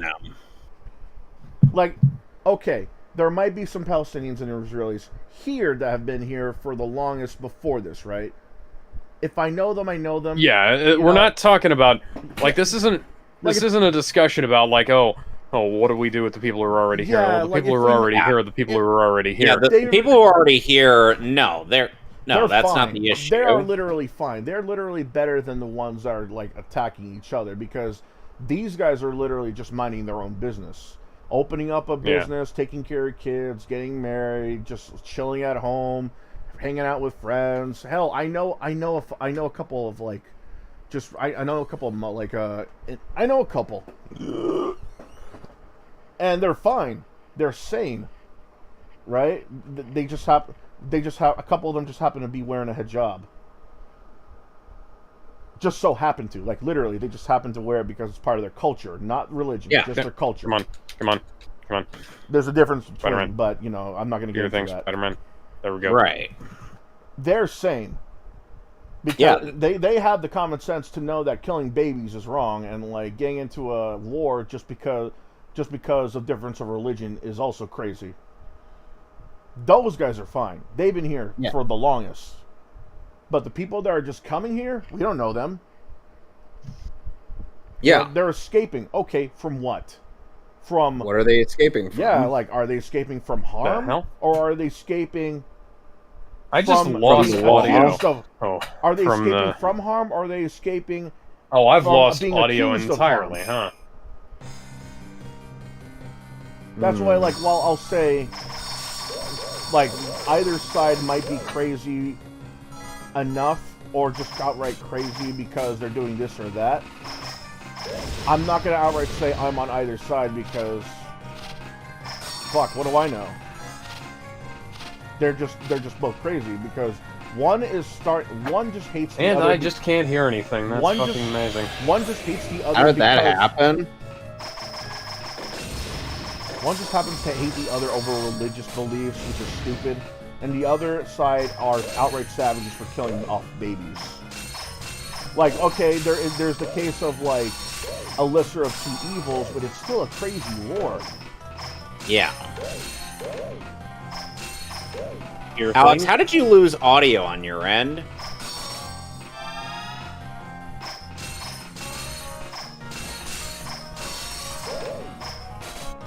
Alright, Dragon. But on a lighter note, that's still not going to change my mind on Muslim girls. Alex? Okay, say something. Something. Okay, so now I can't... So now I can hear you, but the stream can't hear you. I mean, oh yeah, we should also bring up, it's now to the point where no matter what side you're on, you're going to get fired even if you're a celebrity. Like, we talked about Tara Strong losing a place on a Kickstarter, right? Mia Khalifa outright lost all royalties from Pornhub because of her... Yeah, that's fucking retarded. Like Mia Khalifa has a shitty take on this situation, but dear fucking God, that should be criminal. That should. I mean, those are her videos on Pornhub, right? Mm-hmm. So then why would you not pay her? Some of them are uploaded to her account. Yeah. And under her own name. They should not be, like...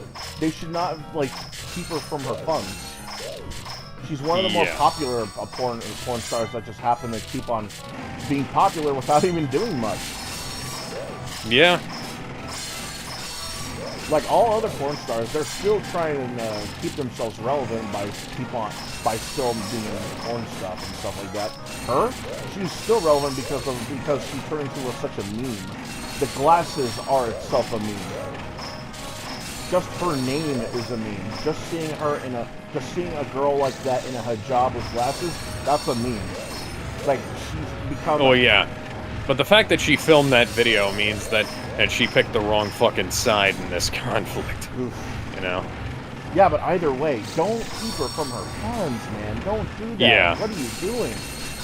Well, this is... It's downright criminal. Pornhub is run by fucking morons anyways. Yeah. I'm no fan of them, as you guys are well aware. They took away the ability to submit and keep up amateur content because they find out that people have been using the amateur tag to post up child prawn. You know what?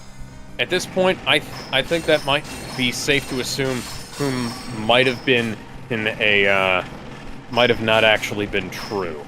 Either way, though, it's still a stupid idea that they have to outright keep everybody from just uploading amateur stuff. Now because of that. Well, their management is shitty because they took a fucking nuclear option into it rather than A rational actually one? having some kind of rational system. Like, and this is another case where it was like a handful of stories caused like a cascade effect that far outstripped the necessity of the action, and like people were like, oh, we got to take action, and not realizing that maybe we should take a measured action instead of drastic immediate action, and like should institute some kind of institute maybe some kind of check, institute things that'll make it, so that people can still post videos, but not have to, you got to jump through hoops, but you don't have to. It's not just limited to pro content, things like that, and maybe make it create a more responsive algorithm. Right. I mean, like hire more moderators. Right. Do what Facebook does. Do a background check on people that are accepting these videos. Hell, I had to submit an ID and shit, and I was posting in the Safe for Work section. Of what? Reddit? Pornhub. I keep forgetting they have a Safe Work section. Yeah, had a Safe for Work section. They don't have it anymore. It got nuked along with the rest of the stuff. Oh my god. Which is funny, because Pornhub's Safe for Work section was legitimately some of the best content you would have found on the internet back then. Really? Yeah, there was a bunch of comedy videos and stuff uploaded.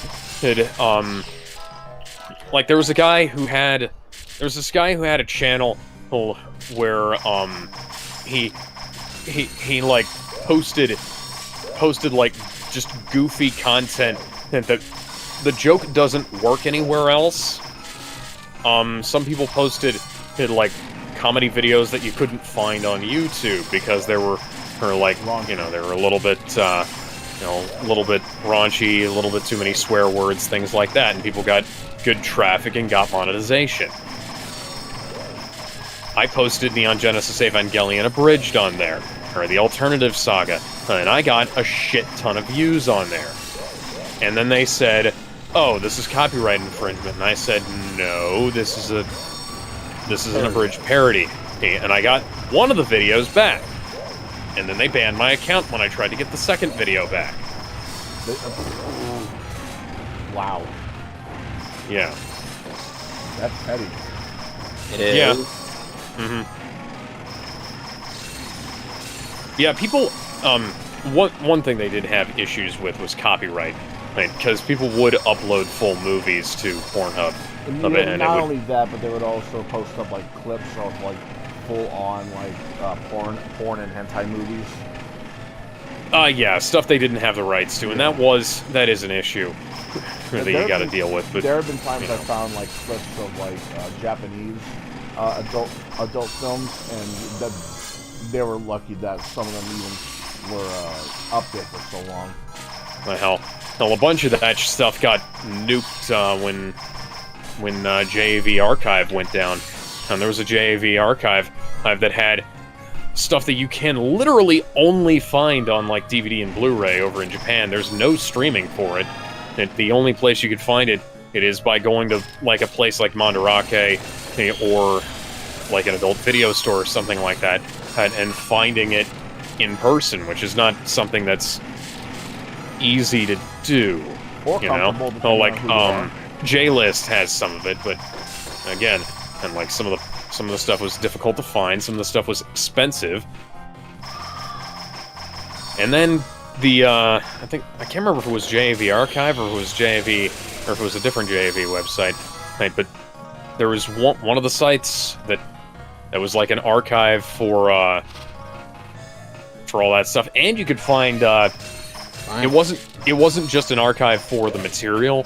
Well, it had like information, so if you did want to buy it, you could actually find the stuff using like the numbers for the release and who was in it and things like that. And it, like, I don't know, I'm talking about a fucking porn archiver here, but it was, kind of an invaluable resource if you wanted to find find something. And some of these clips were actually fucking hilarious. It was like Japanese porn parodies are like just as goofy as American porn parodies. But at least He's sometimes even more. At least they're better though, quality-wise, because when it comes to American porn parodies, they just look so fucking uncomfortable to look at. Like, you know, the American Pokemon parody, the SpongeBob parody, some of that stuff. Well, the Batman parodies. Actually, you know, if you've ever seen Axel Braun's suits for his superhero porn parodies, those are like legendarily good, and like they're better than like the Batwoman suit that he had for his Batwoman porn parody. He looked better than the Batwoman suit for the TV show. But so, although that, granted, like, the puns also kind of get taken out of the movie. Okay, yeah, granted. Hey, do you remember 10-Inch Mutant Ninja Turtles? The only reason I even know about that is because someone made a video compilation of April throughout the years.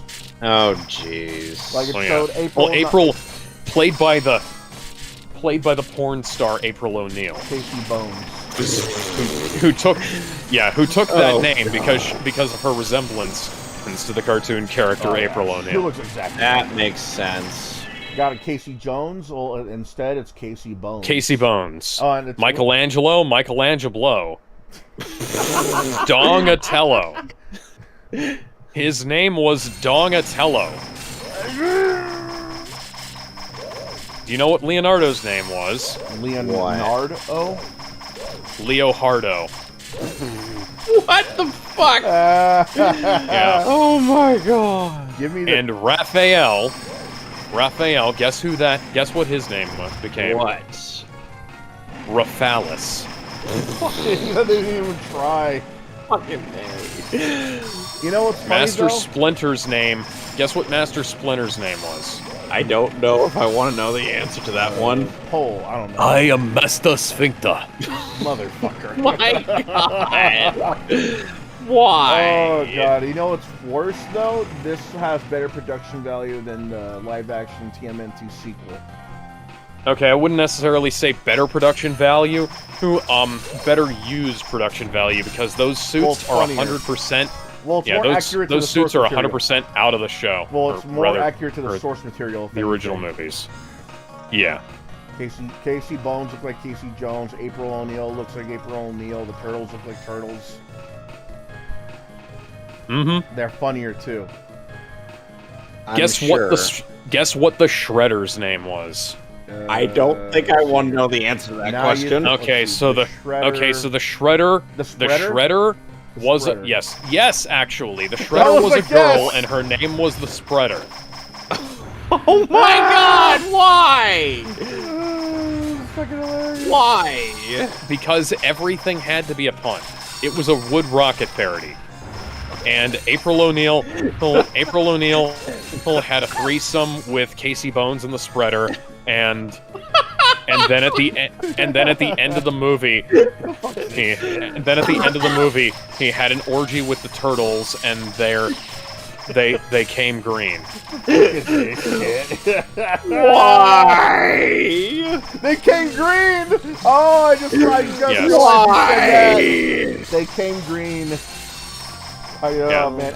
If this was Japan, it would be an outright monster hentai.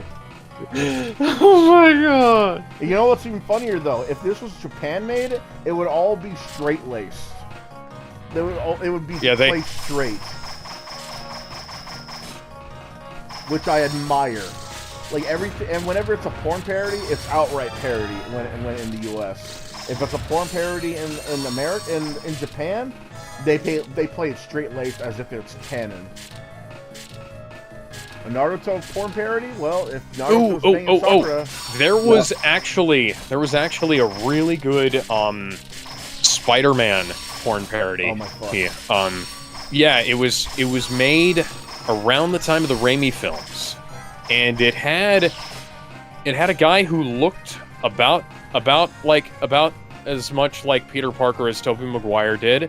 It had a guy who looked a hell of a lot like Dr. Octopus. Dr. Octagonopus. They played it.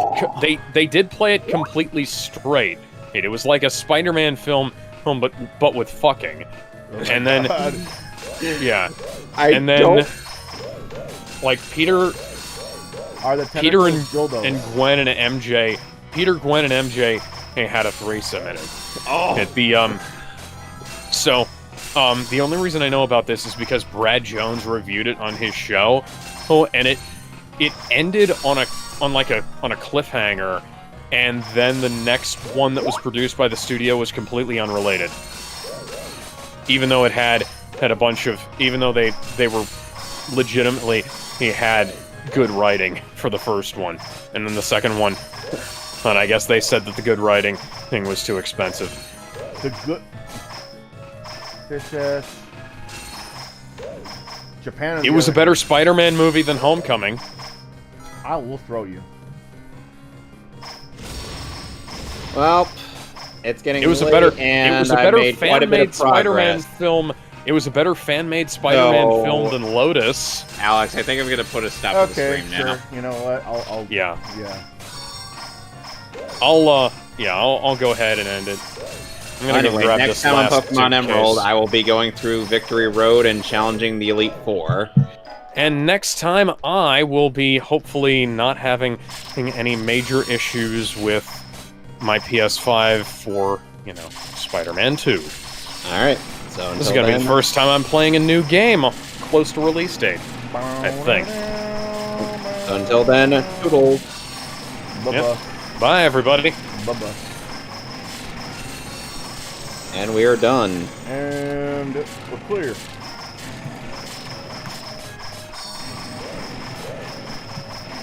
Tasty bones. Still kills me. I think what killed me was the spread.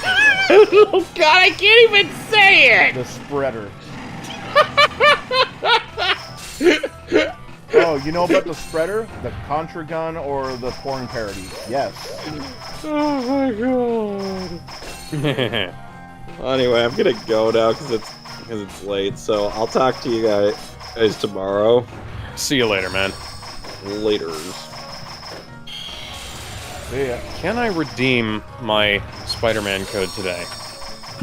I was actually. I'd like to be able to preload that game. I was actually thinking of doing like streams or reviews of lewd games, but I just don't know if I should put them up on Pornhub or not. Or you even could other- probably do it. You could probably get away with doing it on Rumble or BitChute. Rumble I was thinking about. BitChute I'm not sure because I heard that there was like if you want to subscribe to someone, you basically gotta pay or something. How does that work? No, that's not true. Oh, how does I don't it go, know. though? I don't know who came up with that, but that's wrong. Because I'm still subscribed to Sargon of Akkad and Razor Fist on there, and that's not true. Okay. BitChute is, even though it is full of a bunch of fucking conspiracy fags, it's not actually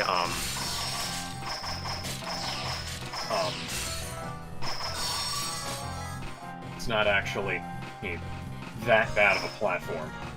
Video quality is kind of shit, but it is kind of a small platform, so.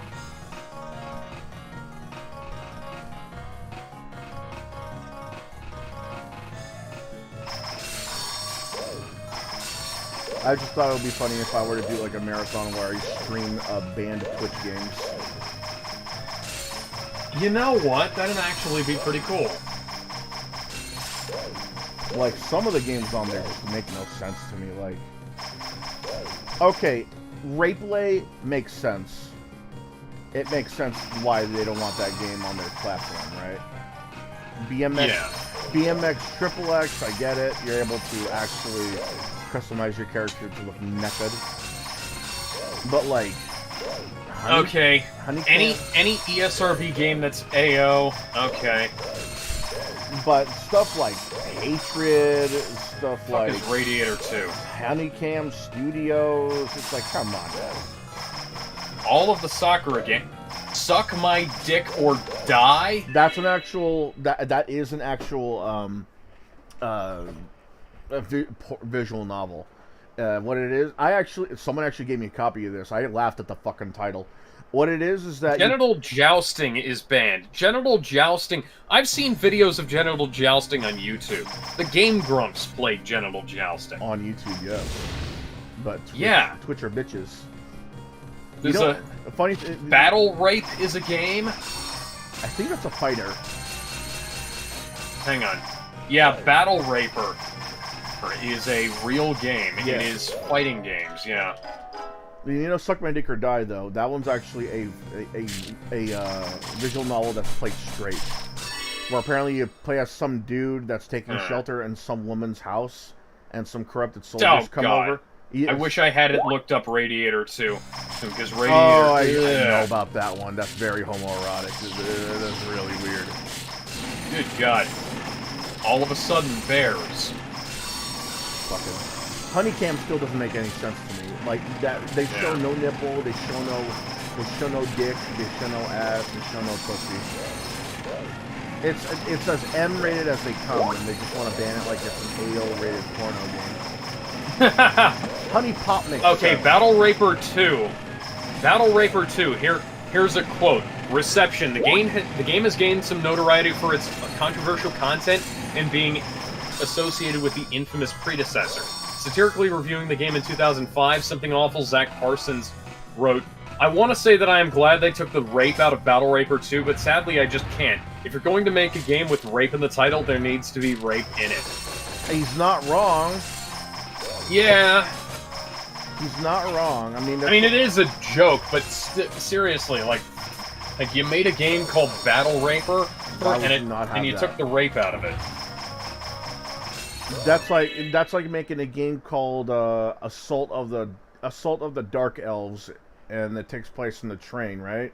And there's no dark elves. There's no dark elves. Why would you even name it Assault of the Dark Elves? Well, there's no dark elves in sight. Why would you call it that? It's sort of like that. Well, Spider-Man's not in Spider-Man Homecoming. Sonic the Hedgehog. There is no hedgehog. So why would you call it Sonic? There is no hedgehog, and he doesn't go fast. He doesn't go fast. He doesn't go fast. It doesn't go faster. Battle Raper is a hand-to-hand combat 3D fighting game. Gameplay features power-ups that can be picked up in the arena. The characters can lose their clothing as they take damage, and special moves include sexually explicit grapple attacks. Besides the single and multiplayer modes, including story mode, Battle Raper features the extra mode for additional unlockable content. It allows the player to see unlockable artwork and animations, as well as featuring an option to freely molest any of the 4 female fighters. Mai Kisaragi, Suzume Hachi... Fuck it, I don't care what these names are.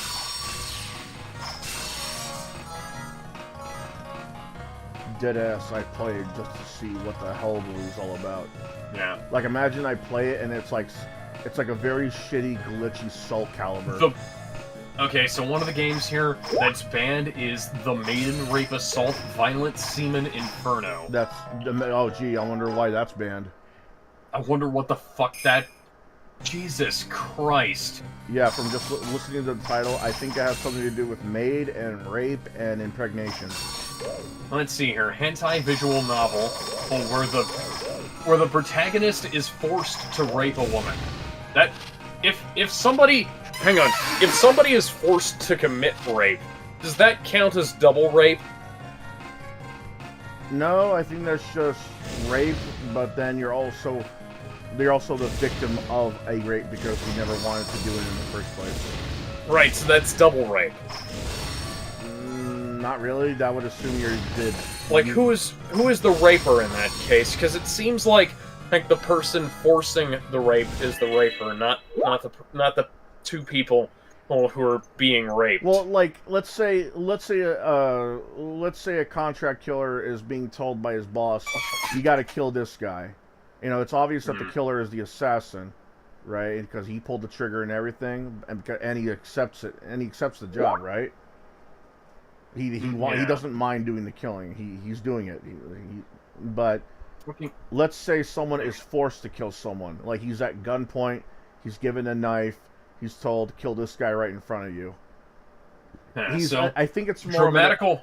I think he's more of an Dramatical accessory. Murder is banned. Cuckold Simulator is banned. Criminal Girls and Cobra Club are banned. Criminal Girls is not really an AO rated game. It just so happens to have a lot of lewd moments, just not lewd stuff. Like, there's no sex or anything. They just so happen to ban it because it's lewd. Hang on, this is a PSP game. Yeah, it's on PS Vita. You could buy it on PS Vita. You can get a PC That means version. that it's not rated AO. You could get a Japanese copy. And the only difference is that it's uncensored. Let's see here. Criminal Girls invite only. Let's see, I'm seeing a lot of big boobs here. But can they lie? I'm seeing a lot of thick thighs.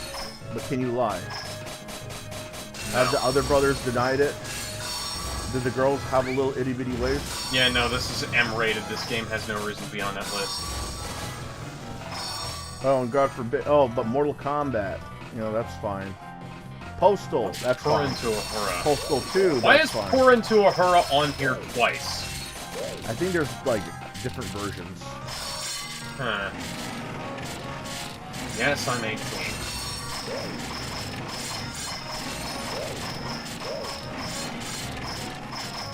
It's a naked fighting game, apparently. That doesn't sound out of the...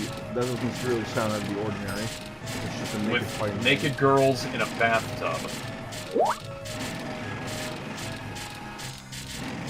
Yeah, it doesn't really sound outside. It doesn't really sound that hokey, honestly. Yeah. Like, Yeah, they don't say Pour into Ahura 2 on there, they just say Pour into Ahura twice. I think they also banned a ton of dress-up simulators. All of the Sakura games are banned on there. Yeah. You know what they Obvious are, right? reasons. Yeah, it's like point and click. It's another visual novel series. Yeah, point and click nudity games. Yeah, but there's also some controversy around that, not because of that, but because of some behind-the-scenes stuff. Like, employees are underpaid, fired for no reason. There's a YouTuber called Shady Corner that actually covered this. I'll have to check that out, I guess. Lewd Gamer has a review on Suck My Dick or Die. And that's titties. That's it? I mean... Hang on. Oh, you were just greeted with an image. Okay. Yeah. It's really straight-laced, surprisingly, considering they have a title like that. Like, literally, like, it's about how you play as a guy that moves into a childhood friend's house who happens to be female, and then some corrupt soldiers move in, and then not only take advantage of the girls, but also you find out that they also take advantage of their captain that are in charge of them. Yeah. All randomized video chat platforms are banned from Twitch. Yeah, that makes sense, actually. 3DX chat is banned. Artificial Girl 1, 2, and 3, and Artificial Academy 1 and 2. What the hell is Cobra Club? Sounds familiar. Omegle, No, I don't. Like, Omegle doesn't really make want sense the to me fucking because golf clubs. there's like already like a version of Omegle where you can like click on it, and now it's like an adult version of Omegle. Oh, it's a dick pic studio. Huh. It's an app that simulates taking a dick pic and sending it to random people. Nuts though. I was thinking that it was going to be something more interesting than that. You couldn't really tell with a name like that. Huh. Though they banned the BMX Triple X. Grezzo. The Grezzo games are banned. Oh, I on remember Twitch. those. So Yeah, those are mods of Doom. yeah, you know what's in them, right? Oh yeah, you killed Jesus. Well, not only Jesus, but like it's got like a group more gruesome images. They like. Oh yeah, you like. Like the Oh gore, shit! The gore is very. I'm looking detailed. at the Wikipedia page now. So you fall into the afterlife where you're judged by God, and so you can kill God and then go back in time to kill Jesus in his infancy, and then and then oh god, this is actually kind of funny.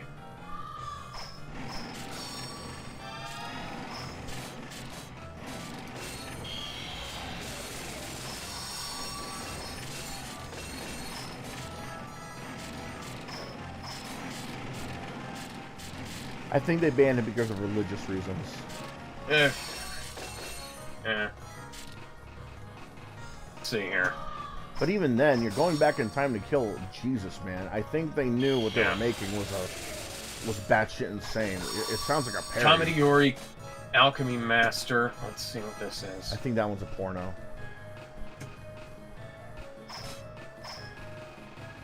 Huh. So, Princess Hunting Dungeon Master is not banned. No, it's not. But the sequel is. God Catching Alchemy Master is what it's called. Oh, that's titties.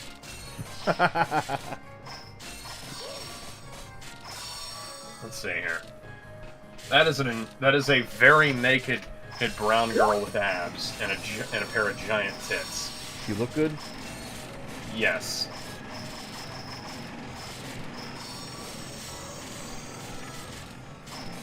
But some of the Second Life is banned. Second Life didn't used to be as perverted as it was, and then it became furry central. So I can see why.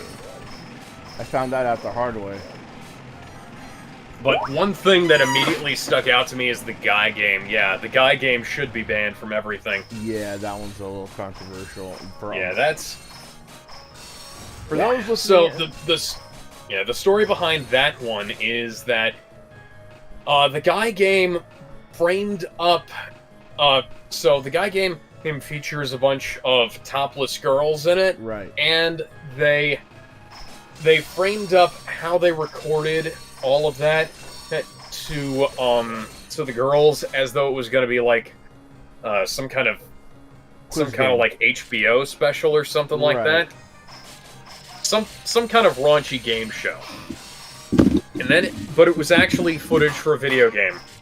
And they didn't check IDs. So you can see where that goes. Yeah, I know about that. So for those who are wondering... 16-year-old... I think it was a 16-year-old girl? Yeah, so those who are wondering, the guy game is supposed to be like a quiz game where it's like the more points you get, the more titties you see, but the thing was, they would be censored, so the more you win, the less censored they'd become. The problem with that, though, is that, like you said, none of them were checked for none of them were checked for ID, or very few of them had the credentials to prove that they were 18 or older and not a minor. When they found out that one of the girls happened to be a minor, not only did they get sued, but the studio that was in charge of the game shut down. It didn't help that they tried to re-release it as a DVD game, like an actual DVD. Oh yeah, game. they re-released that with that footage cut out. Yeah, it didn't. But that literally didn't help them in the matters because they were still, shit at the end of Schitt's Creek. Like they were. Well, fucked. yeah. And the game was garbage. It was garbage in the first place. Yeah, the rules didn't make sense. The humor was eh. I don't think the most perverted of uncles would laugh at that. And here's the thing, though. I feel like something like that could have worked on the PS2. The problem is that they were trying way too hard to be funny with the loot, everything. It was more drunken frat boy humor than just regular frat boy humor. Yeah. You know what I mean? Because it's one thing if it's like a frat boy makes a bad joke. It's another thing if they're drunk and they make a bad joke. You know what I mean? And if they actually pulled through and actually checked everyone's ID, then none of that would have happened. And as a matter of fact, because the girl was underage, you could technically say that the guy game is legal tender. Oh no, wait, no. You could say that the guy game is legal CP. Yeah. And I remember when Kid Icarus did his video on banned games, he got a hold of the guy game, him, and at the end of his review, he actually destroyed it. Yeah. And was like, yeah, I can see Yeah, why. I can see why. That one is more understandable than any other game. I'm just surprised he didn't know why it was banned before he got a hold of it. Here's the thing, though. If I owned the guy game, I would just own it because it's such a story. I would not play it. I don't want to play. I'll keep it. I'll take it. Well, that's one of the. But that's one of those games. But I'm not going to play it for the sake of me just just checking on who's legal and who's not. I don't want to do that. Like, I'll do it, but I don't want to do it. It's the thing where it's like, if I have to, I have to. Here, I don't want to. And the don't outweighs the have to. I am not going to do it. Give it to me as a joke? Okay. Give it to me as a legit offering? Okay. I find it? Okay. You know, I'll buy it? Okay. Depending on how much it is. There's no way I'm paying more than $50 for that fucking thing. God, fucking inflation sucks. But there's no way I'm playing it. There's no way I'm playing it. Like, dude, you could give me the most raunchiest and most uncomfortable of Japanese visual novel games. I at least know that this is all fiction. If there's a girl hooking up with a goddamn talking horse on Mars in the year 3 billion, I would not. I would feel a little bit jaded. I would feel, maybe not jaded, but I would feel a little bit iffy. But I at least have the positive feeling knowing I'm not going to get in any type of trouble or feel the most uncomfortable because I know this is all fiction. There's an underage girl that shows herself flashing the camera in an official PS2 game. There's no way I'm playing it just to look for her. If someone can point her out, cool. That's still not going to make me want to pop the thing in my PS2. Because, okay, I'm not going to lie, I have some curiosity on who is it that lied about their age. $139 on eBay right now. There's no fucking way I'm paying that much for a game like that. Yeah. $10 or nothing. $20 at the most. There's no way I'm paying anything more than 50. It's either 20 at the most, 10 at the very least. There's no way.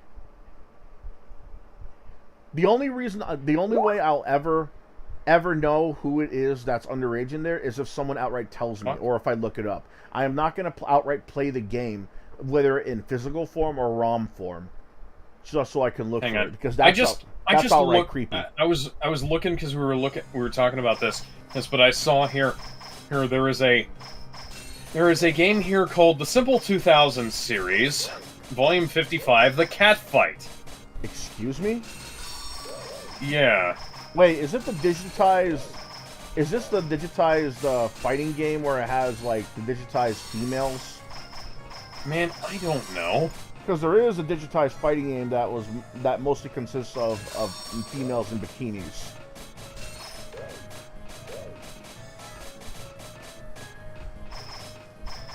I want to play that just to see if it works. Let's see. Fighting Angels in Europe, all bikini girl fighter. There you go. They're not digitized, but it is a full 3D arena. It's kind of a Dead or Alive knockoff.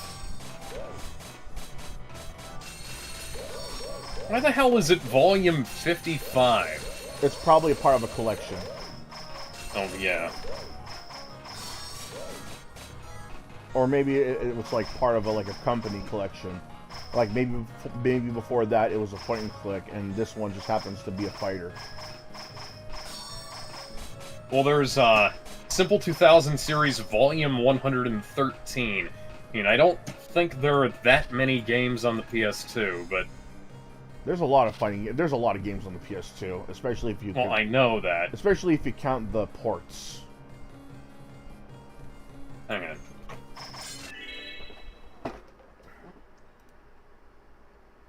I gotta take a piss. I'll be right back. The Simple series is a line of budget-priced video games published by D3, a subsidiary of Bandai Namco. Huh. Games developed by Sandlot, Success, Irem, and Taito. Introduced in 1998 for the PlayStation, that's why they have so many volumes. No wonder. Includes games released for the PlayStation, PS2, Nintendo DS, and mobile phones. And they all cost 2,000 yen. That's why they're called Simple 2000. Huh. Catchy name. The Onechenbara games and its sequels were part of the series Global Defense Force and Monster Attack. The only Chumbara games, I need to get on those. Yeah, me too. Really need to get on those. Let's see here. Oh, hold on. I gotta take a piss. I'll be right back. Most of them were released in the UK, but some of them were released in the US. Ah, okay, that makes more sense. But seriously, I gotta. Bass. Yeah, go ahead. I'm just gonna keep talking. Yeah. Bass Fishing is Fisherman's Bass Club. Huh. This is interesting. I didn't know that this series existed. I'll have to check that out. Some of these games actually look really good. Like, but unfortunately, one of the things that's involved in this is a game called Demolition Girl, which is not as fun as it would sound. Demolition Girl is a game where you it kind of looks like you're going to be controlling a giant bikini bimbo destroying a city, but no, you're just kind of flying around her in a helicopter, taking pictures of her and telling her what to do.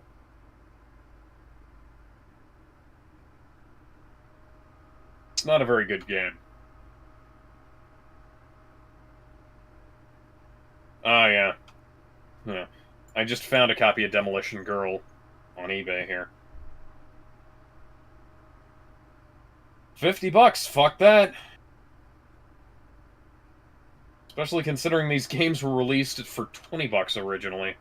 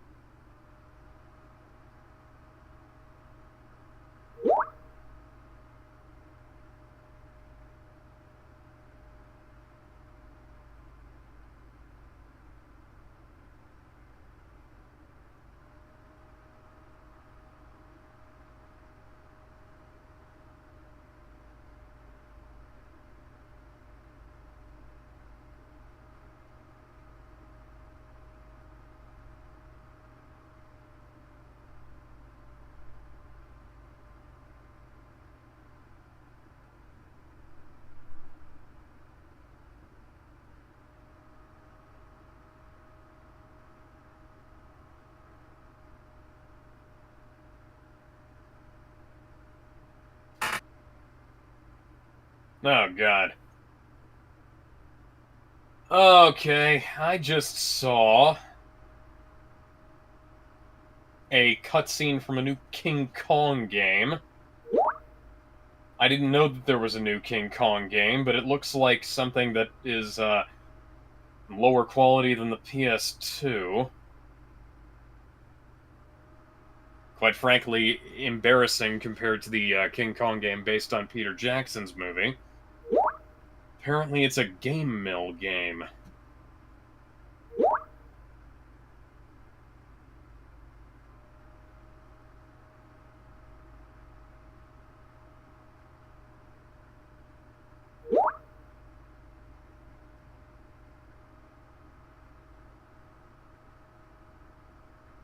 Yeah, Skull Island: Rise of Kong.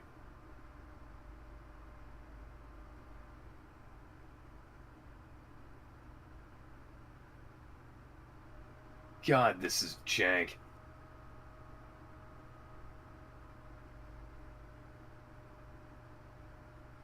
Eh. God, this looks like garbage. I mean, I'm not usually one to bag on a game because of its graphics, but... Dear God.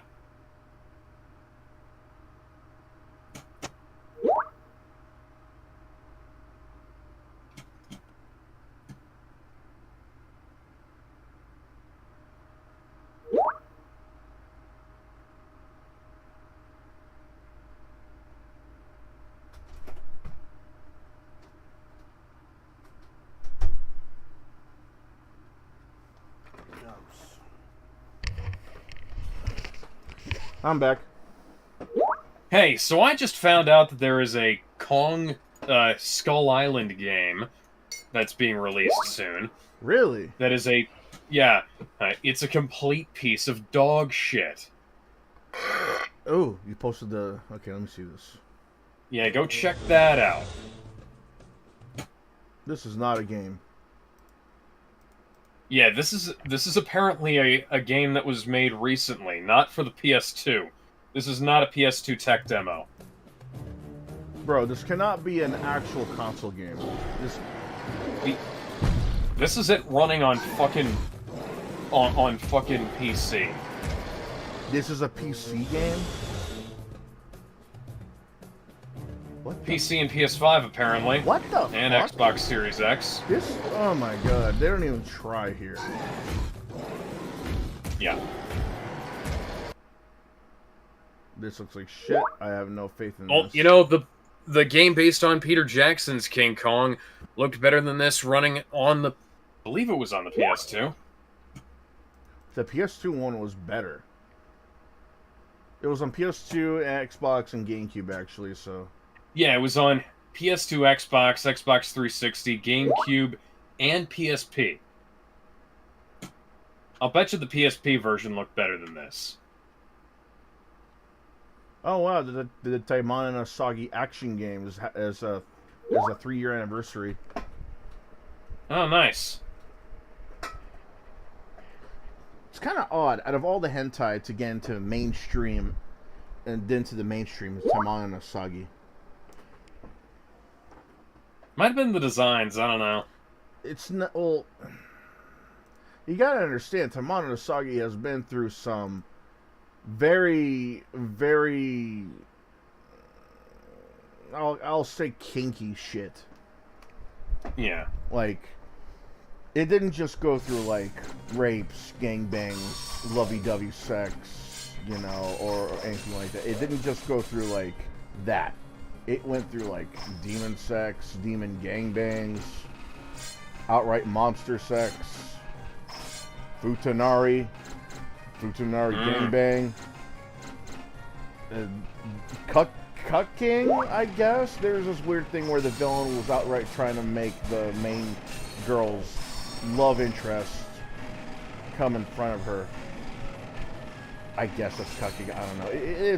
It's got some really, really out there kinks, especially for something like this, to get like a very mainstream hack and slash. It got pregnant sex. It got like outright incest.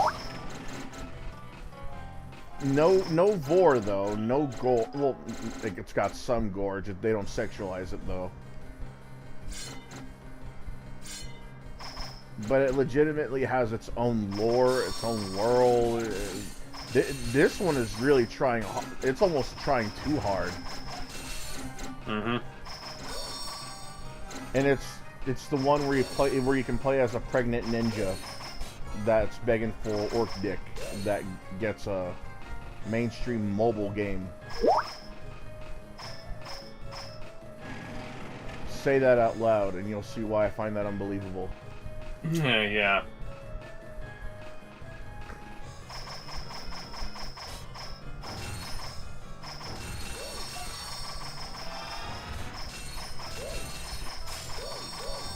Well, at least people are paying more attention to hentai, I guess. I don't know. I don't even know if that's a good thing.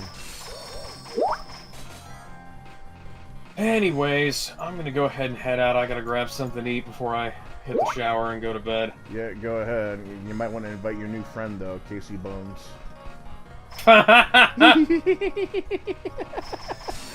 Casey Bones is what I call my dick. I call my dick the heat-seeking moisture missile. Oh, holy shit, man. Community notes on Twitter just fucking nuked YouTube from orbit. Oh shit, what happened? Post from the 23rd of June, 2023. Uh-huh. SS Sniper Wolf is the creator of our dreams at VidCon 2023. Uh-huh.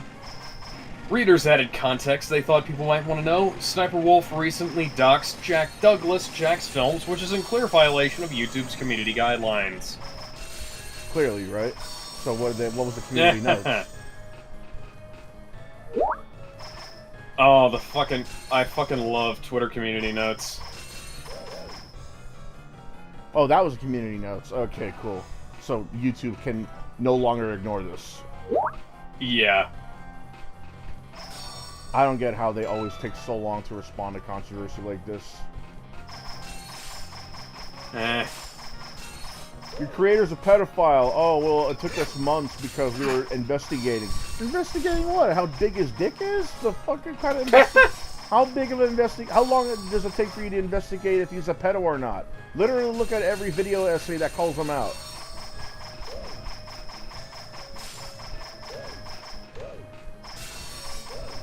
I'm gonna head out now. Thanks for the laughs, buddy. Yep. See you later. See you later, man. If you ever want to just hang out in my streams, you're welcome. Hello. Oh, he left. Okay, that's fine.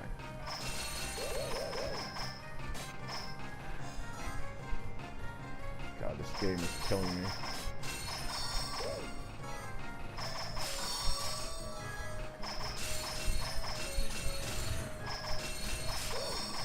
Really trying my hardest not to die again. Bite me. God damn it.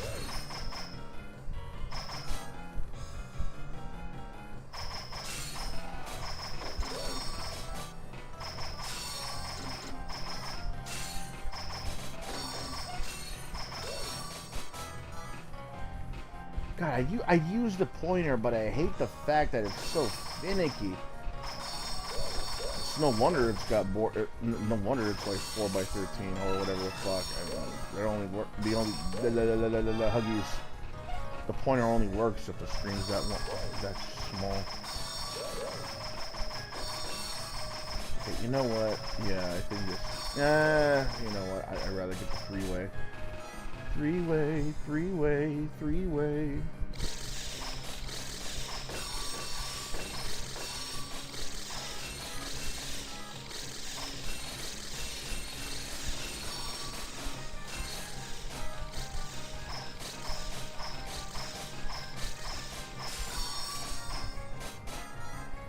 Anything else?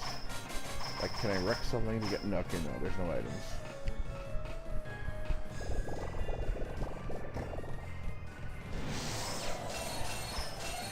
Sons of...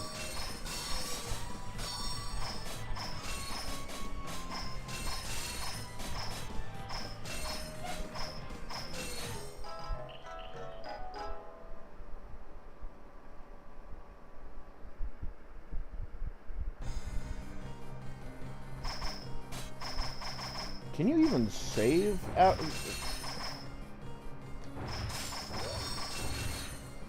Bite me, god damn.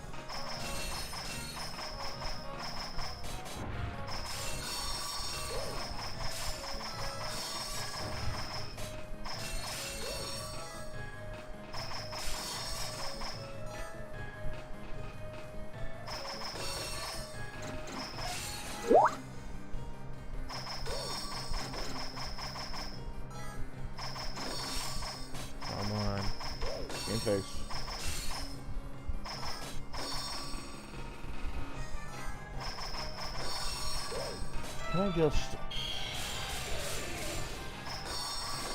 That works.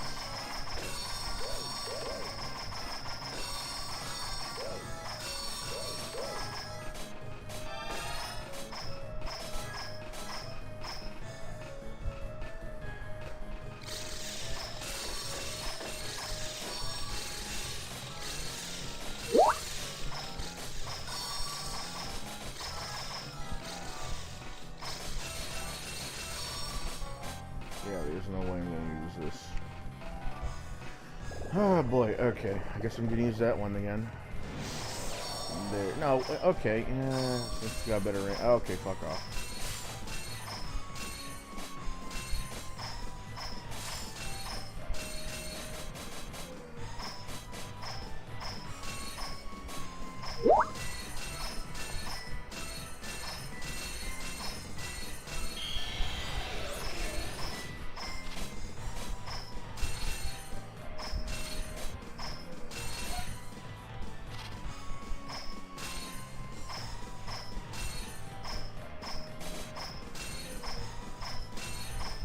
I got this. Come on. No, motherfucker!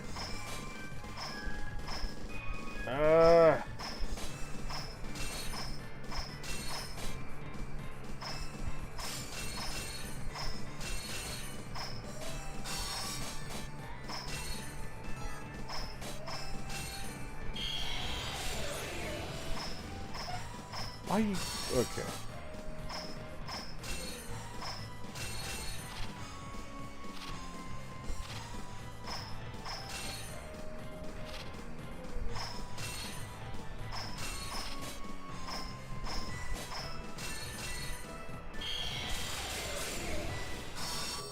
Ah!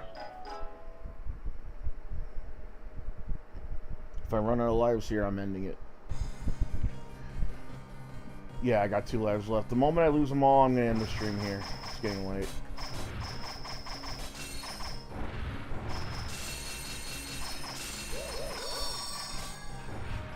Got my balls on the voice. Balls, balls, balls, balls, balls. No.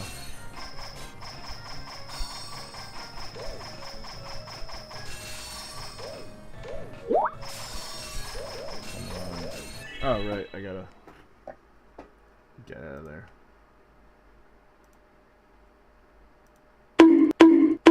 There you go. I just wanted to do that. Okay, now time to actually get out of there. Okay, there you go. There you go. A dare. A dare. A dare. Dare. Dare. Yeah, enough of that. Okay. Just... There you go. Just turn off the desktop.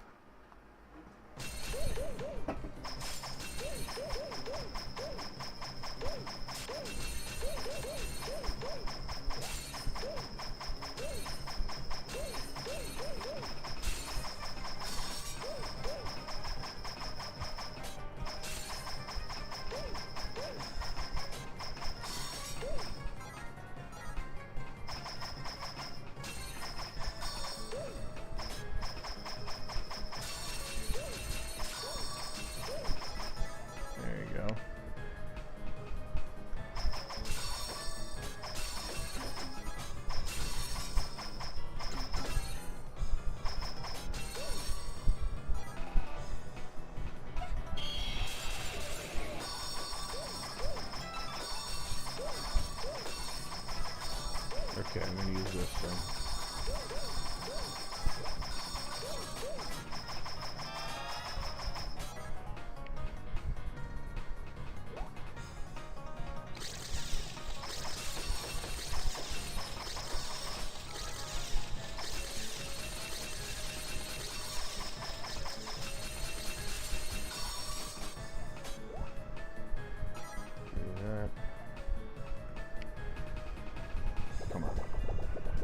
Game face.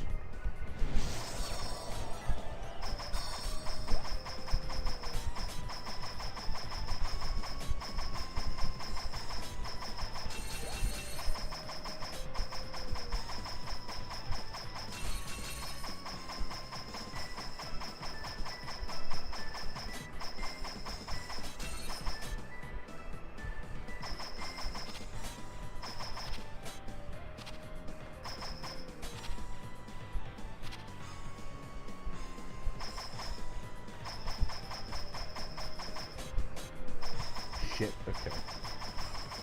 Come on, come on. Got my nuts. Fucking snow frisbees.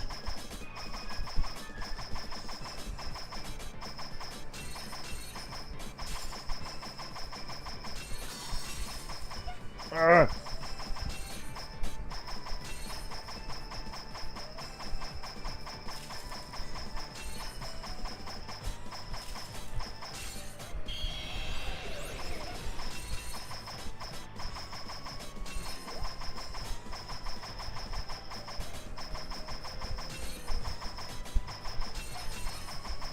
God damn it.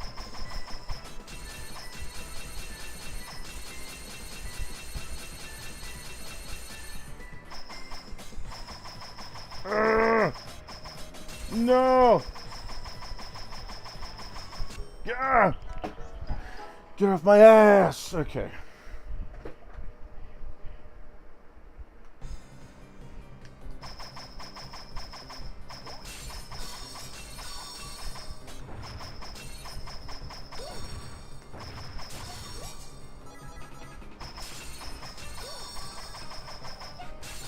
Damn it, trolls.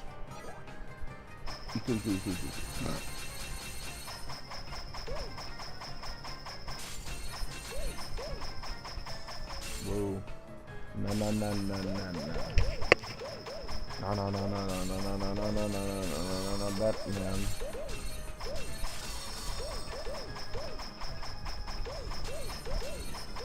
Boom. There you go.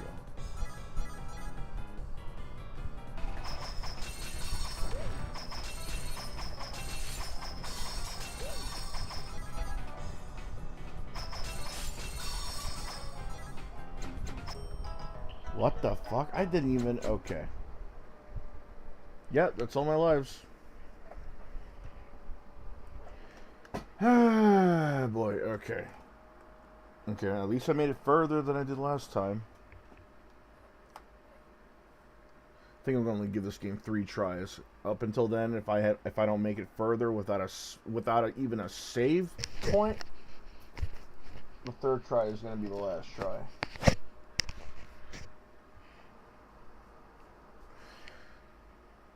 So that being said, thanks everyone for tuning in. All five and a half of you, if I'm lucky. Thanks Alex and Ridley for being there, shooting the shit with me, as well as talking about some subjects that we just came across. Thanks Mason as well, also known as your name here. Excuse me. And thanks whoever it is that's watching right now for sticking around till the end. Next time I stream, you're gonna see me play this a 3rd time, and until then, if I don't make it to any save point at this point, I'll even take a pass-through system at this point.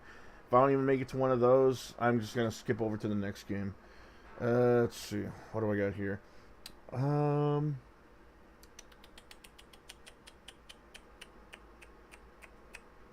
Zack and Wiki. There you go. That's the game I'm gonna go to. So I'm gonna go to Zack and Wiki if I don't find even one save point, let alone a checkpoint when I get further into this game. If I go further into this game the 3rd time. So with that being said, I will see you guys next time. Take care, and I'll see you all in the near future. Peace.